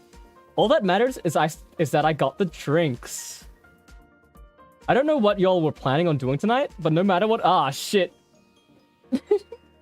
Hang on, Ashton. You're forcing me to go look at the log to read the whole entire thing. But no matter what it is, I figured it'd be best for us to... Stay hydrated. Yep, we know. Heard it a million times. To enjoy ourselves, actually, but sure. I know our captain loves his ginger beer. Andy reaches into her bag and flicks a wet brown bottle through the air. How kind of her. I shoot my arm forward and catch it. The crisp familiar moisture hydrating the dry cracks in my my hand wonderfully. Emil gets his disgusting jellyfish juice, of course. You mean aloe water, correct? That's what it says on the bottle. Still not convinced, though. That stuff just doesn't look right to me. Andy shivers a little before tossing the lime green translucent bottle over to Emil. Aloe water is good. Emil is based. He looks to Ash and then looks once more into her bag. You... like peach soda, right? Huh? Yeah, I do. But I haven't had any in forever. The only place back in the island that ever had any shut down after I got out of middle school. Corner store at the east end of Flagler. Oh, wait. The corner store at the east end of Flagler, right? I think I saw you buy it once a few years before... Once a few years before Judy introduced us. You paid for the lady behind you too, right? You put back all that candy you had and carried her milk out to the car. Alright. Doesn't sound right to me. Hang on, take off my jumper. It's so doomed. My jacket's too warm, but the environment's too cold. Ash looks away from Andy and scratches the back of his head. Oh, really? Well, I was never sure if it was you anyway, but I remember the soda that kid bought for some reason. I only ever see you drink water though, so I wasn't sure. What can I say? Water's cheap. Thank you, though. A small smile forms on Ashton's flushed face as Andy slowly hands him the beverage. Wow, I'm actually kind of pumped to have one of these again. I just gotta get that damn... Andy's eyes widen as the cap twists off and peach soda begins rising rapidly to the top of the bottle. Shit! Ash, give me that now! Andy dives forward, sticks her mouth atop the geyser of soda right as it's about to shoot out. Epic. What I can only assume to be a stupid amount of beverage shoots into Andy's mouth. Oh, of course, she ran all the way over here. Well, those are the consequences of drinking carbonated beverages, I suppose. Emil takes a hearty sip of his aloe juice. Oddly enough, Andy doesn't let go of the bottle. Instead, she furrows her brow and raises her fist to the ceiling, pumping it in the air several times. Not a drop of soda hits the floor, and in time, the carbonation dies down completely. You think I give a fuck about consequences, nerd? I am invincible! I am a golden god! Suck it, fizzy bottles! You will not decide my fate! Built different. Annie looks up at us and smirks, not out of any shallow yearning for validation, but from what I can only assume is some sort of mental victory lap. The rest of us are, of course, speechless. Annie looks to Ashton and begins to slowly move the bottle away from her lip. You still want any? Sure. Thanks. Ashton placidly takes the drink from Andy's hands. Andy, chipper as ever, jumps up, pulls another peach soda out of her bags, and clinks it against Ashton's bottle. Great! Cheers, then! You bought one for yourself, too. Wait, doesn't that mean... Andy thoughtlessly twists... and becomes immediately drenched. Oh, no, never mind. Game is an excellent teacher, after all. Ah, crud. I'm gonna go wash off in the bathroom. Give me a bit. Andy dejectedly shuffles out of the room, drinking what's left of her soda like some sort of drifter. I somehow feel like most of that was my fault. It was not. Let's just hope she doesn't press any shiny red bottoms on the way back here, and everything should be fine. Okay, we're good now. Here, God, you're quick. Sorry about all that. It's whatever. You know, you guys are a lot easier to shop for than Judy. Getting drinks for her can be kind of a pain. Doesn't she only drink seltzer? Oh, my sweet summer child. You honestly think regular seltzers are refined enough for the queen of Siren's call? They're more spiked than a freaking durian cap. They're more spiked? Spiked? Ever since dear old mommy and daddy started letting her have wine with our dinners, normal drinks just don't do it for her anymore. Well, a little alcohol every now and then is good for the heart, probably. I, for one, think that's kind of classy. I don't know. I don't know about that one, bro. So, anyway, what are we doing tonight? Because if we don't have anything planned yet, I was thinking maybe the four of us could go to the other side of campus and check out the pool. You want us doing laps again? I want to do laps. Laps. Breaststroke, side stroke, breaststroke, side stroke. Damn it, Emil! Snap out of it! You see what you do? You see what you've done to him? Emil, cool it. I'm not talking about training. I mostly just wanted to splash around, have some fun, you know? Plus, I can still feel some of the sugar from that peach soda on my skin. And I want to fix that, if I can. I suppose that could be enjoyable. I've been able to just swim in a pool for... Goodness, I can't even remember when. Okay, but no laps, Andy. You gotta promise that right now.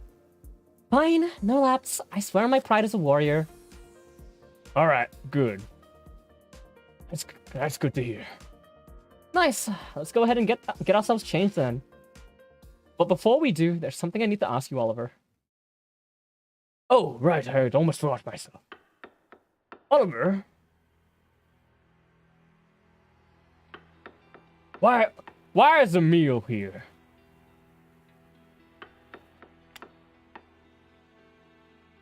Whoa. Holy shit. I'm mind flooded? I was waiting for the reality crack, man. Oh.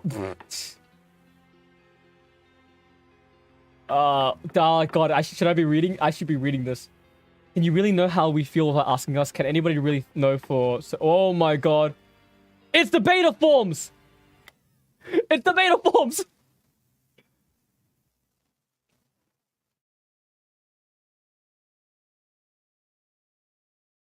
I tell everyone else to go and get ready for the pool without. Unsurprisingly, the knocking from under my bed stops as soon as they leave. Now then.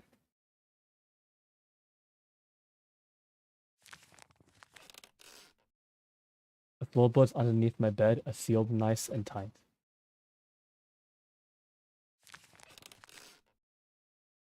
Great. This guy. What a jerk. What a total dick.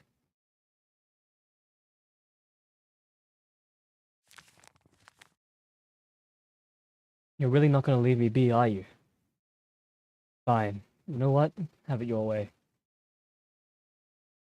I drag the sad sack out from under my bed and slap him awake. Holy shit. Well, that was unexpected. You actually let me go. Cool. Does that mean you're ready to do this right? Because boy, oh boy, do we got some stuff we need to hammer out. But first, we should probably start this over, shouldn't we? Best poems tend to begin with a blank page, after all. You in the morning, bro. What?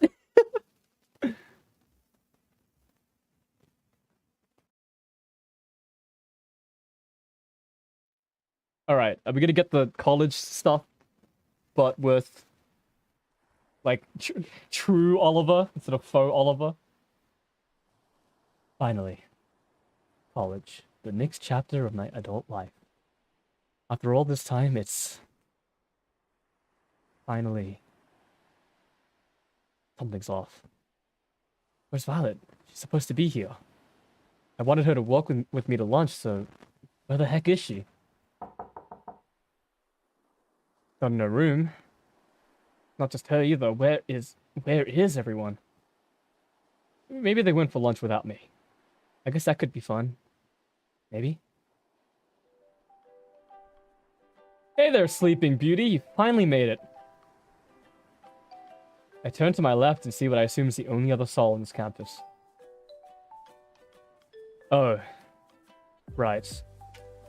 He's out and running around now, isn't he? Looking pretty smug about it, too. What's with the setup? Water cooler, big dumb umbrella, tacky lawn chairs. He knows we're in the middle of the mountains, right? What are you standing around for? Up a squat! It's still summer. Technically. He reaches into the cooler, pulls out a long brown bottle, and dangles it in front of his face. I've got our favorite! Our favorite. Come on, day drinker. You know you wanna. Day drinker? Both know that's just ginger beer, you freaking knock. Still, he's got a whole cooler of the stuff. I guess I'll humor him. Shovel across the lawn and plant myself in one of his chairs. Wow, you sure are easy. Like I think I'm such a nice guy and only needed to talk for a bit, right? He pops open 2 bottles of ginger beer and hands me the second one. What is going on? Here, peace offering. We work better when we get along anyway, right? I grab the bottle and take a cautious sip. The spicy ginger sends shockwaves up and down my throat, exciting my worn senses. Oh, this is your dream college, huh? Nice. Very nice. All that's missing is a big old water slide. Maybe some churro stands near the dorms or a go-kart track. He takes a light, controlled sip of his beverage before looking back at me. Mini golf, perhaps?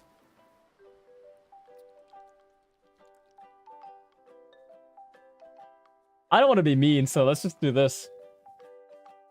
That's too unrealistic. Hey, dream big, am I right? I've got to admit, it's kind of weird that you kept things this vanilla. Other than the cafeteria being stocked, there's not much here that reeks of your typical brand of hedonism. I was expecting a full-on harem, not gonna lie. Well, I guess you do still have one here, even if it is a bit untraditional. He sets his drink down to the grass and leans back, turning his head towards the spotless blue sky. Why am I talking to Proto Oliver, man? I get why you chose this place, though. Great that the world feels actually livable up here. But it's more than that. Not all about aesthetics or breathability here. Everybody just loves us for some reason. Here, the people are pulled directly onto our lap. We have gravity. You have so much gravity that we're the center of the entire stinking universe. Well, as it may be. I delivered that line weirdly. Here, people need us. My better half sloshes the liquids around his bottle for a little bit. Don't go hating her too much, by the way. Not Mom and Dad, hate them all you want, but Miss Lawrence. For all her pride and splendor, Miss Lawrence is probably fed the same... bleh. Primordial Oliver. Fed the same plate of bullshit we were back when she was a kid. I'd bet money on that. I bet money that, at her core, she wants things to be simple just as badly as you do. So at least give her one last talk before you commit to making her the villain in all this. Because it means a lot to be a villain. You've got to be important. And if we're not important enough in all this, she probably isn't either. Besides, you've already cleaned your brain over once, right? You can do it again, no problem. Let's go rip off those these last 2 bandages of ours. And get back up here for real. He grabs his drink and finishes it all in one long, exacerbated gulp. Reading. We keep on falling off our board. We keep having to start over. We're torn between what we want and what we need. As the leading authority on what we need, I say we need to find some sort of compromise. Right now, We don't need to be brave or strong or smart or kind. Right now, all we need is some balance. To be the kind of person Violet tried so hard to be. I'm pretty sure that's the only way we're going to be able to move forward at this point. What if I don't click it? Oliver. Primordial Oliver, take me. Oliver Prime. Take me! Take me!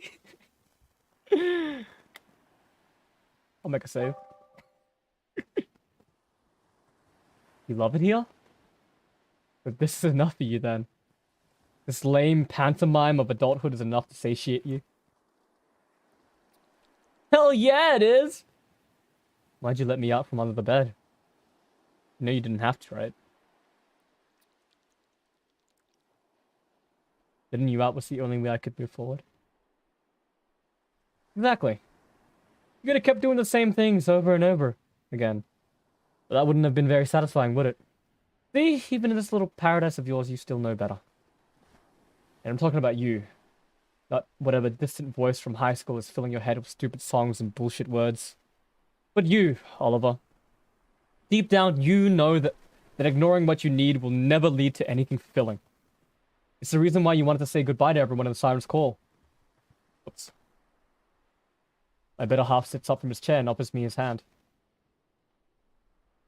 And it's why we're gonna go say goodbye to Judith. Come on, brother. Wake up time. If we want to make this place our home for real, then we've got to do this right.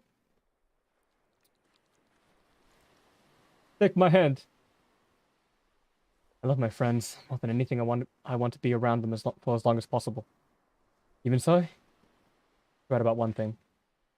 I've always done what I've had to, in order to move forward. My friends needed to leave town, become their own people, to be on their own. Now it's my turn. He throws the now empty bottle of ginger beer over his shoulder and down the hill. Alright then, no more delays. Let's get ourselves back to Florida. There's someone back home that needs a really good wake-up slap, if you know what I mean. The two of us shuffle down the faculty parking lot. Eventually, I find us a car with the doors unlocked, keys in the ignition, and an absurd number of snacks in the trunk. Paradise on 4 wheels. Am I driving back to Florida in my dream? It's Oliver, I mean. I'm too self-inserted right now. I'm too immersed. The ride through Asheville passes by in a blink of an eye. That's me, myself, and I. My better half keeps one hand on the steering wheel while using the other to thumb through a stack of CDs.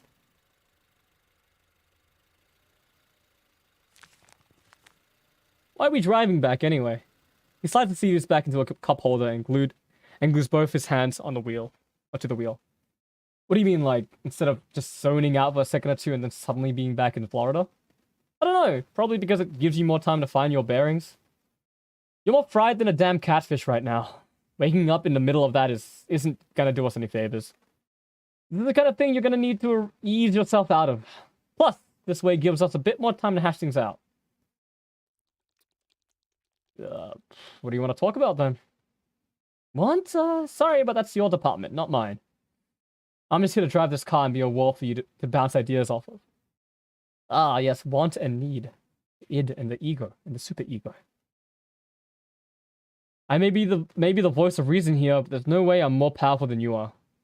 If we end up chatting about something, well, then it's more of your will making it happen than anything else. Nothing can happen here that you don't actually want, after all. Nothing. Isn't that why you're lecturing yourself instead of Miss Lawrence?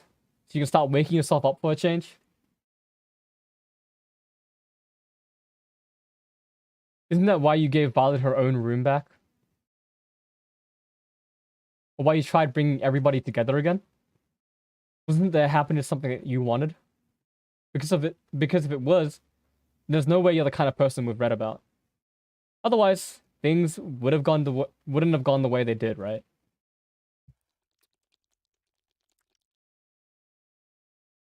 Don't you think that blaming yourself for everything that happens is just as childish as blaming yourself for nothing at all? We're not important enough for everything to be our fault. Believe me, I wish we were, but we're not. That's the last time I'm going to tell you that. Because if I know it, then you definitely know it. So there. My better half starts scratching the side of the steering wheel. You had one hell of an extinction burst back there, though. Seriously. As well as meaning... seriously, as well meaning as it might have been, that place was like something straight out of a crappy teen novel. I doubt Andy and Ashton could ever get into college that snooty. I love those knuckleheads, but that part in particular was kind of a stretch, even for you. Emil would have been able to, but I think he's smart enough to know the risk of hanging on like that. And Judy, well, even if she knows better, pretty sure she's never going to leave home. At this point. Excuse me. She'll leave when she needs to. I hope so. You'd be so much more than a domestic goddess. He loosens his grip a bit on the steering wheel. But I guess that's not something I really have a say in. I should really have a say in. It'd be pretty hypocritical for me to try and think for her like that, all things considered. She'll do what she wants to do. He's the only one who knows what that is, after all. I hope. How much longer now, it seems. Guess you're warming up to me quicker than expected.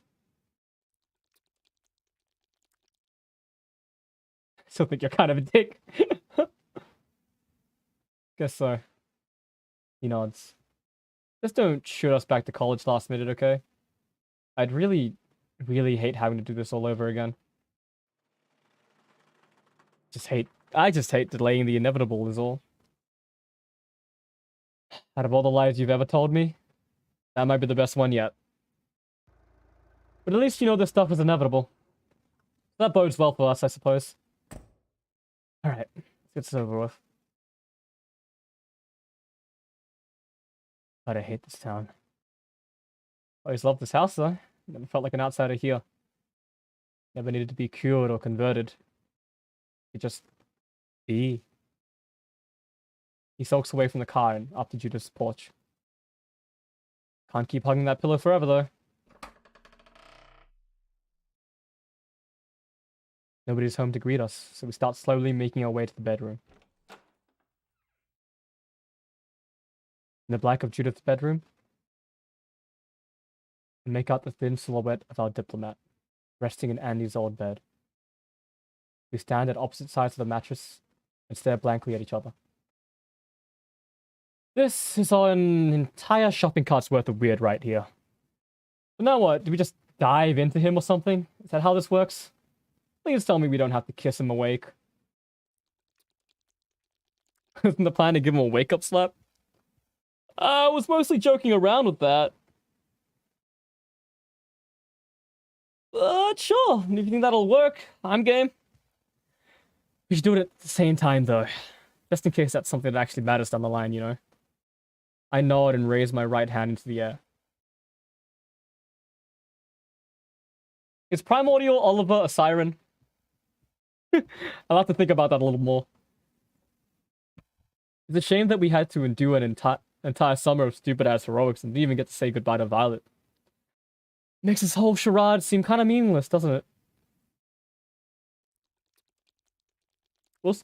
Well, help. We'll say goodbye to her when we wake up. Oh. Right, obviously. Here's to waking up then. What the fuck, Primordial Oliver? What the fuck, Proto Oliver? Protoliver? What did you just say? That face. Is Violet... My better half raises his left hand and gives me a reassuring thumbs up. We'll go on 3, right? Like, immediately after I say 3. Not like, before I say it, you know. So, 1, 2, 3, slap. Oh, you know what I mean. I give him a reassuring thumbs up and pat in the muscles of my slapping hand. Okay. Right then. Let's go. 1, 2, 3.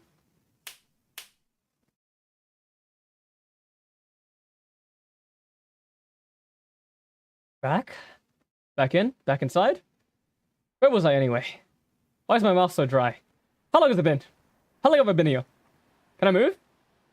Feels like my body is at the bottom of some deep, watery crevice. Should I try to move? Maybe just moving my head will be enough. I'm in Judith's room. Judith, we met at church. She was wearing a yellow sundress and a matching polka dot bow. Even though she tried really hard, she couldn't sing to save her life. I thought that was cute. She said the lemonade at the reception was bitter and the cookies were stiff. She's my best friend. We've known each other forever. Okay, so I'm in Judith's room. I fell asleep in here. But how long ago was that? No, don't think about time. Think about the simple things, right? Who am I then? I'm Oliver, right? I'm Oliver. My middle name is Earl. Huh! Wait, no, it's not. It's Ernest? It's something that starts with E. Edward? Maybe? Whatever. Is that enough to try moving my fingers? I can move them. Good. Then, I must be. This blanket feels weird though. I feel like I haven't touched something like this in months. Need to get away from it. Need water. My throat's so dry it doesn't even feel like it belongs to me. It's just a cracked brick of earth, severing my brain from my chest. I flick off Andy's white noise machine and hobbled over to a door on the far side of the bedroom. Judith's bathroom. I got this much right, so that means I'm planning to orient myself better. I cup my hands under the sink and let the clean, crisp water fill my hands before funneling it down my throat. I don't feel anything. My throat is so numb and arid that it's almost like I'm pouring the liquid into some kind of void. I need to drink more then. I need to drink more. For it feels like hours, the bridge between my body and my mind can be felt again. I turn off the faucet and find my way over to the toilet. Some cruel gravity forces me onto my knees as invisible hands pry open my mouth. Vomit shoots out from my throat and drips maliciously from the tip of my nose. This purge of mine is dizzying and endless. If there was a cure inside me, it would most definitely be gone by the end of this. Sorry, Mom. I'm sorry, Dad. I turned my body into an ocean of filth and synthetics. But soon, that too will be flushed into the Atlantic. Then, all that will be left is a dry, wanting basin. My ocean will be drained, and I will once again be empty. What will fill me then? What else will my inept mind continue to reject? I vomit over and over again. Everything being rejected, everything being purged. Pills won't work. Drugs won't work. What cure is there that my body will accept? What can I fill myself with that will make them happy? There's nothing left for me to vomit. Once again, I'm empty. Couldn't even do this right, could I? I should have gone to the ocean. The ocean would have done it for sure. I watch as my failed experiment spirals down the toilet with the liquid remains of 1,000 dead goldfish. The weakened bridge of my throat stings with the bile and misuse. I try my best to push one last thing across its aching frame. Somebody help me! The words I push on my throat are raspy and unfamiliar. Is that really how I sound? No. I don't want to sound like that. Pull myself up off the floor and claw at the faucet. Water. It's just like they say. A little water cleans everything. There's nothing water cannot clean. There's nothing water cannot fill. I force myself to drink, even though it stings. I drink and drink until strings of vomit and blood begin collecting in the sink. Clean. I need to be clean. Oliver! I feel a presence behind me as I drink. My mouth still stings and my words are still clumsy, so I keep drinking. Nobody should hear me like this. Nobody should see me like this. Oliver! Stop it! You're hurting yourself! Wait, did you vomit? Oh god! A pair of soft hands press themselves against the skin of my back. It's okay. I'm here. You're awake now. Whatever you were dreaming about wasn't real. You're safe now. You're safe. He moves a hand up to my shoulder and begins rubbing them. You're safe. You're safe. You're safe.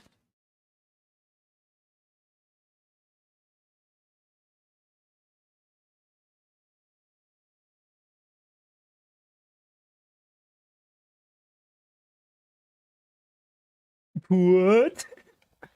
I do my best to make sure Oliver is comfortable and begin fixing him some anti-nausea tea. This isn't the first time he started the day vomiting, but back in June, it only took him a couple of minutes before he was up and talking again. But he's been on the couch for 30 minutes now, as silent and scared as the day I met him. I learned early on not to just call people over whenever something bad happens, but he won't even write anything down in his journal. Maybe I'm being too patient here. Maybe this is different. No. Got a rough day ahead of him already. The last thing he needs is loud noises and strangers on top of everything else. His vitals are fine. It was only a nightmare. I'm sure of it. The end came. Well, I'm playing another game entirely, dude. Still, if this was really just another nightmare, then it has to be his worst one yet. Oh, Olive. I wish there was some easy solution here. I wish it was as simple as hugging you. Before, I would have given anything to have 3 months alone with you. And yet, in the end, all I could make with that time was a summer of empty gestures and anemic remedies. Guess it's never really that simple, is it? I'll keep trying. I physically can't anymore. I'll keep trying. It's what Andy would do, after all. I place Olive's cup on the coffee table and sit what I think is a comfortable position away from him on the couch. Drink it when you're ready. No pressure. It's ginger tea. It's supposed to help with nausea. Not as sweet as ginger beer or sweet tea, but it does a much better job of warming you up, I promise. He curls into his bathrobe like a snail, eyeing the rivulets of steam as they dance up from his cup. You don't even have to talk if you can't right now. If you want something, I can get some paper and you can write it down for me. I'm here for you if you need me, Olive. If you want me to be, that is. They say you need to whistle to a snail in order for it to come out of its shell. Olive's not like that, though. The only way for me to know what he wants is to ask him directly. Some days it's company. Some days it's solitude. But the days he would come out to me on his own were always the most exciting. When he'd come over unannounced to see what I was working on, or to read me one of his new poems. Those were the days where he seemed truly comfortable with the world. Like he never even had a shell to begin with. Those were the days where nothing was expected from either of us. It was a rare feeling, a lovely feeling. But if today isn't one of those days, then so be it. I'll be as patient as I have to be. What day is it? Today? Oh no.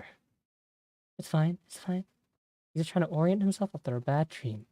Don't panic. It's August 13th, baby! It's August 13th. Why? Are you worried that you missed your train? What this is about? My train? He goes quiet again and starts playing with the fabric of his robe. When was the last time we talked to each other? When? I don't know the exact time, but it was right before you went to bed. I asked you what you wanted for breakfast, and you told me not to worry about it. And I think you took some melatonin and went to sleep. Why is he asking me this?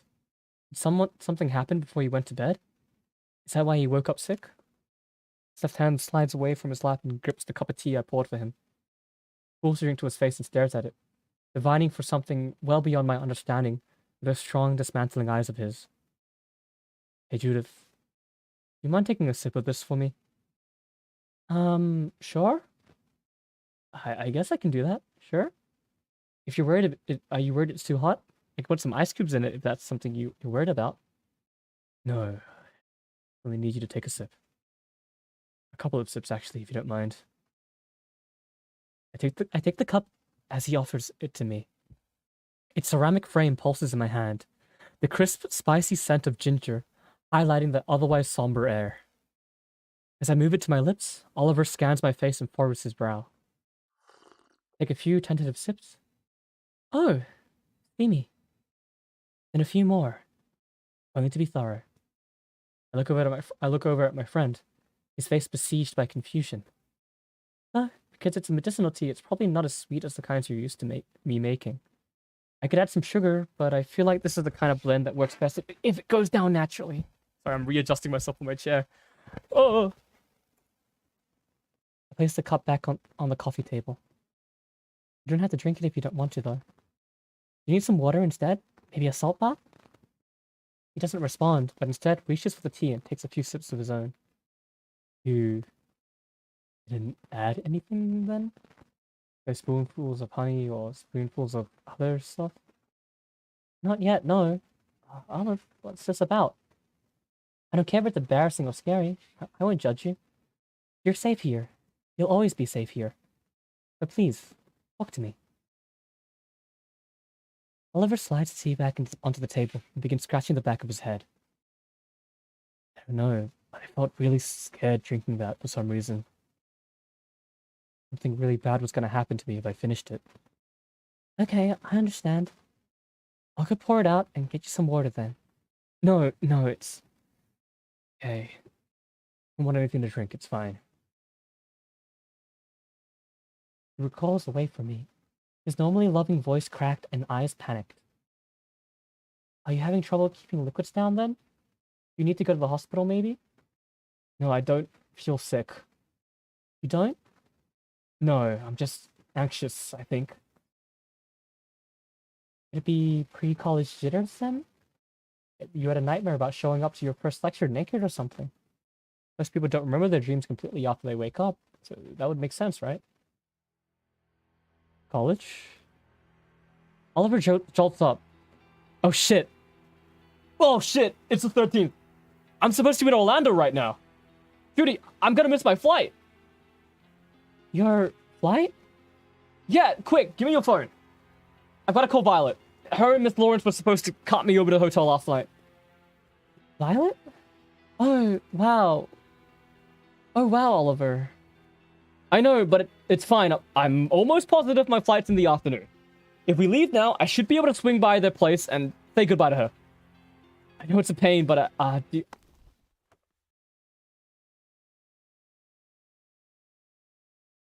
Throw my arms around Oliver and start rubbing the back of his head. Given my track record with him these past 3 months, proximity is assuredly of a comfort to me than anything else, than anyone else. But I don't care right now. It's going to be hard either way. I just will embrace it. I see, so that's what's going on. You didn't have a nightmare at all, did you? You had a dream. A really, really lovely dream. Damn it, I'm crying now.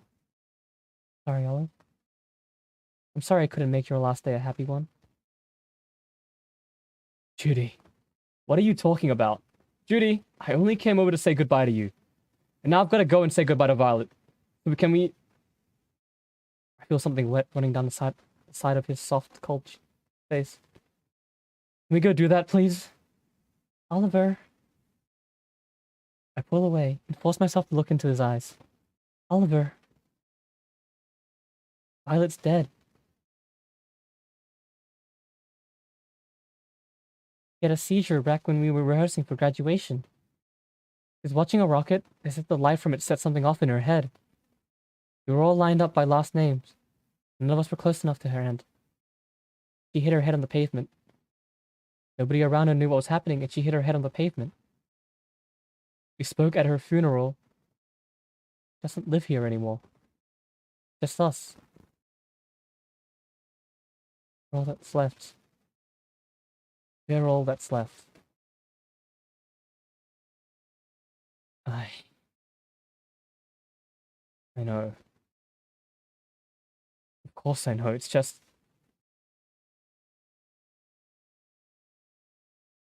Just wanted some more time with everyone.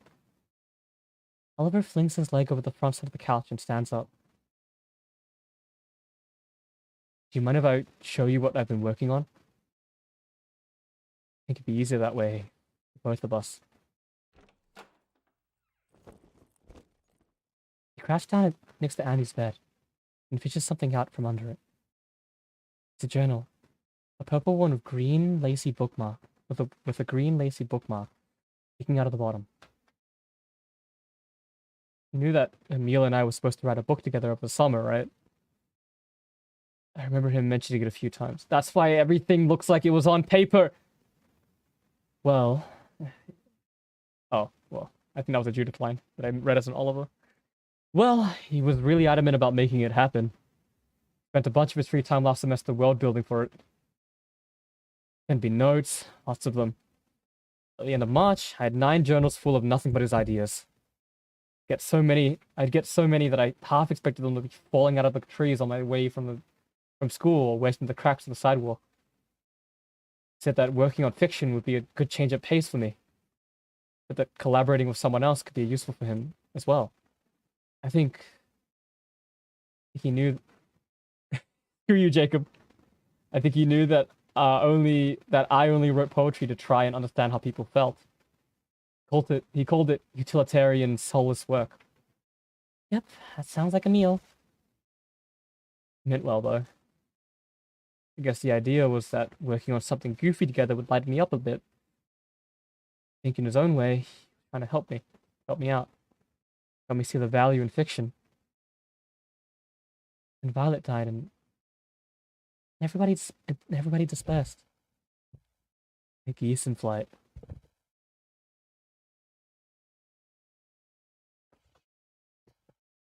College acceptance. High enough grades. Still didn't graduate. I should have seen the signs. Oh, I should have seen the signs. Oh, man. I didn't understand it at first. Why we were the only ones that stayed in town. Ash, Andy, hell, even Emil. I thought they were all abandoning her memory. I thought they were being selfish. I didn't say goodbye to them either. They were her friends too. Maybe you're not the only one who had this town polluted by her death. Why I stayed in here all summer. Didn't want to see all those places with little tourists and snowboards. I want to see Siren's Call pretending to be alive and colorful when it wasn't anymore. The beach, Flagler, the school. I don't think I could have handled any of it. It wasn't what I was used to. It wasn't what I knew. It was inconsistent. Everything was inconsistent. Maybe none of them could handle it either. After Violet's funeral, I couldn't put any of that into words. Not really. I knew that when there was no one left to write for, no souls for my soulless work. I didn't want to burden you more than I already had by staying here. Even though I'd been doing it alone. I started on the book. Down on Andy's bed, and offers me the journal. Putting my eyes in the process. I won't look down on you for what you've written if that's what you're worried about. Not. I take the journal and sit what I assume is a safe distance away from him on the bed.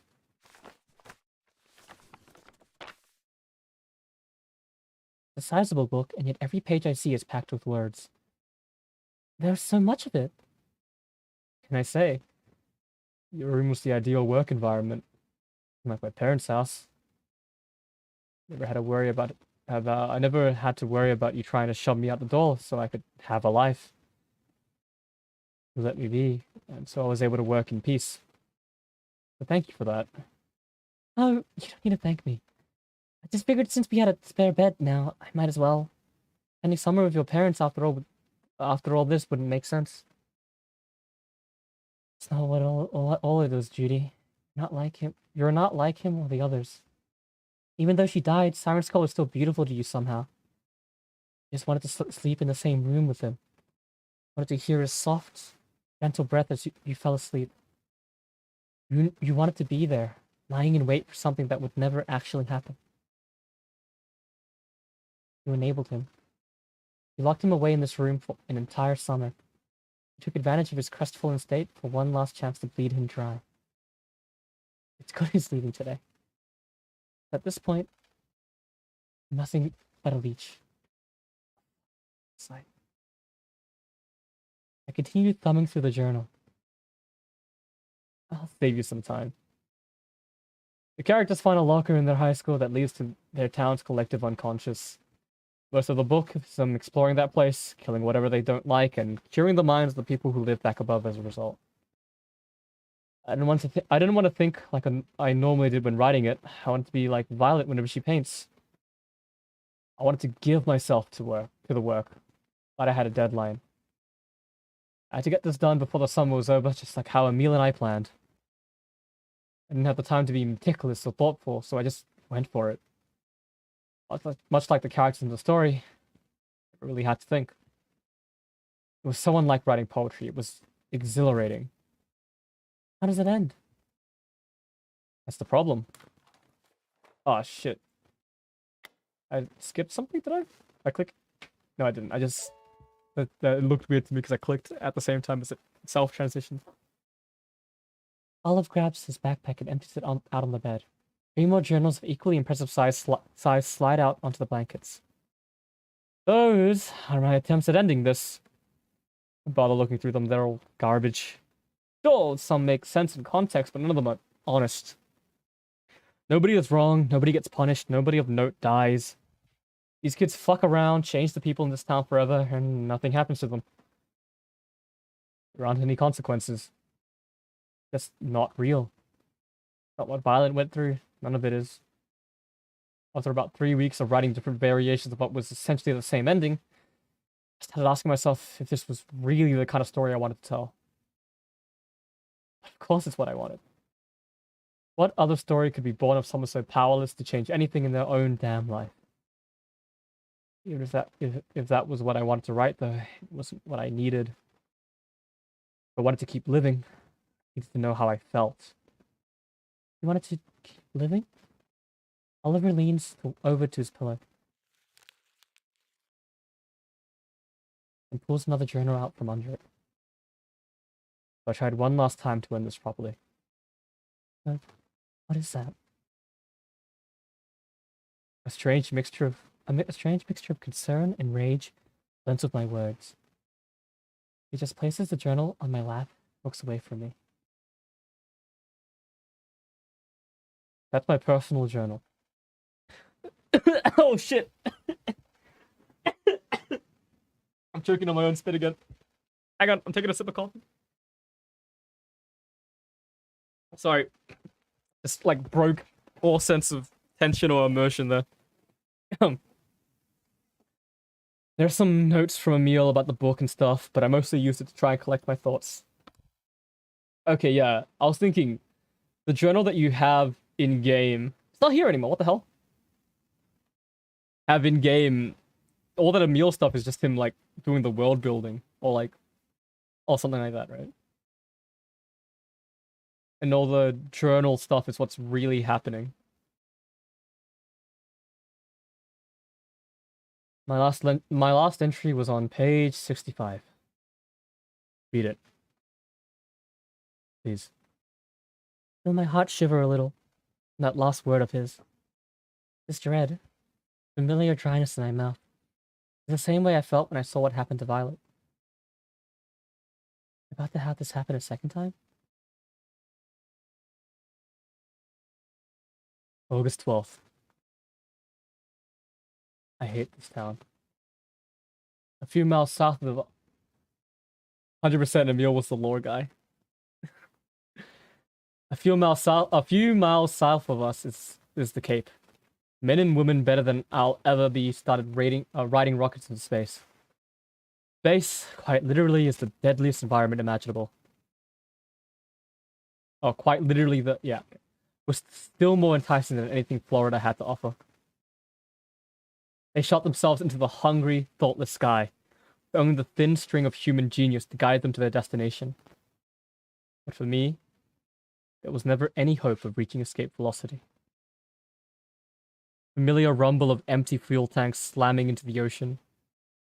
The amber glow of jet fuel burning against the violet pink of a perfect tropical sky. I grew to hate all of it. Every launch grounded me more and more into the fetid Florida muck. That's all I could do in this town, was watch better people leave. Because being autistic makes you more like rocket fuel. than an actual rocket. If you do well, if you pass as their hero, then yeah, parents and scholars might talk about how bright you can burn.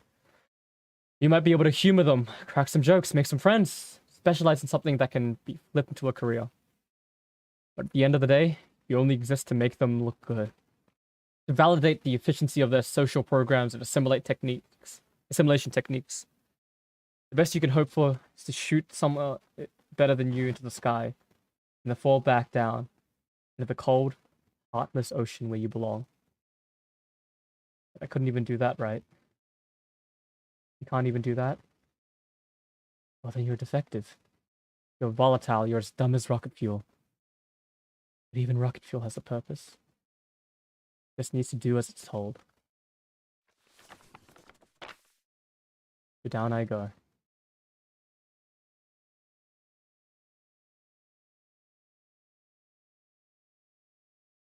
I want to say I can't believe what I just read, but nothing about this surprises me.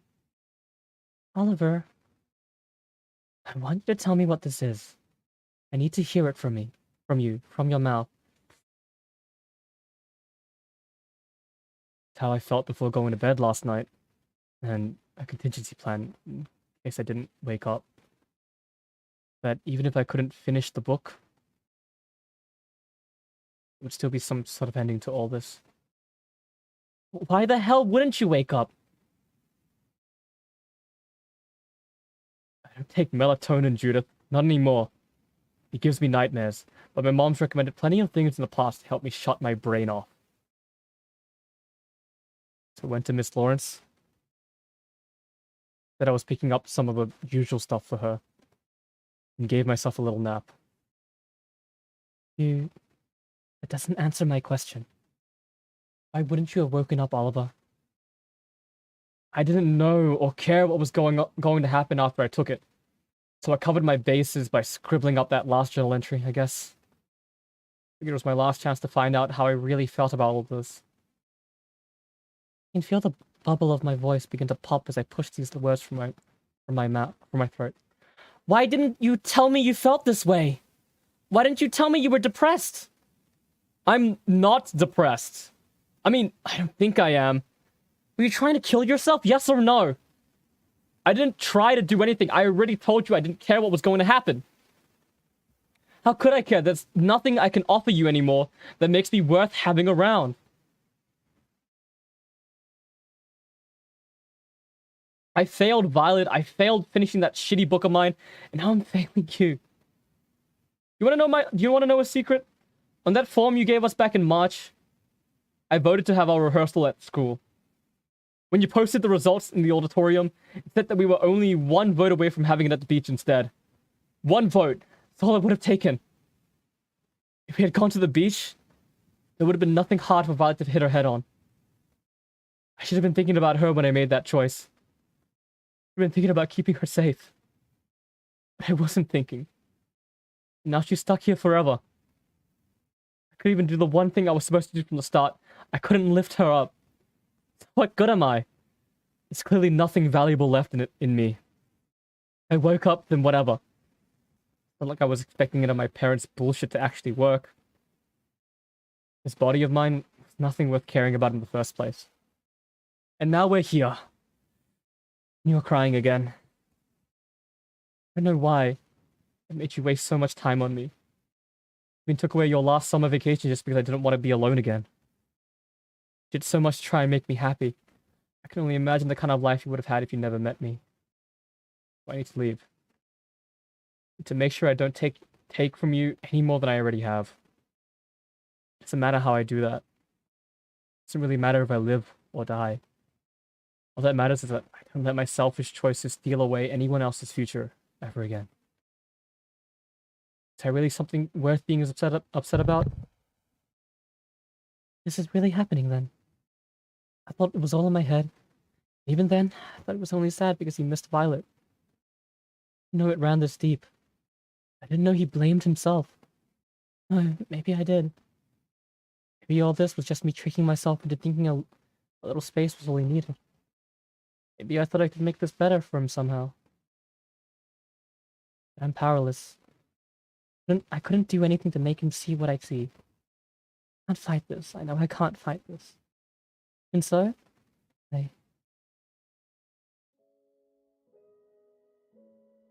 I wipe the tears from my eyes. Can I show you something, Oliver? Something that might make you feel a little better? After I do, you never have to talk to me again if you don't want to. Why even bother? I'm not worth your time. I've never been worth your time. I just want you to understand me. I want you to understand what I think about all this. I want us to understand each other. The only way I'm going to be satisfied with myself in the end. Let me show you something I'm not supposed to show you.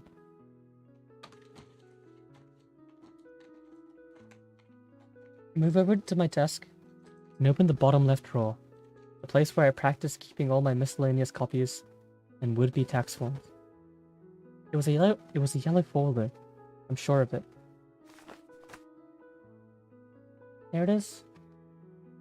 I know depression isn't logical. Nothing about this is logical. It doesn't mean I should give up on showing him what's real. I can't force you to find any meaning in this. But those forms you mentioned? The one from the student council? I didn't trust anybody else with a job that big. So I placed it upon myself to tally all the votes. There were a lot though. But I ended up taking the bulk of them home so I could finish up at my leisure. The votes were supposed to be completely anonymous, unless you had any dietary restrictions you wanted the council to know about. Vegetarian, epileptic, Violet voted for the fucking school! Voted for the fucking school! Parking lot! You can't do this to me, man!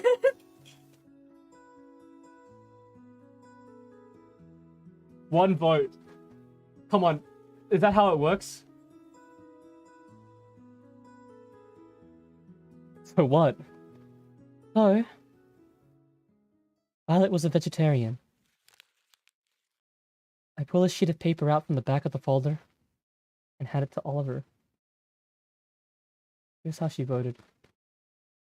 You want to blame yourself for her death? I can't stop you from thinking that way. I don't think that's reality. Grabs the form and starts scanning it. He voted to have it at the school. Voted just like I did. Because she hated the beach, Oliver. Of course she'd vote that way. You're right. Location for graduation was ultimately decided by one vote. So, going by your logic, every student that voted the same way you did is equally responsible. Including Violet herself. That's not true. That can't be true. It's not Violet's fault. Of course it's not. Nobody planned for that to happen to her. I understand wanting someone to blame for all this. But that's not how the world works. Sometimes there's no one to blame. Sometimes life is just chaotic and inconsistent and cold. But you're still warm. You still have control. You get to decide what details have meaning and which are just frivolous specks of chronometric dust. And so do I. Which is why you don't get to decide if you're important to me or not. I love you so much, Oliver. And you don't get to say that I shouldn't. I get to choose what matters to me. And so do you. I'm not trying to get you to think the way I do, but I at least want you to know how I feel. To me, you're not some selfish monster. You're not powerless either. And you won't ever be worthless. There's no such thing as a worthless human being. Oliver looks down at the bottom of the form. That's her handwriting. She asked if you could eat black bean burgers instead of pizza. He asked if you could make some and bring them to the event. The dork. A freaking dork. He places the form behind him on the bed. How did you vote then? I'm curious. I voted for the beach. I wanted to go swimming afterwards. For all time's sake. Is that the truth? It is. Did you hate her then? What? Did you hate Violet? I'm leaving either way, so you might as well be real with me, right? No. I couldn't hate her. Not after seeing how happy the two of you were. I just want people I love to be happy. That's all.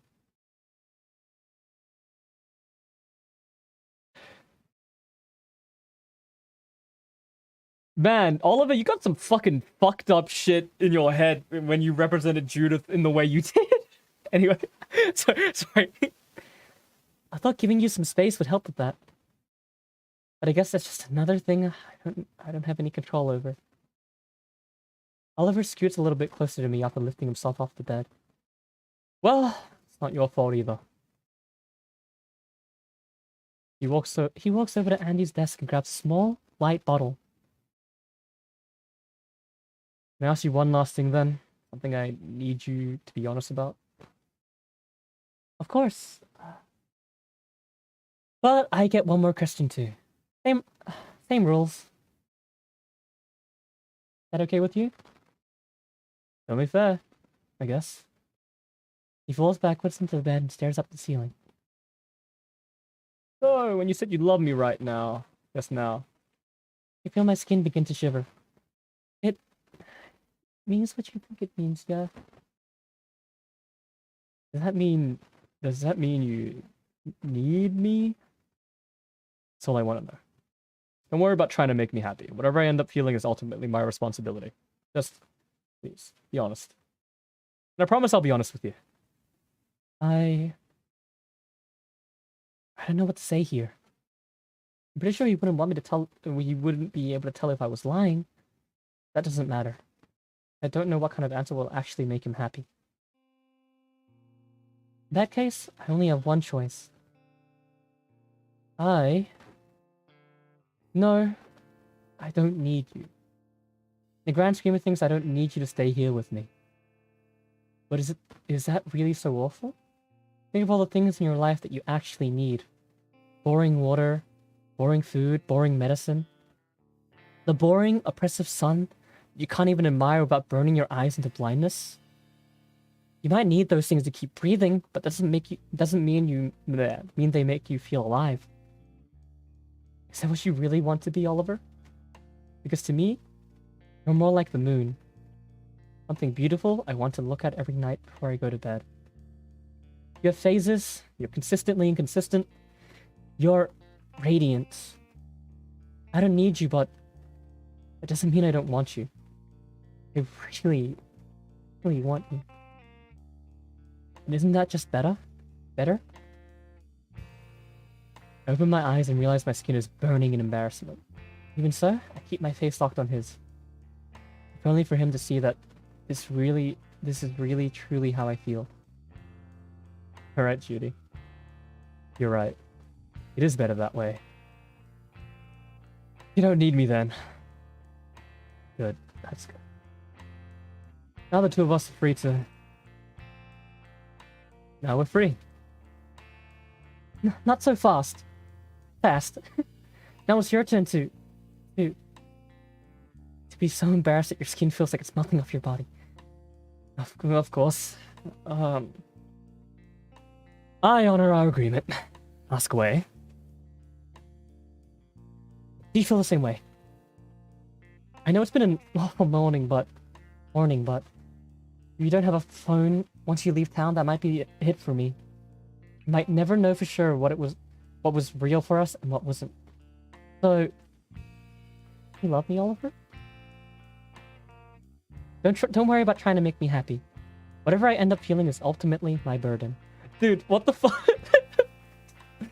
Please, be honest.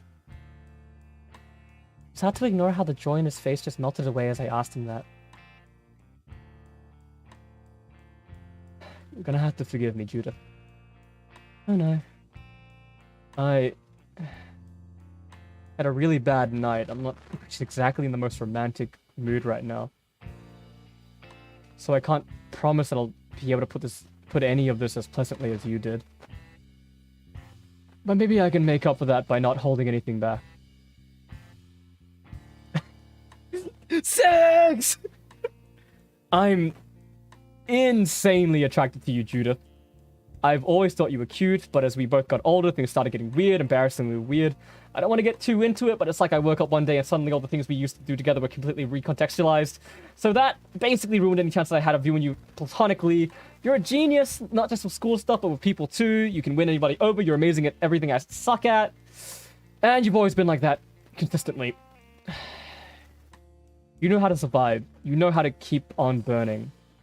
You're everything I could ever hope to be. And that scares me. You scare me. It scares me that I'm still attracted to you after everything that's happened this summer. It scares me that a relationship with you feels inevitable. I'm scared of how little I can offer when placed next to you. I'm just scared that sometimes when I look at you, all I see is everything I lack. I'm scared that I might be in love with someone that I'm only ever able to take from. Like I'll only be able to shine if I keep borrowing your light.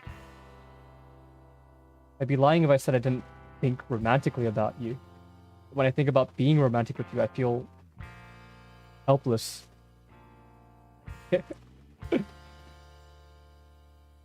Maybe I won't feel like that forever, but right now I think that's what I need.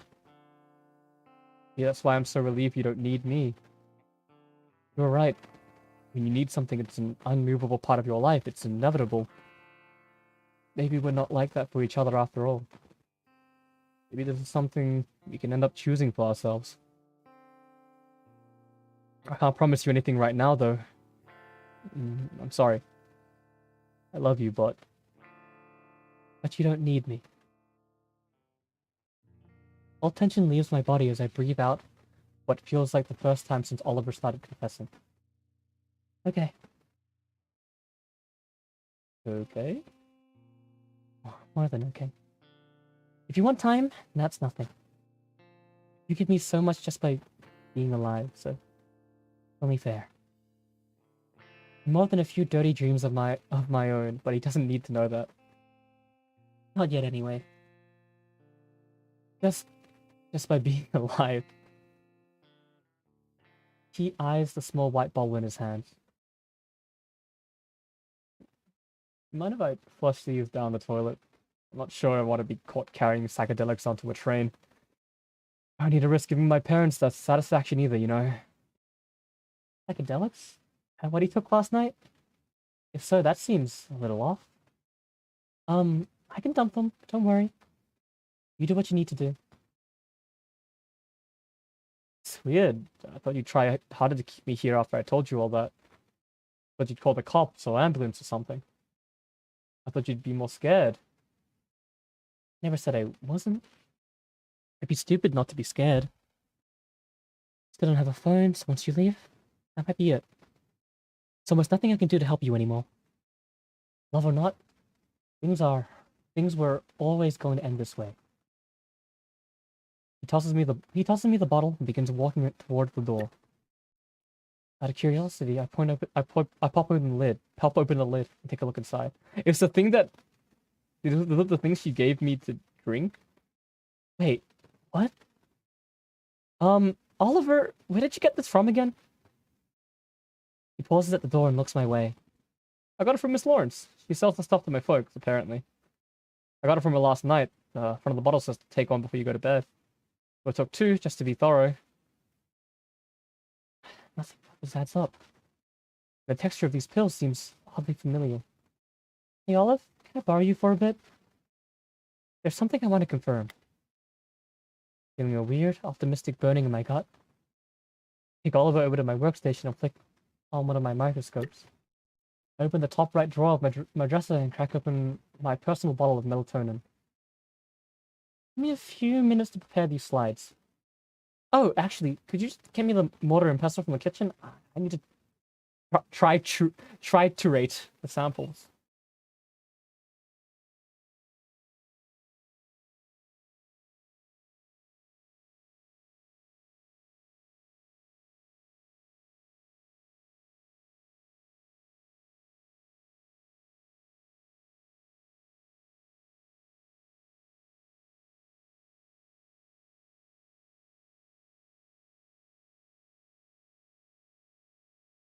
Family gang. Okay. Oliver runs out of the room and I slide on my lab coat. My hypothesis is correct. That means I had you pegged all wrong. Judy Lewis Lawrence. Got more of Violet in you than I thought.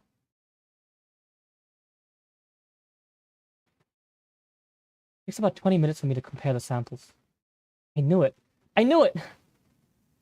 I don't know if it's due to relief or sheer absurdity, but I start laughing. What? What's so funny? Oliver, this is melatonin! Miss Lawrence didn't give you psychedelics. She gave you freaking sleeping aid. What? No, she didn't. I mean, are you sure? Here, take a look yourself. I've Olive looked through the microscope on his own a few times for good measure. As you can see, your sample matches the control perfectly. Its solubility in water is identical as well. Down to the core, they're both melatonin. But that doesn't make any sense. Woke up feeling like shit. You saw how it was. You've woken up like that before, though, right? Aren't intestinal problems common for people with autism anyway? That's more for children, I think. Even so, it's possible that your experiences were escalated by a placebo effect of sorts. If you thought you drugged yourself, then it stands to reason everything was way worse inside your head than it ever could have been in reality. I don't know what you dreamed about last night, but if it was bad enough to make you wake up vomiting, it must have been a horrifying caricature of your actual life. It wasn't real then? No, it wasn't. It was a dream. No way it could have been. But that doesn't mean what you felt during it wasn't real. You should give yourself that, at the very least. This is it? Am I finally breaking through to him? Basically, I was manipulated. Right. Oliver slides away from me and begins moving stuff into his luggage. And that means there's only one other person for me to left. Sitting up there. Can we stop by Violet's place on our way over to the train station? Get a second opinion before I leave. Need to hear her say it. Don't want to go to college? I might as well. I need to get good enough at writing fiction to finish the story anyway. College seems like a pretty decent way to make that happen. Not only that, but Violet didn't get to go. He didn't get to leave. Or, yeah. I see. This is really it then. Flings his backpack over his shoulder and looks around my room. Thank you for letting me stay here, Judith. I knew this wasn't exactly a great ending to our endless summer, but I'm glad I got to spend it with you. I'll try and find a way to make all this up to you, okay? All I want is to get you where you need to be. I don't want anything else. This is enough. You being alive is enough. Frowns, moving past me on his way out the door. That's basically a lie, isn't it? He exits my room, flicking off the light before I'm able to follow him out.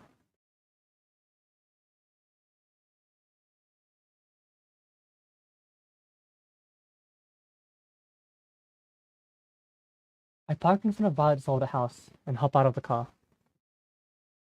Could I come in with you? That'd be nice, yeah. Miss Lawrence sold the house last week, so I'm pretty sure she's still leaving for Denver. Plus, I'll be real, I have zero idea how this is going to turn out. I always feel safer when you're around, Captain. Oh, don't call me that, Oliver. We're adults now. We're not playing behind the church anymore. Doesn't change the fact that I always feel better having you on my team. Because a captain protects their crew, right? It's what I'm best at. I bet that gets hot after a while. Easier than you'd think it'd be, Olive. Here, I'll show you.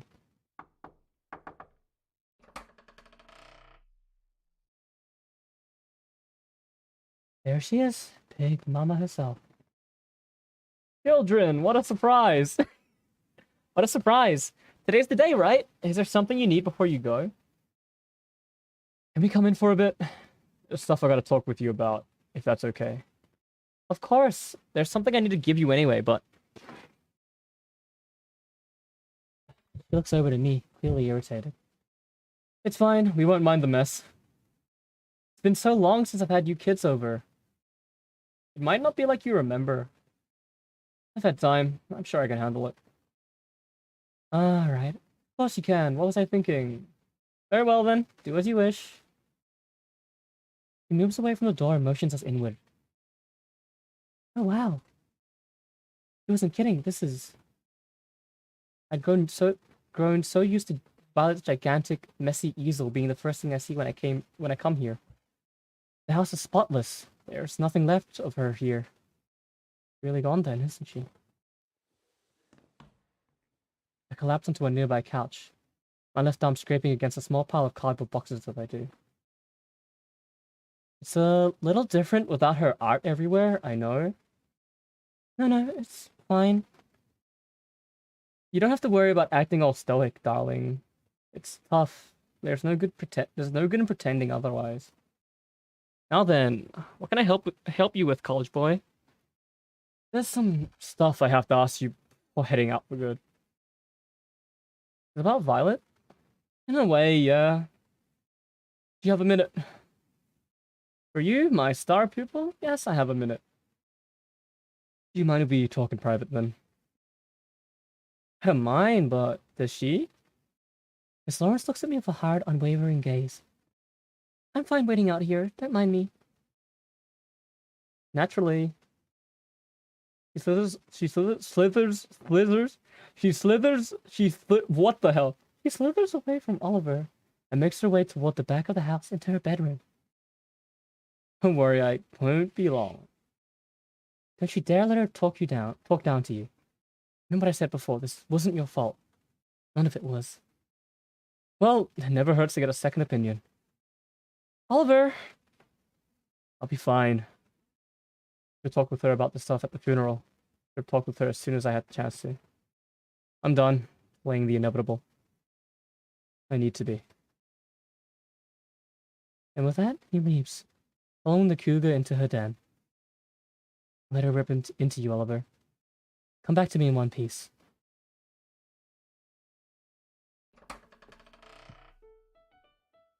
I hear the door to the bedroom swing open. I wasn't able to hear anything that they were discussing, so I pry myself to glean something from their expressions. But they both seem oddly calm. Sorry about the wait. I think we're good now, though, right? I'm fine if you are. Unless you're heading off to go hash things out with Dolly and your father. In which case, I may have one or two more things I'd like to run by you just to be safe. Nah, I think I'm all good there. They have my mailing address and stuff, but I made sure that's all they have. I've got nothing I need to say to them anyway. Good. No shame in avoiding pointless battles. And besides, you're a free man now. You don't have to do things their way anymore. Now then... Miss Lawrence leans in and gives Oliver a firm-looking, yet brief hug.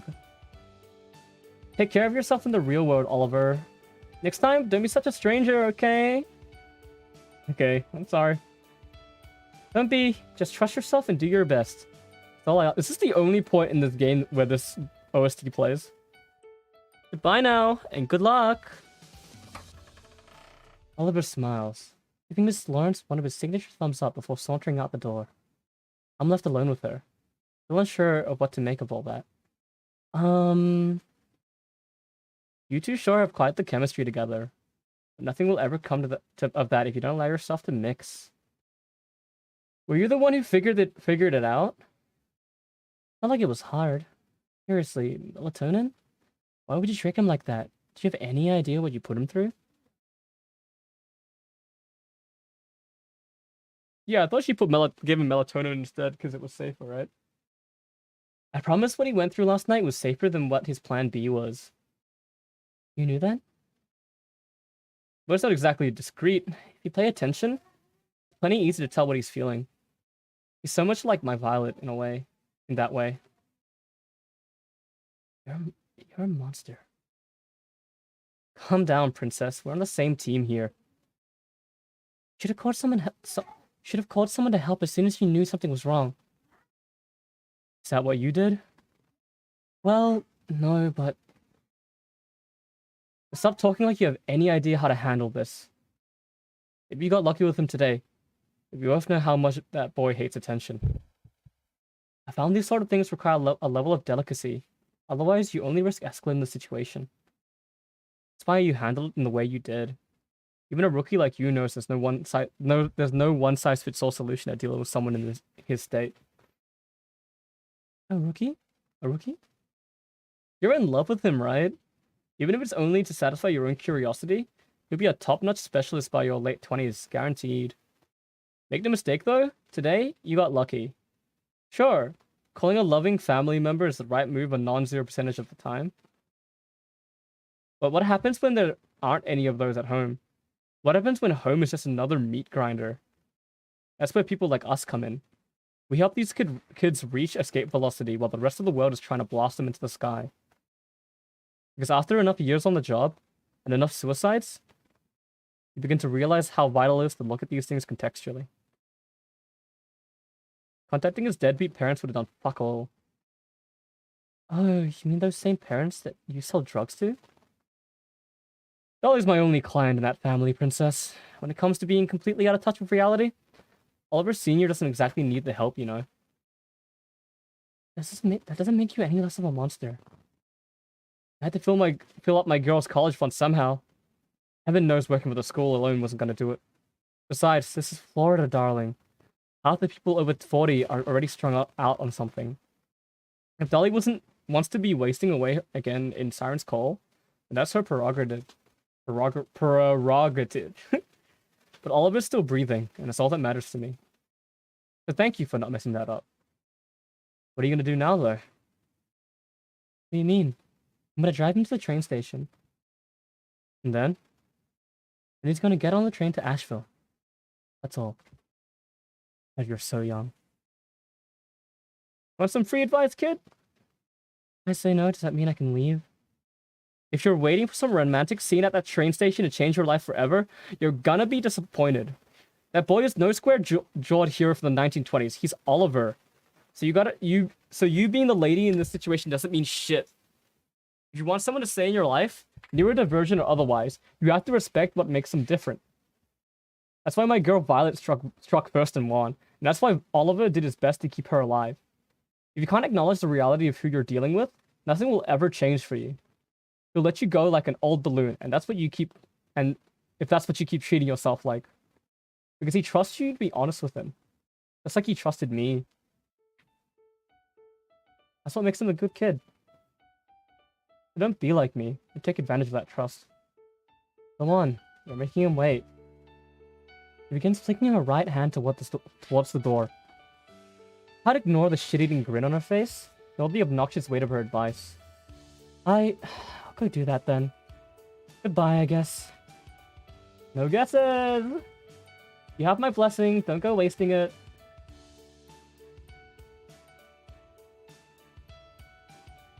I start the car in front of Violet's house one last time. This is it, isn't it? Goodbye, Violet. Thank you. I look over to Oliver. You ready to get out of here? Not even remotely. But, sure. Let's go. Any other stops we need to make? Anything else you need to tell me before I take you there? Only that this didn't go nearly as bad as I thought it would. In my head, it was way worse.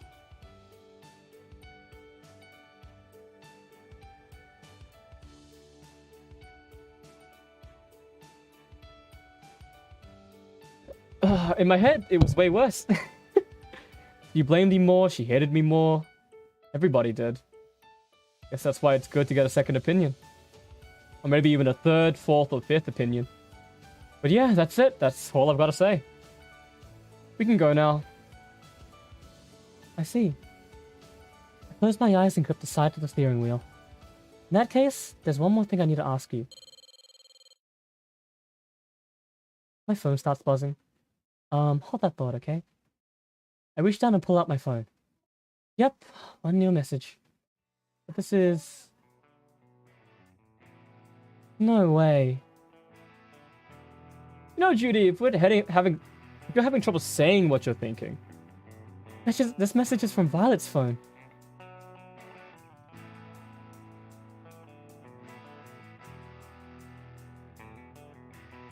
You can always write it down for me.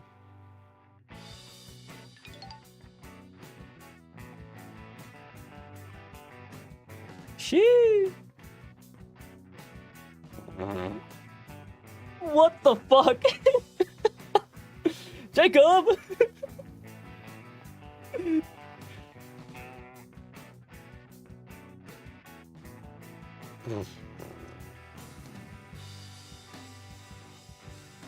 Huh. I'm gonna take a sip of coffee real quick. Oh shit, I spilled some.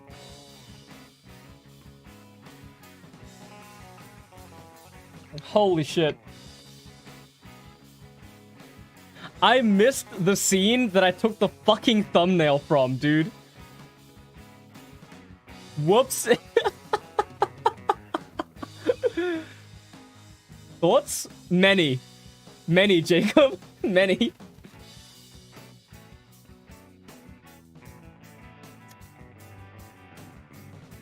But I think for now, can I leave you with like a blanket? I enjoy. It's the NFT disclaimer, Jacob. The NFT disclaimer, dude.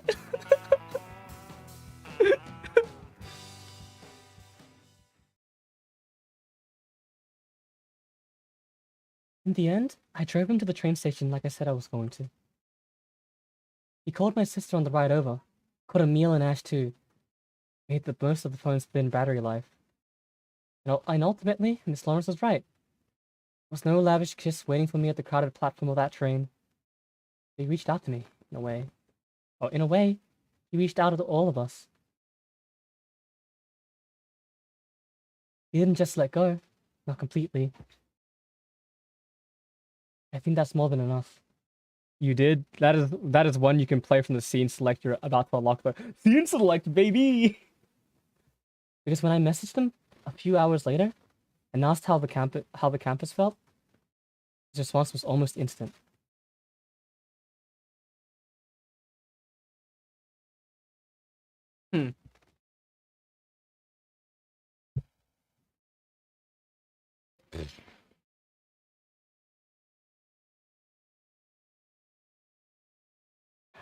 I have a lot to think about from this game, but can I leave you with a blanket? I enjoyed it for now until I organize things a little bit more.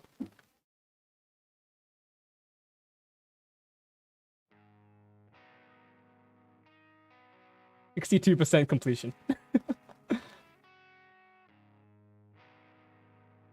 Oh wow, look at that big blank spot in category 3. I just went straight to Andy the entire time.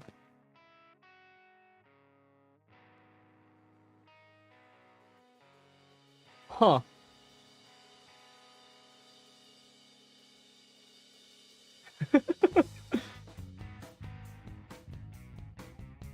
Oh, and also, the music in this game is absolutely incredible.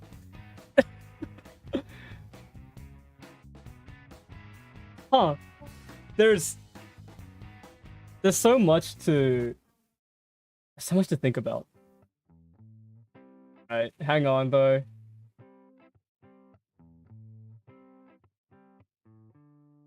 Scene select developer mode.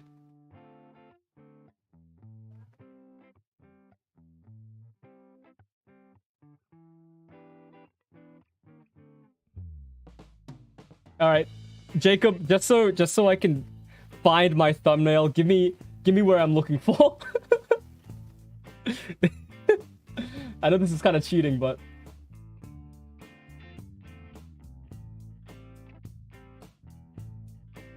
dude, it's pretty fantastic. It was a pretty fantastic experience from start to finish. Just fucking wild, man. And so there's a lot of analysis that I want to go through for this.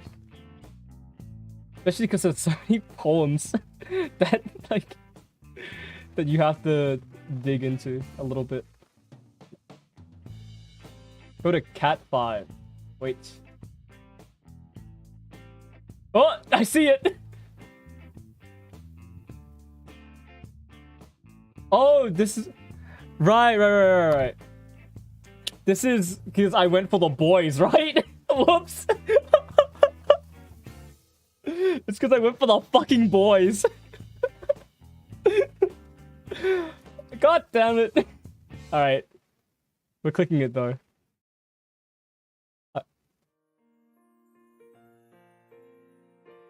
I got my a billion like +2s for Judith, so I'm cashing that in right now. I invite Judith over to drink tea for a bit. Oh, dude, having Oliver narrator again is weird. Oh, it's Dream Oliver narrator too. I invite Judith over to drink tea for a bit. It's doubtful that she'd need any sort of pretense for hanging out, but tea together is basically a tradition for us at this point. More than anything though, I want to see if I can get her to freaking relax for a minute. Baking, party planning. Oh, just Christ, even flower arrangement. She's always scheming up something to please the rest of us. It's the definition of neurotic. I don't think it's possible for a person that intends to suddenly start being hands-off. She used to be so into science, but now it's almost like she has no life outside of spoiling us. Which is why someone else needs to go and spoil her for a change. Pampering Judith is the only way she's gonna be able to learn how to chill out. She's always been the one to try and sweeten me up, but now she's my guest. And I won't allow her to be stressed. I hope I know what I'm doing here. Hey there. I wasn't sure what kind of tea we were drinking, so I baked some brownies just to be safe. Judith! Oliver Inception Judith. Because this is Oliver in a dream after getting drugged in his dream, right? They tend to go they tend to go with pretty much everything. Everything after all. Damn it! Brownies? Really? You cheeky little... God! Why did I see that coming? I'm not gonna let you hijack this, Judith.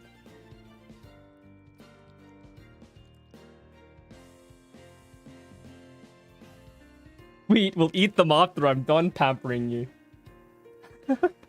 Good one. Pampering me? Right, that's richer than my dead uncle. Judith skirts past... That was a brutal line. Judith skirts past me and places the brownies on my desk. After grabbing a couple of plates and some cutlery from my desk, she begins deftly slicing the brownies into neat little squares. Come now. Like I would allow you to pamper me in any respect. You're my guest tonight, and... As her hands freeze mid-slice, I close the door behind me for dramatic effect. I see. The old reverse vampire technique. A classic. Well, as in, like, she can't leave without permission? Judith turns my way and puts her hands on her hips. Alright, so I'm your guest tonight. Is that important to you for some reason?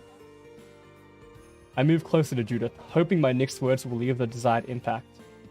I do my best imitation of a butler and bow accordingly to my mistress.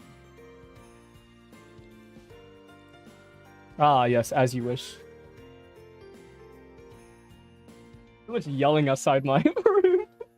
The next 2 hours, my only purpose is to serve you. I throw in a Lady Judith at the end there for some reason.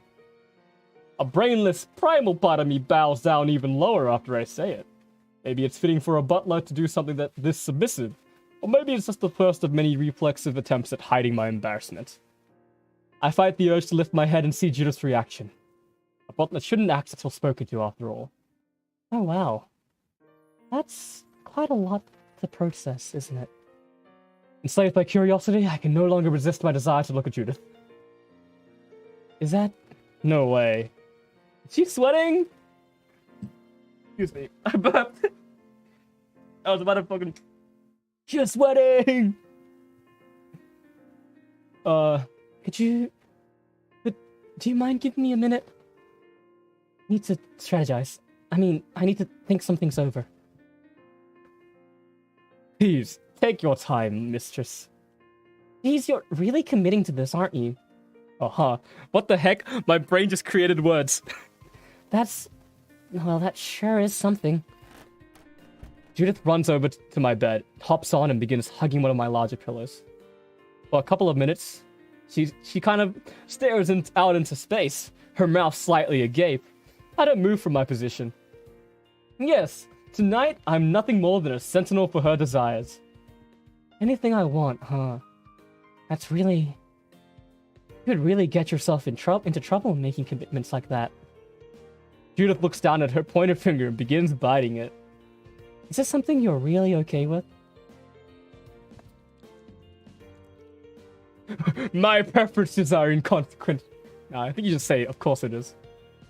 What a silly question. Of course it's fine, Judith. You've been comforting me like this for almost my entire life.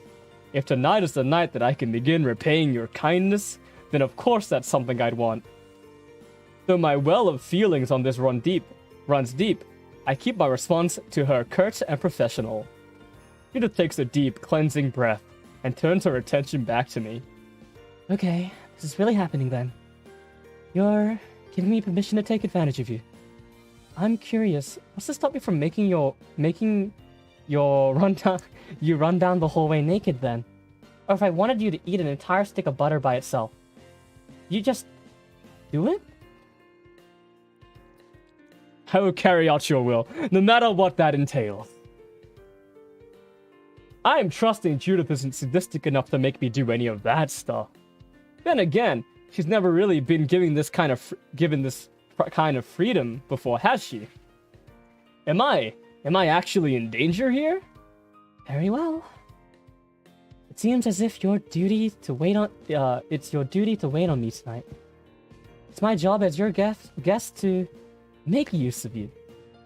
Judith places the pillow she's been hugging back on top of my bed and sits up straight. Now then, the butler, come sit next to me. Judith slides to the top edge of my bed. I do as I'm told and make my way to her side.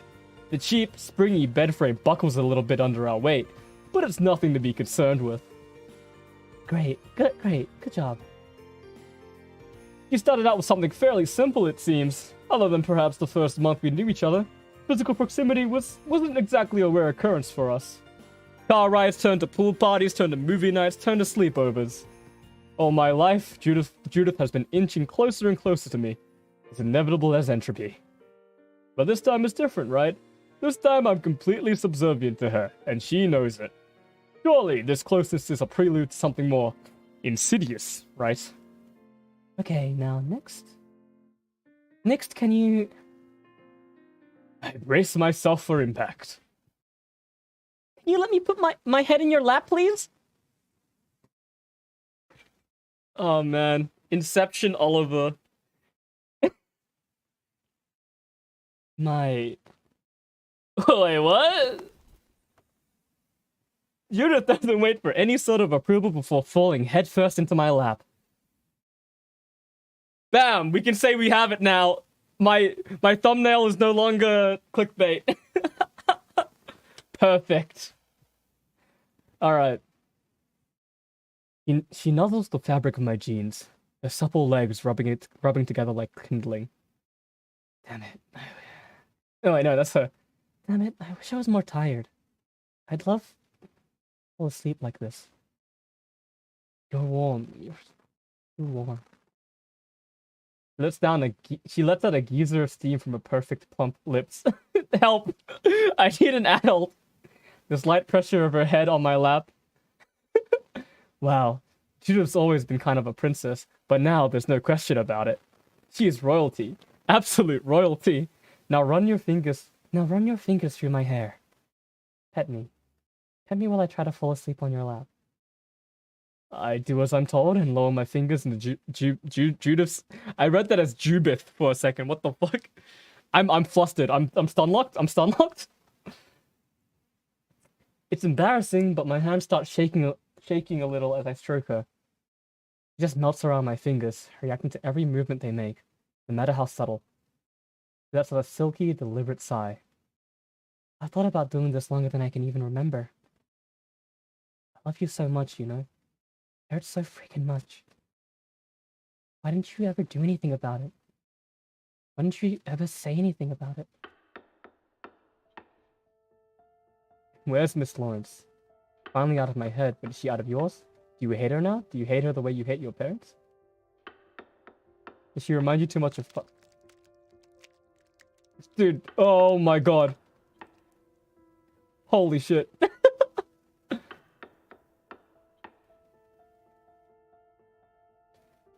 It's really interesting. Because, I mean, of course this is a dream. But it being like a double dream kind of recontextualizes all of this.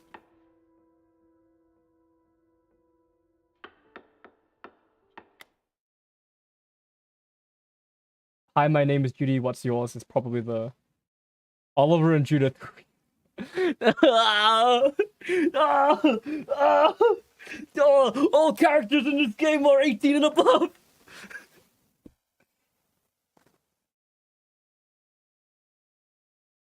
Okay.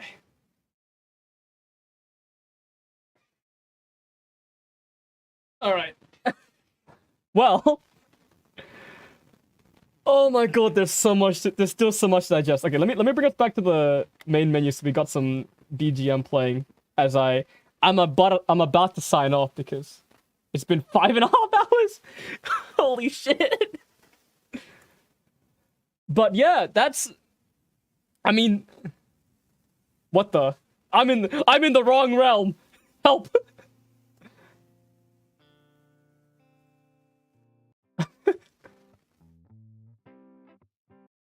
Wait, does this... Oh, do I have to change my category? Yeah, I changed my category first.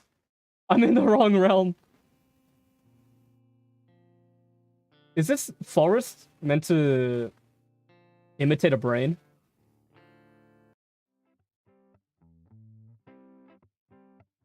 Exit the main menu now. Just like... Please bring me back to the normal world. Jacob, I'm in purgatory. Alright, if I scene select... And then I go to the prologue and then exit the menu. It should be fine, right? I shouldn't have locked myself in this.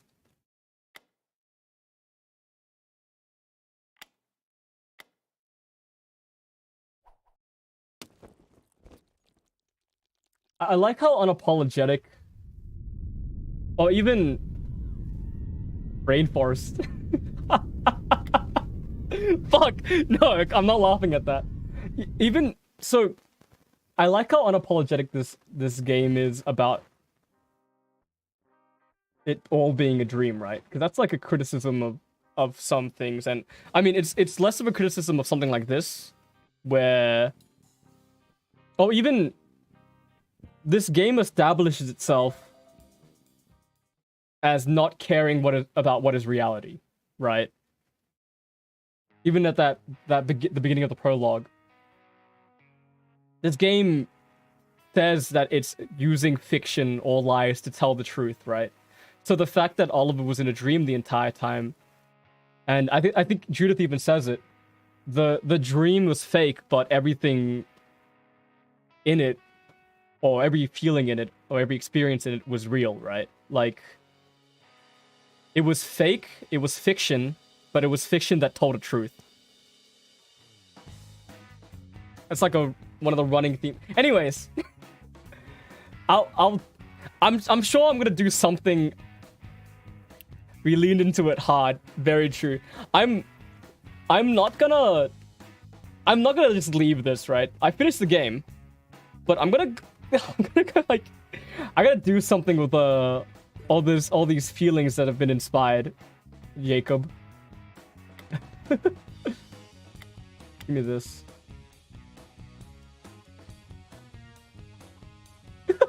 A scene pulled straight from your guilt-laden, lascivious dreams. We knew we could find a way to do that trope correctly. Oh, you did it very correctly. Oh. No, I actually I did spoil this CG for myself because I was like one eye closed looking through the CG folder for a thumbnail picture. Which is like the most dangerous thing you could do before reading a visual novel. So I'd spoiled the different forms of this CG. But I mean, out of context, I couldn't have imagined that it was, you know, dream within dream where you're trying to wake yourself up. What the heck? They're not gonna let me stay in there? You fuckers. Alright. Well, I mean, that's pretty much me done, and I have stuff to do very soon, so I will be signing out. But rest assured, I will be doing something with these emotions. It was a tactical thing to do, I respect it. Alright. Yeah, I mean, I guess I'll just sign off and leave you with this wonderful OST, and end stream. I've been Amuse. Thanks for stuck around, and I'll see you whenever. Probably with like Apex Legends or something less cranial than this, you know? Because this was an experience. All right, peace, bye.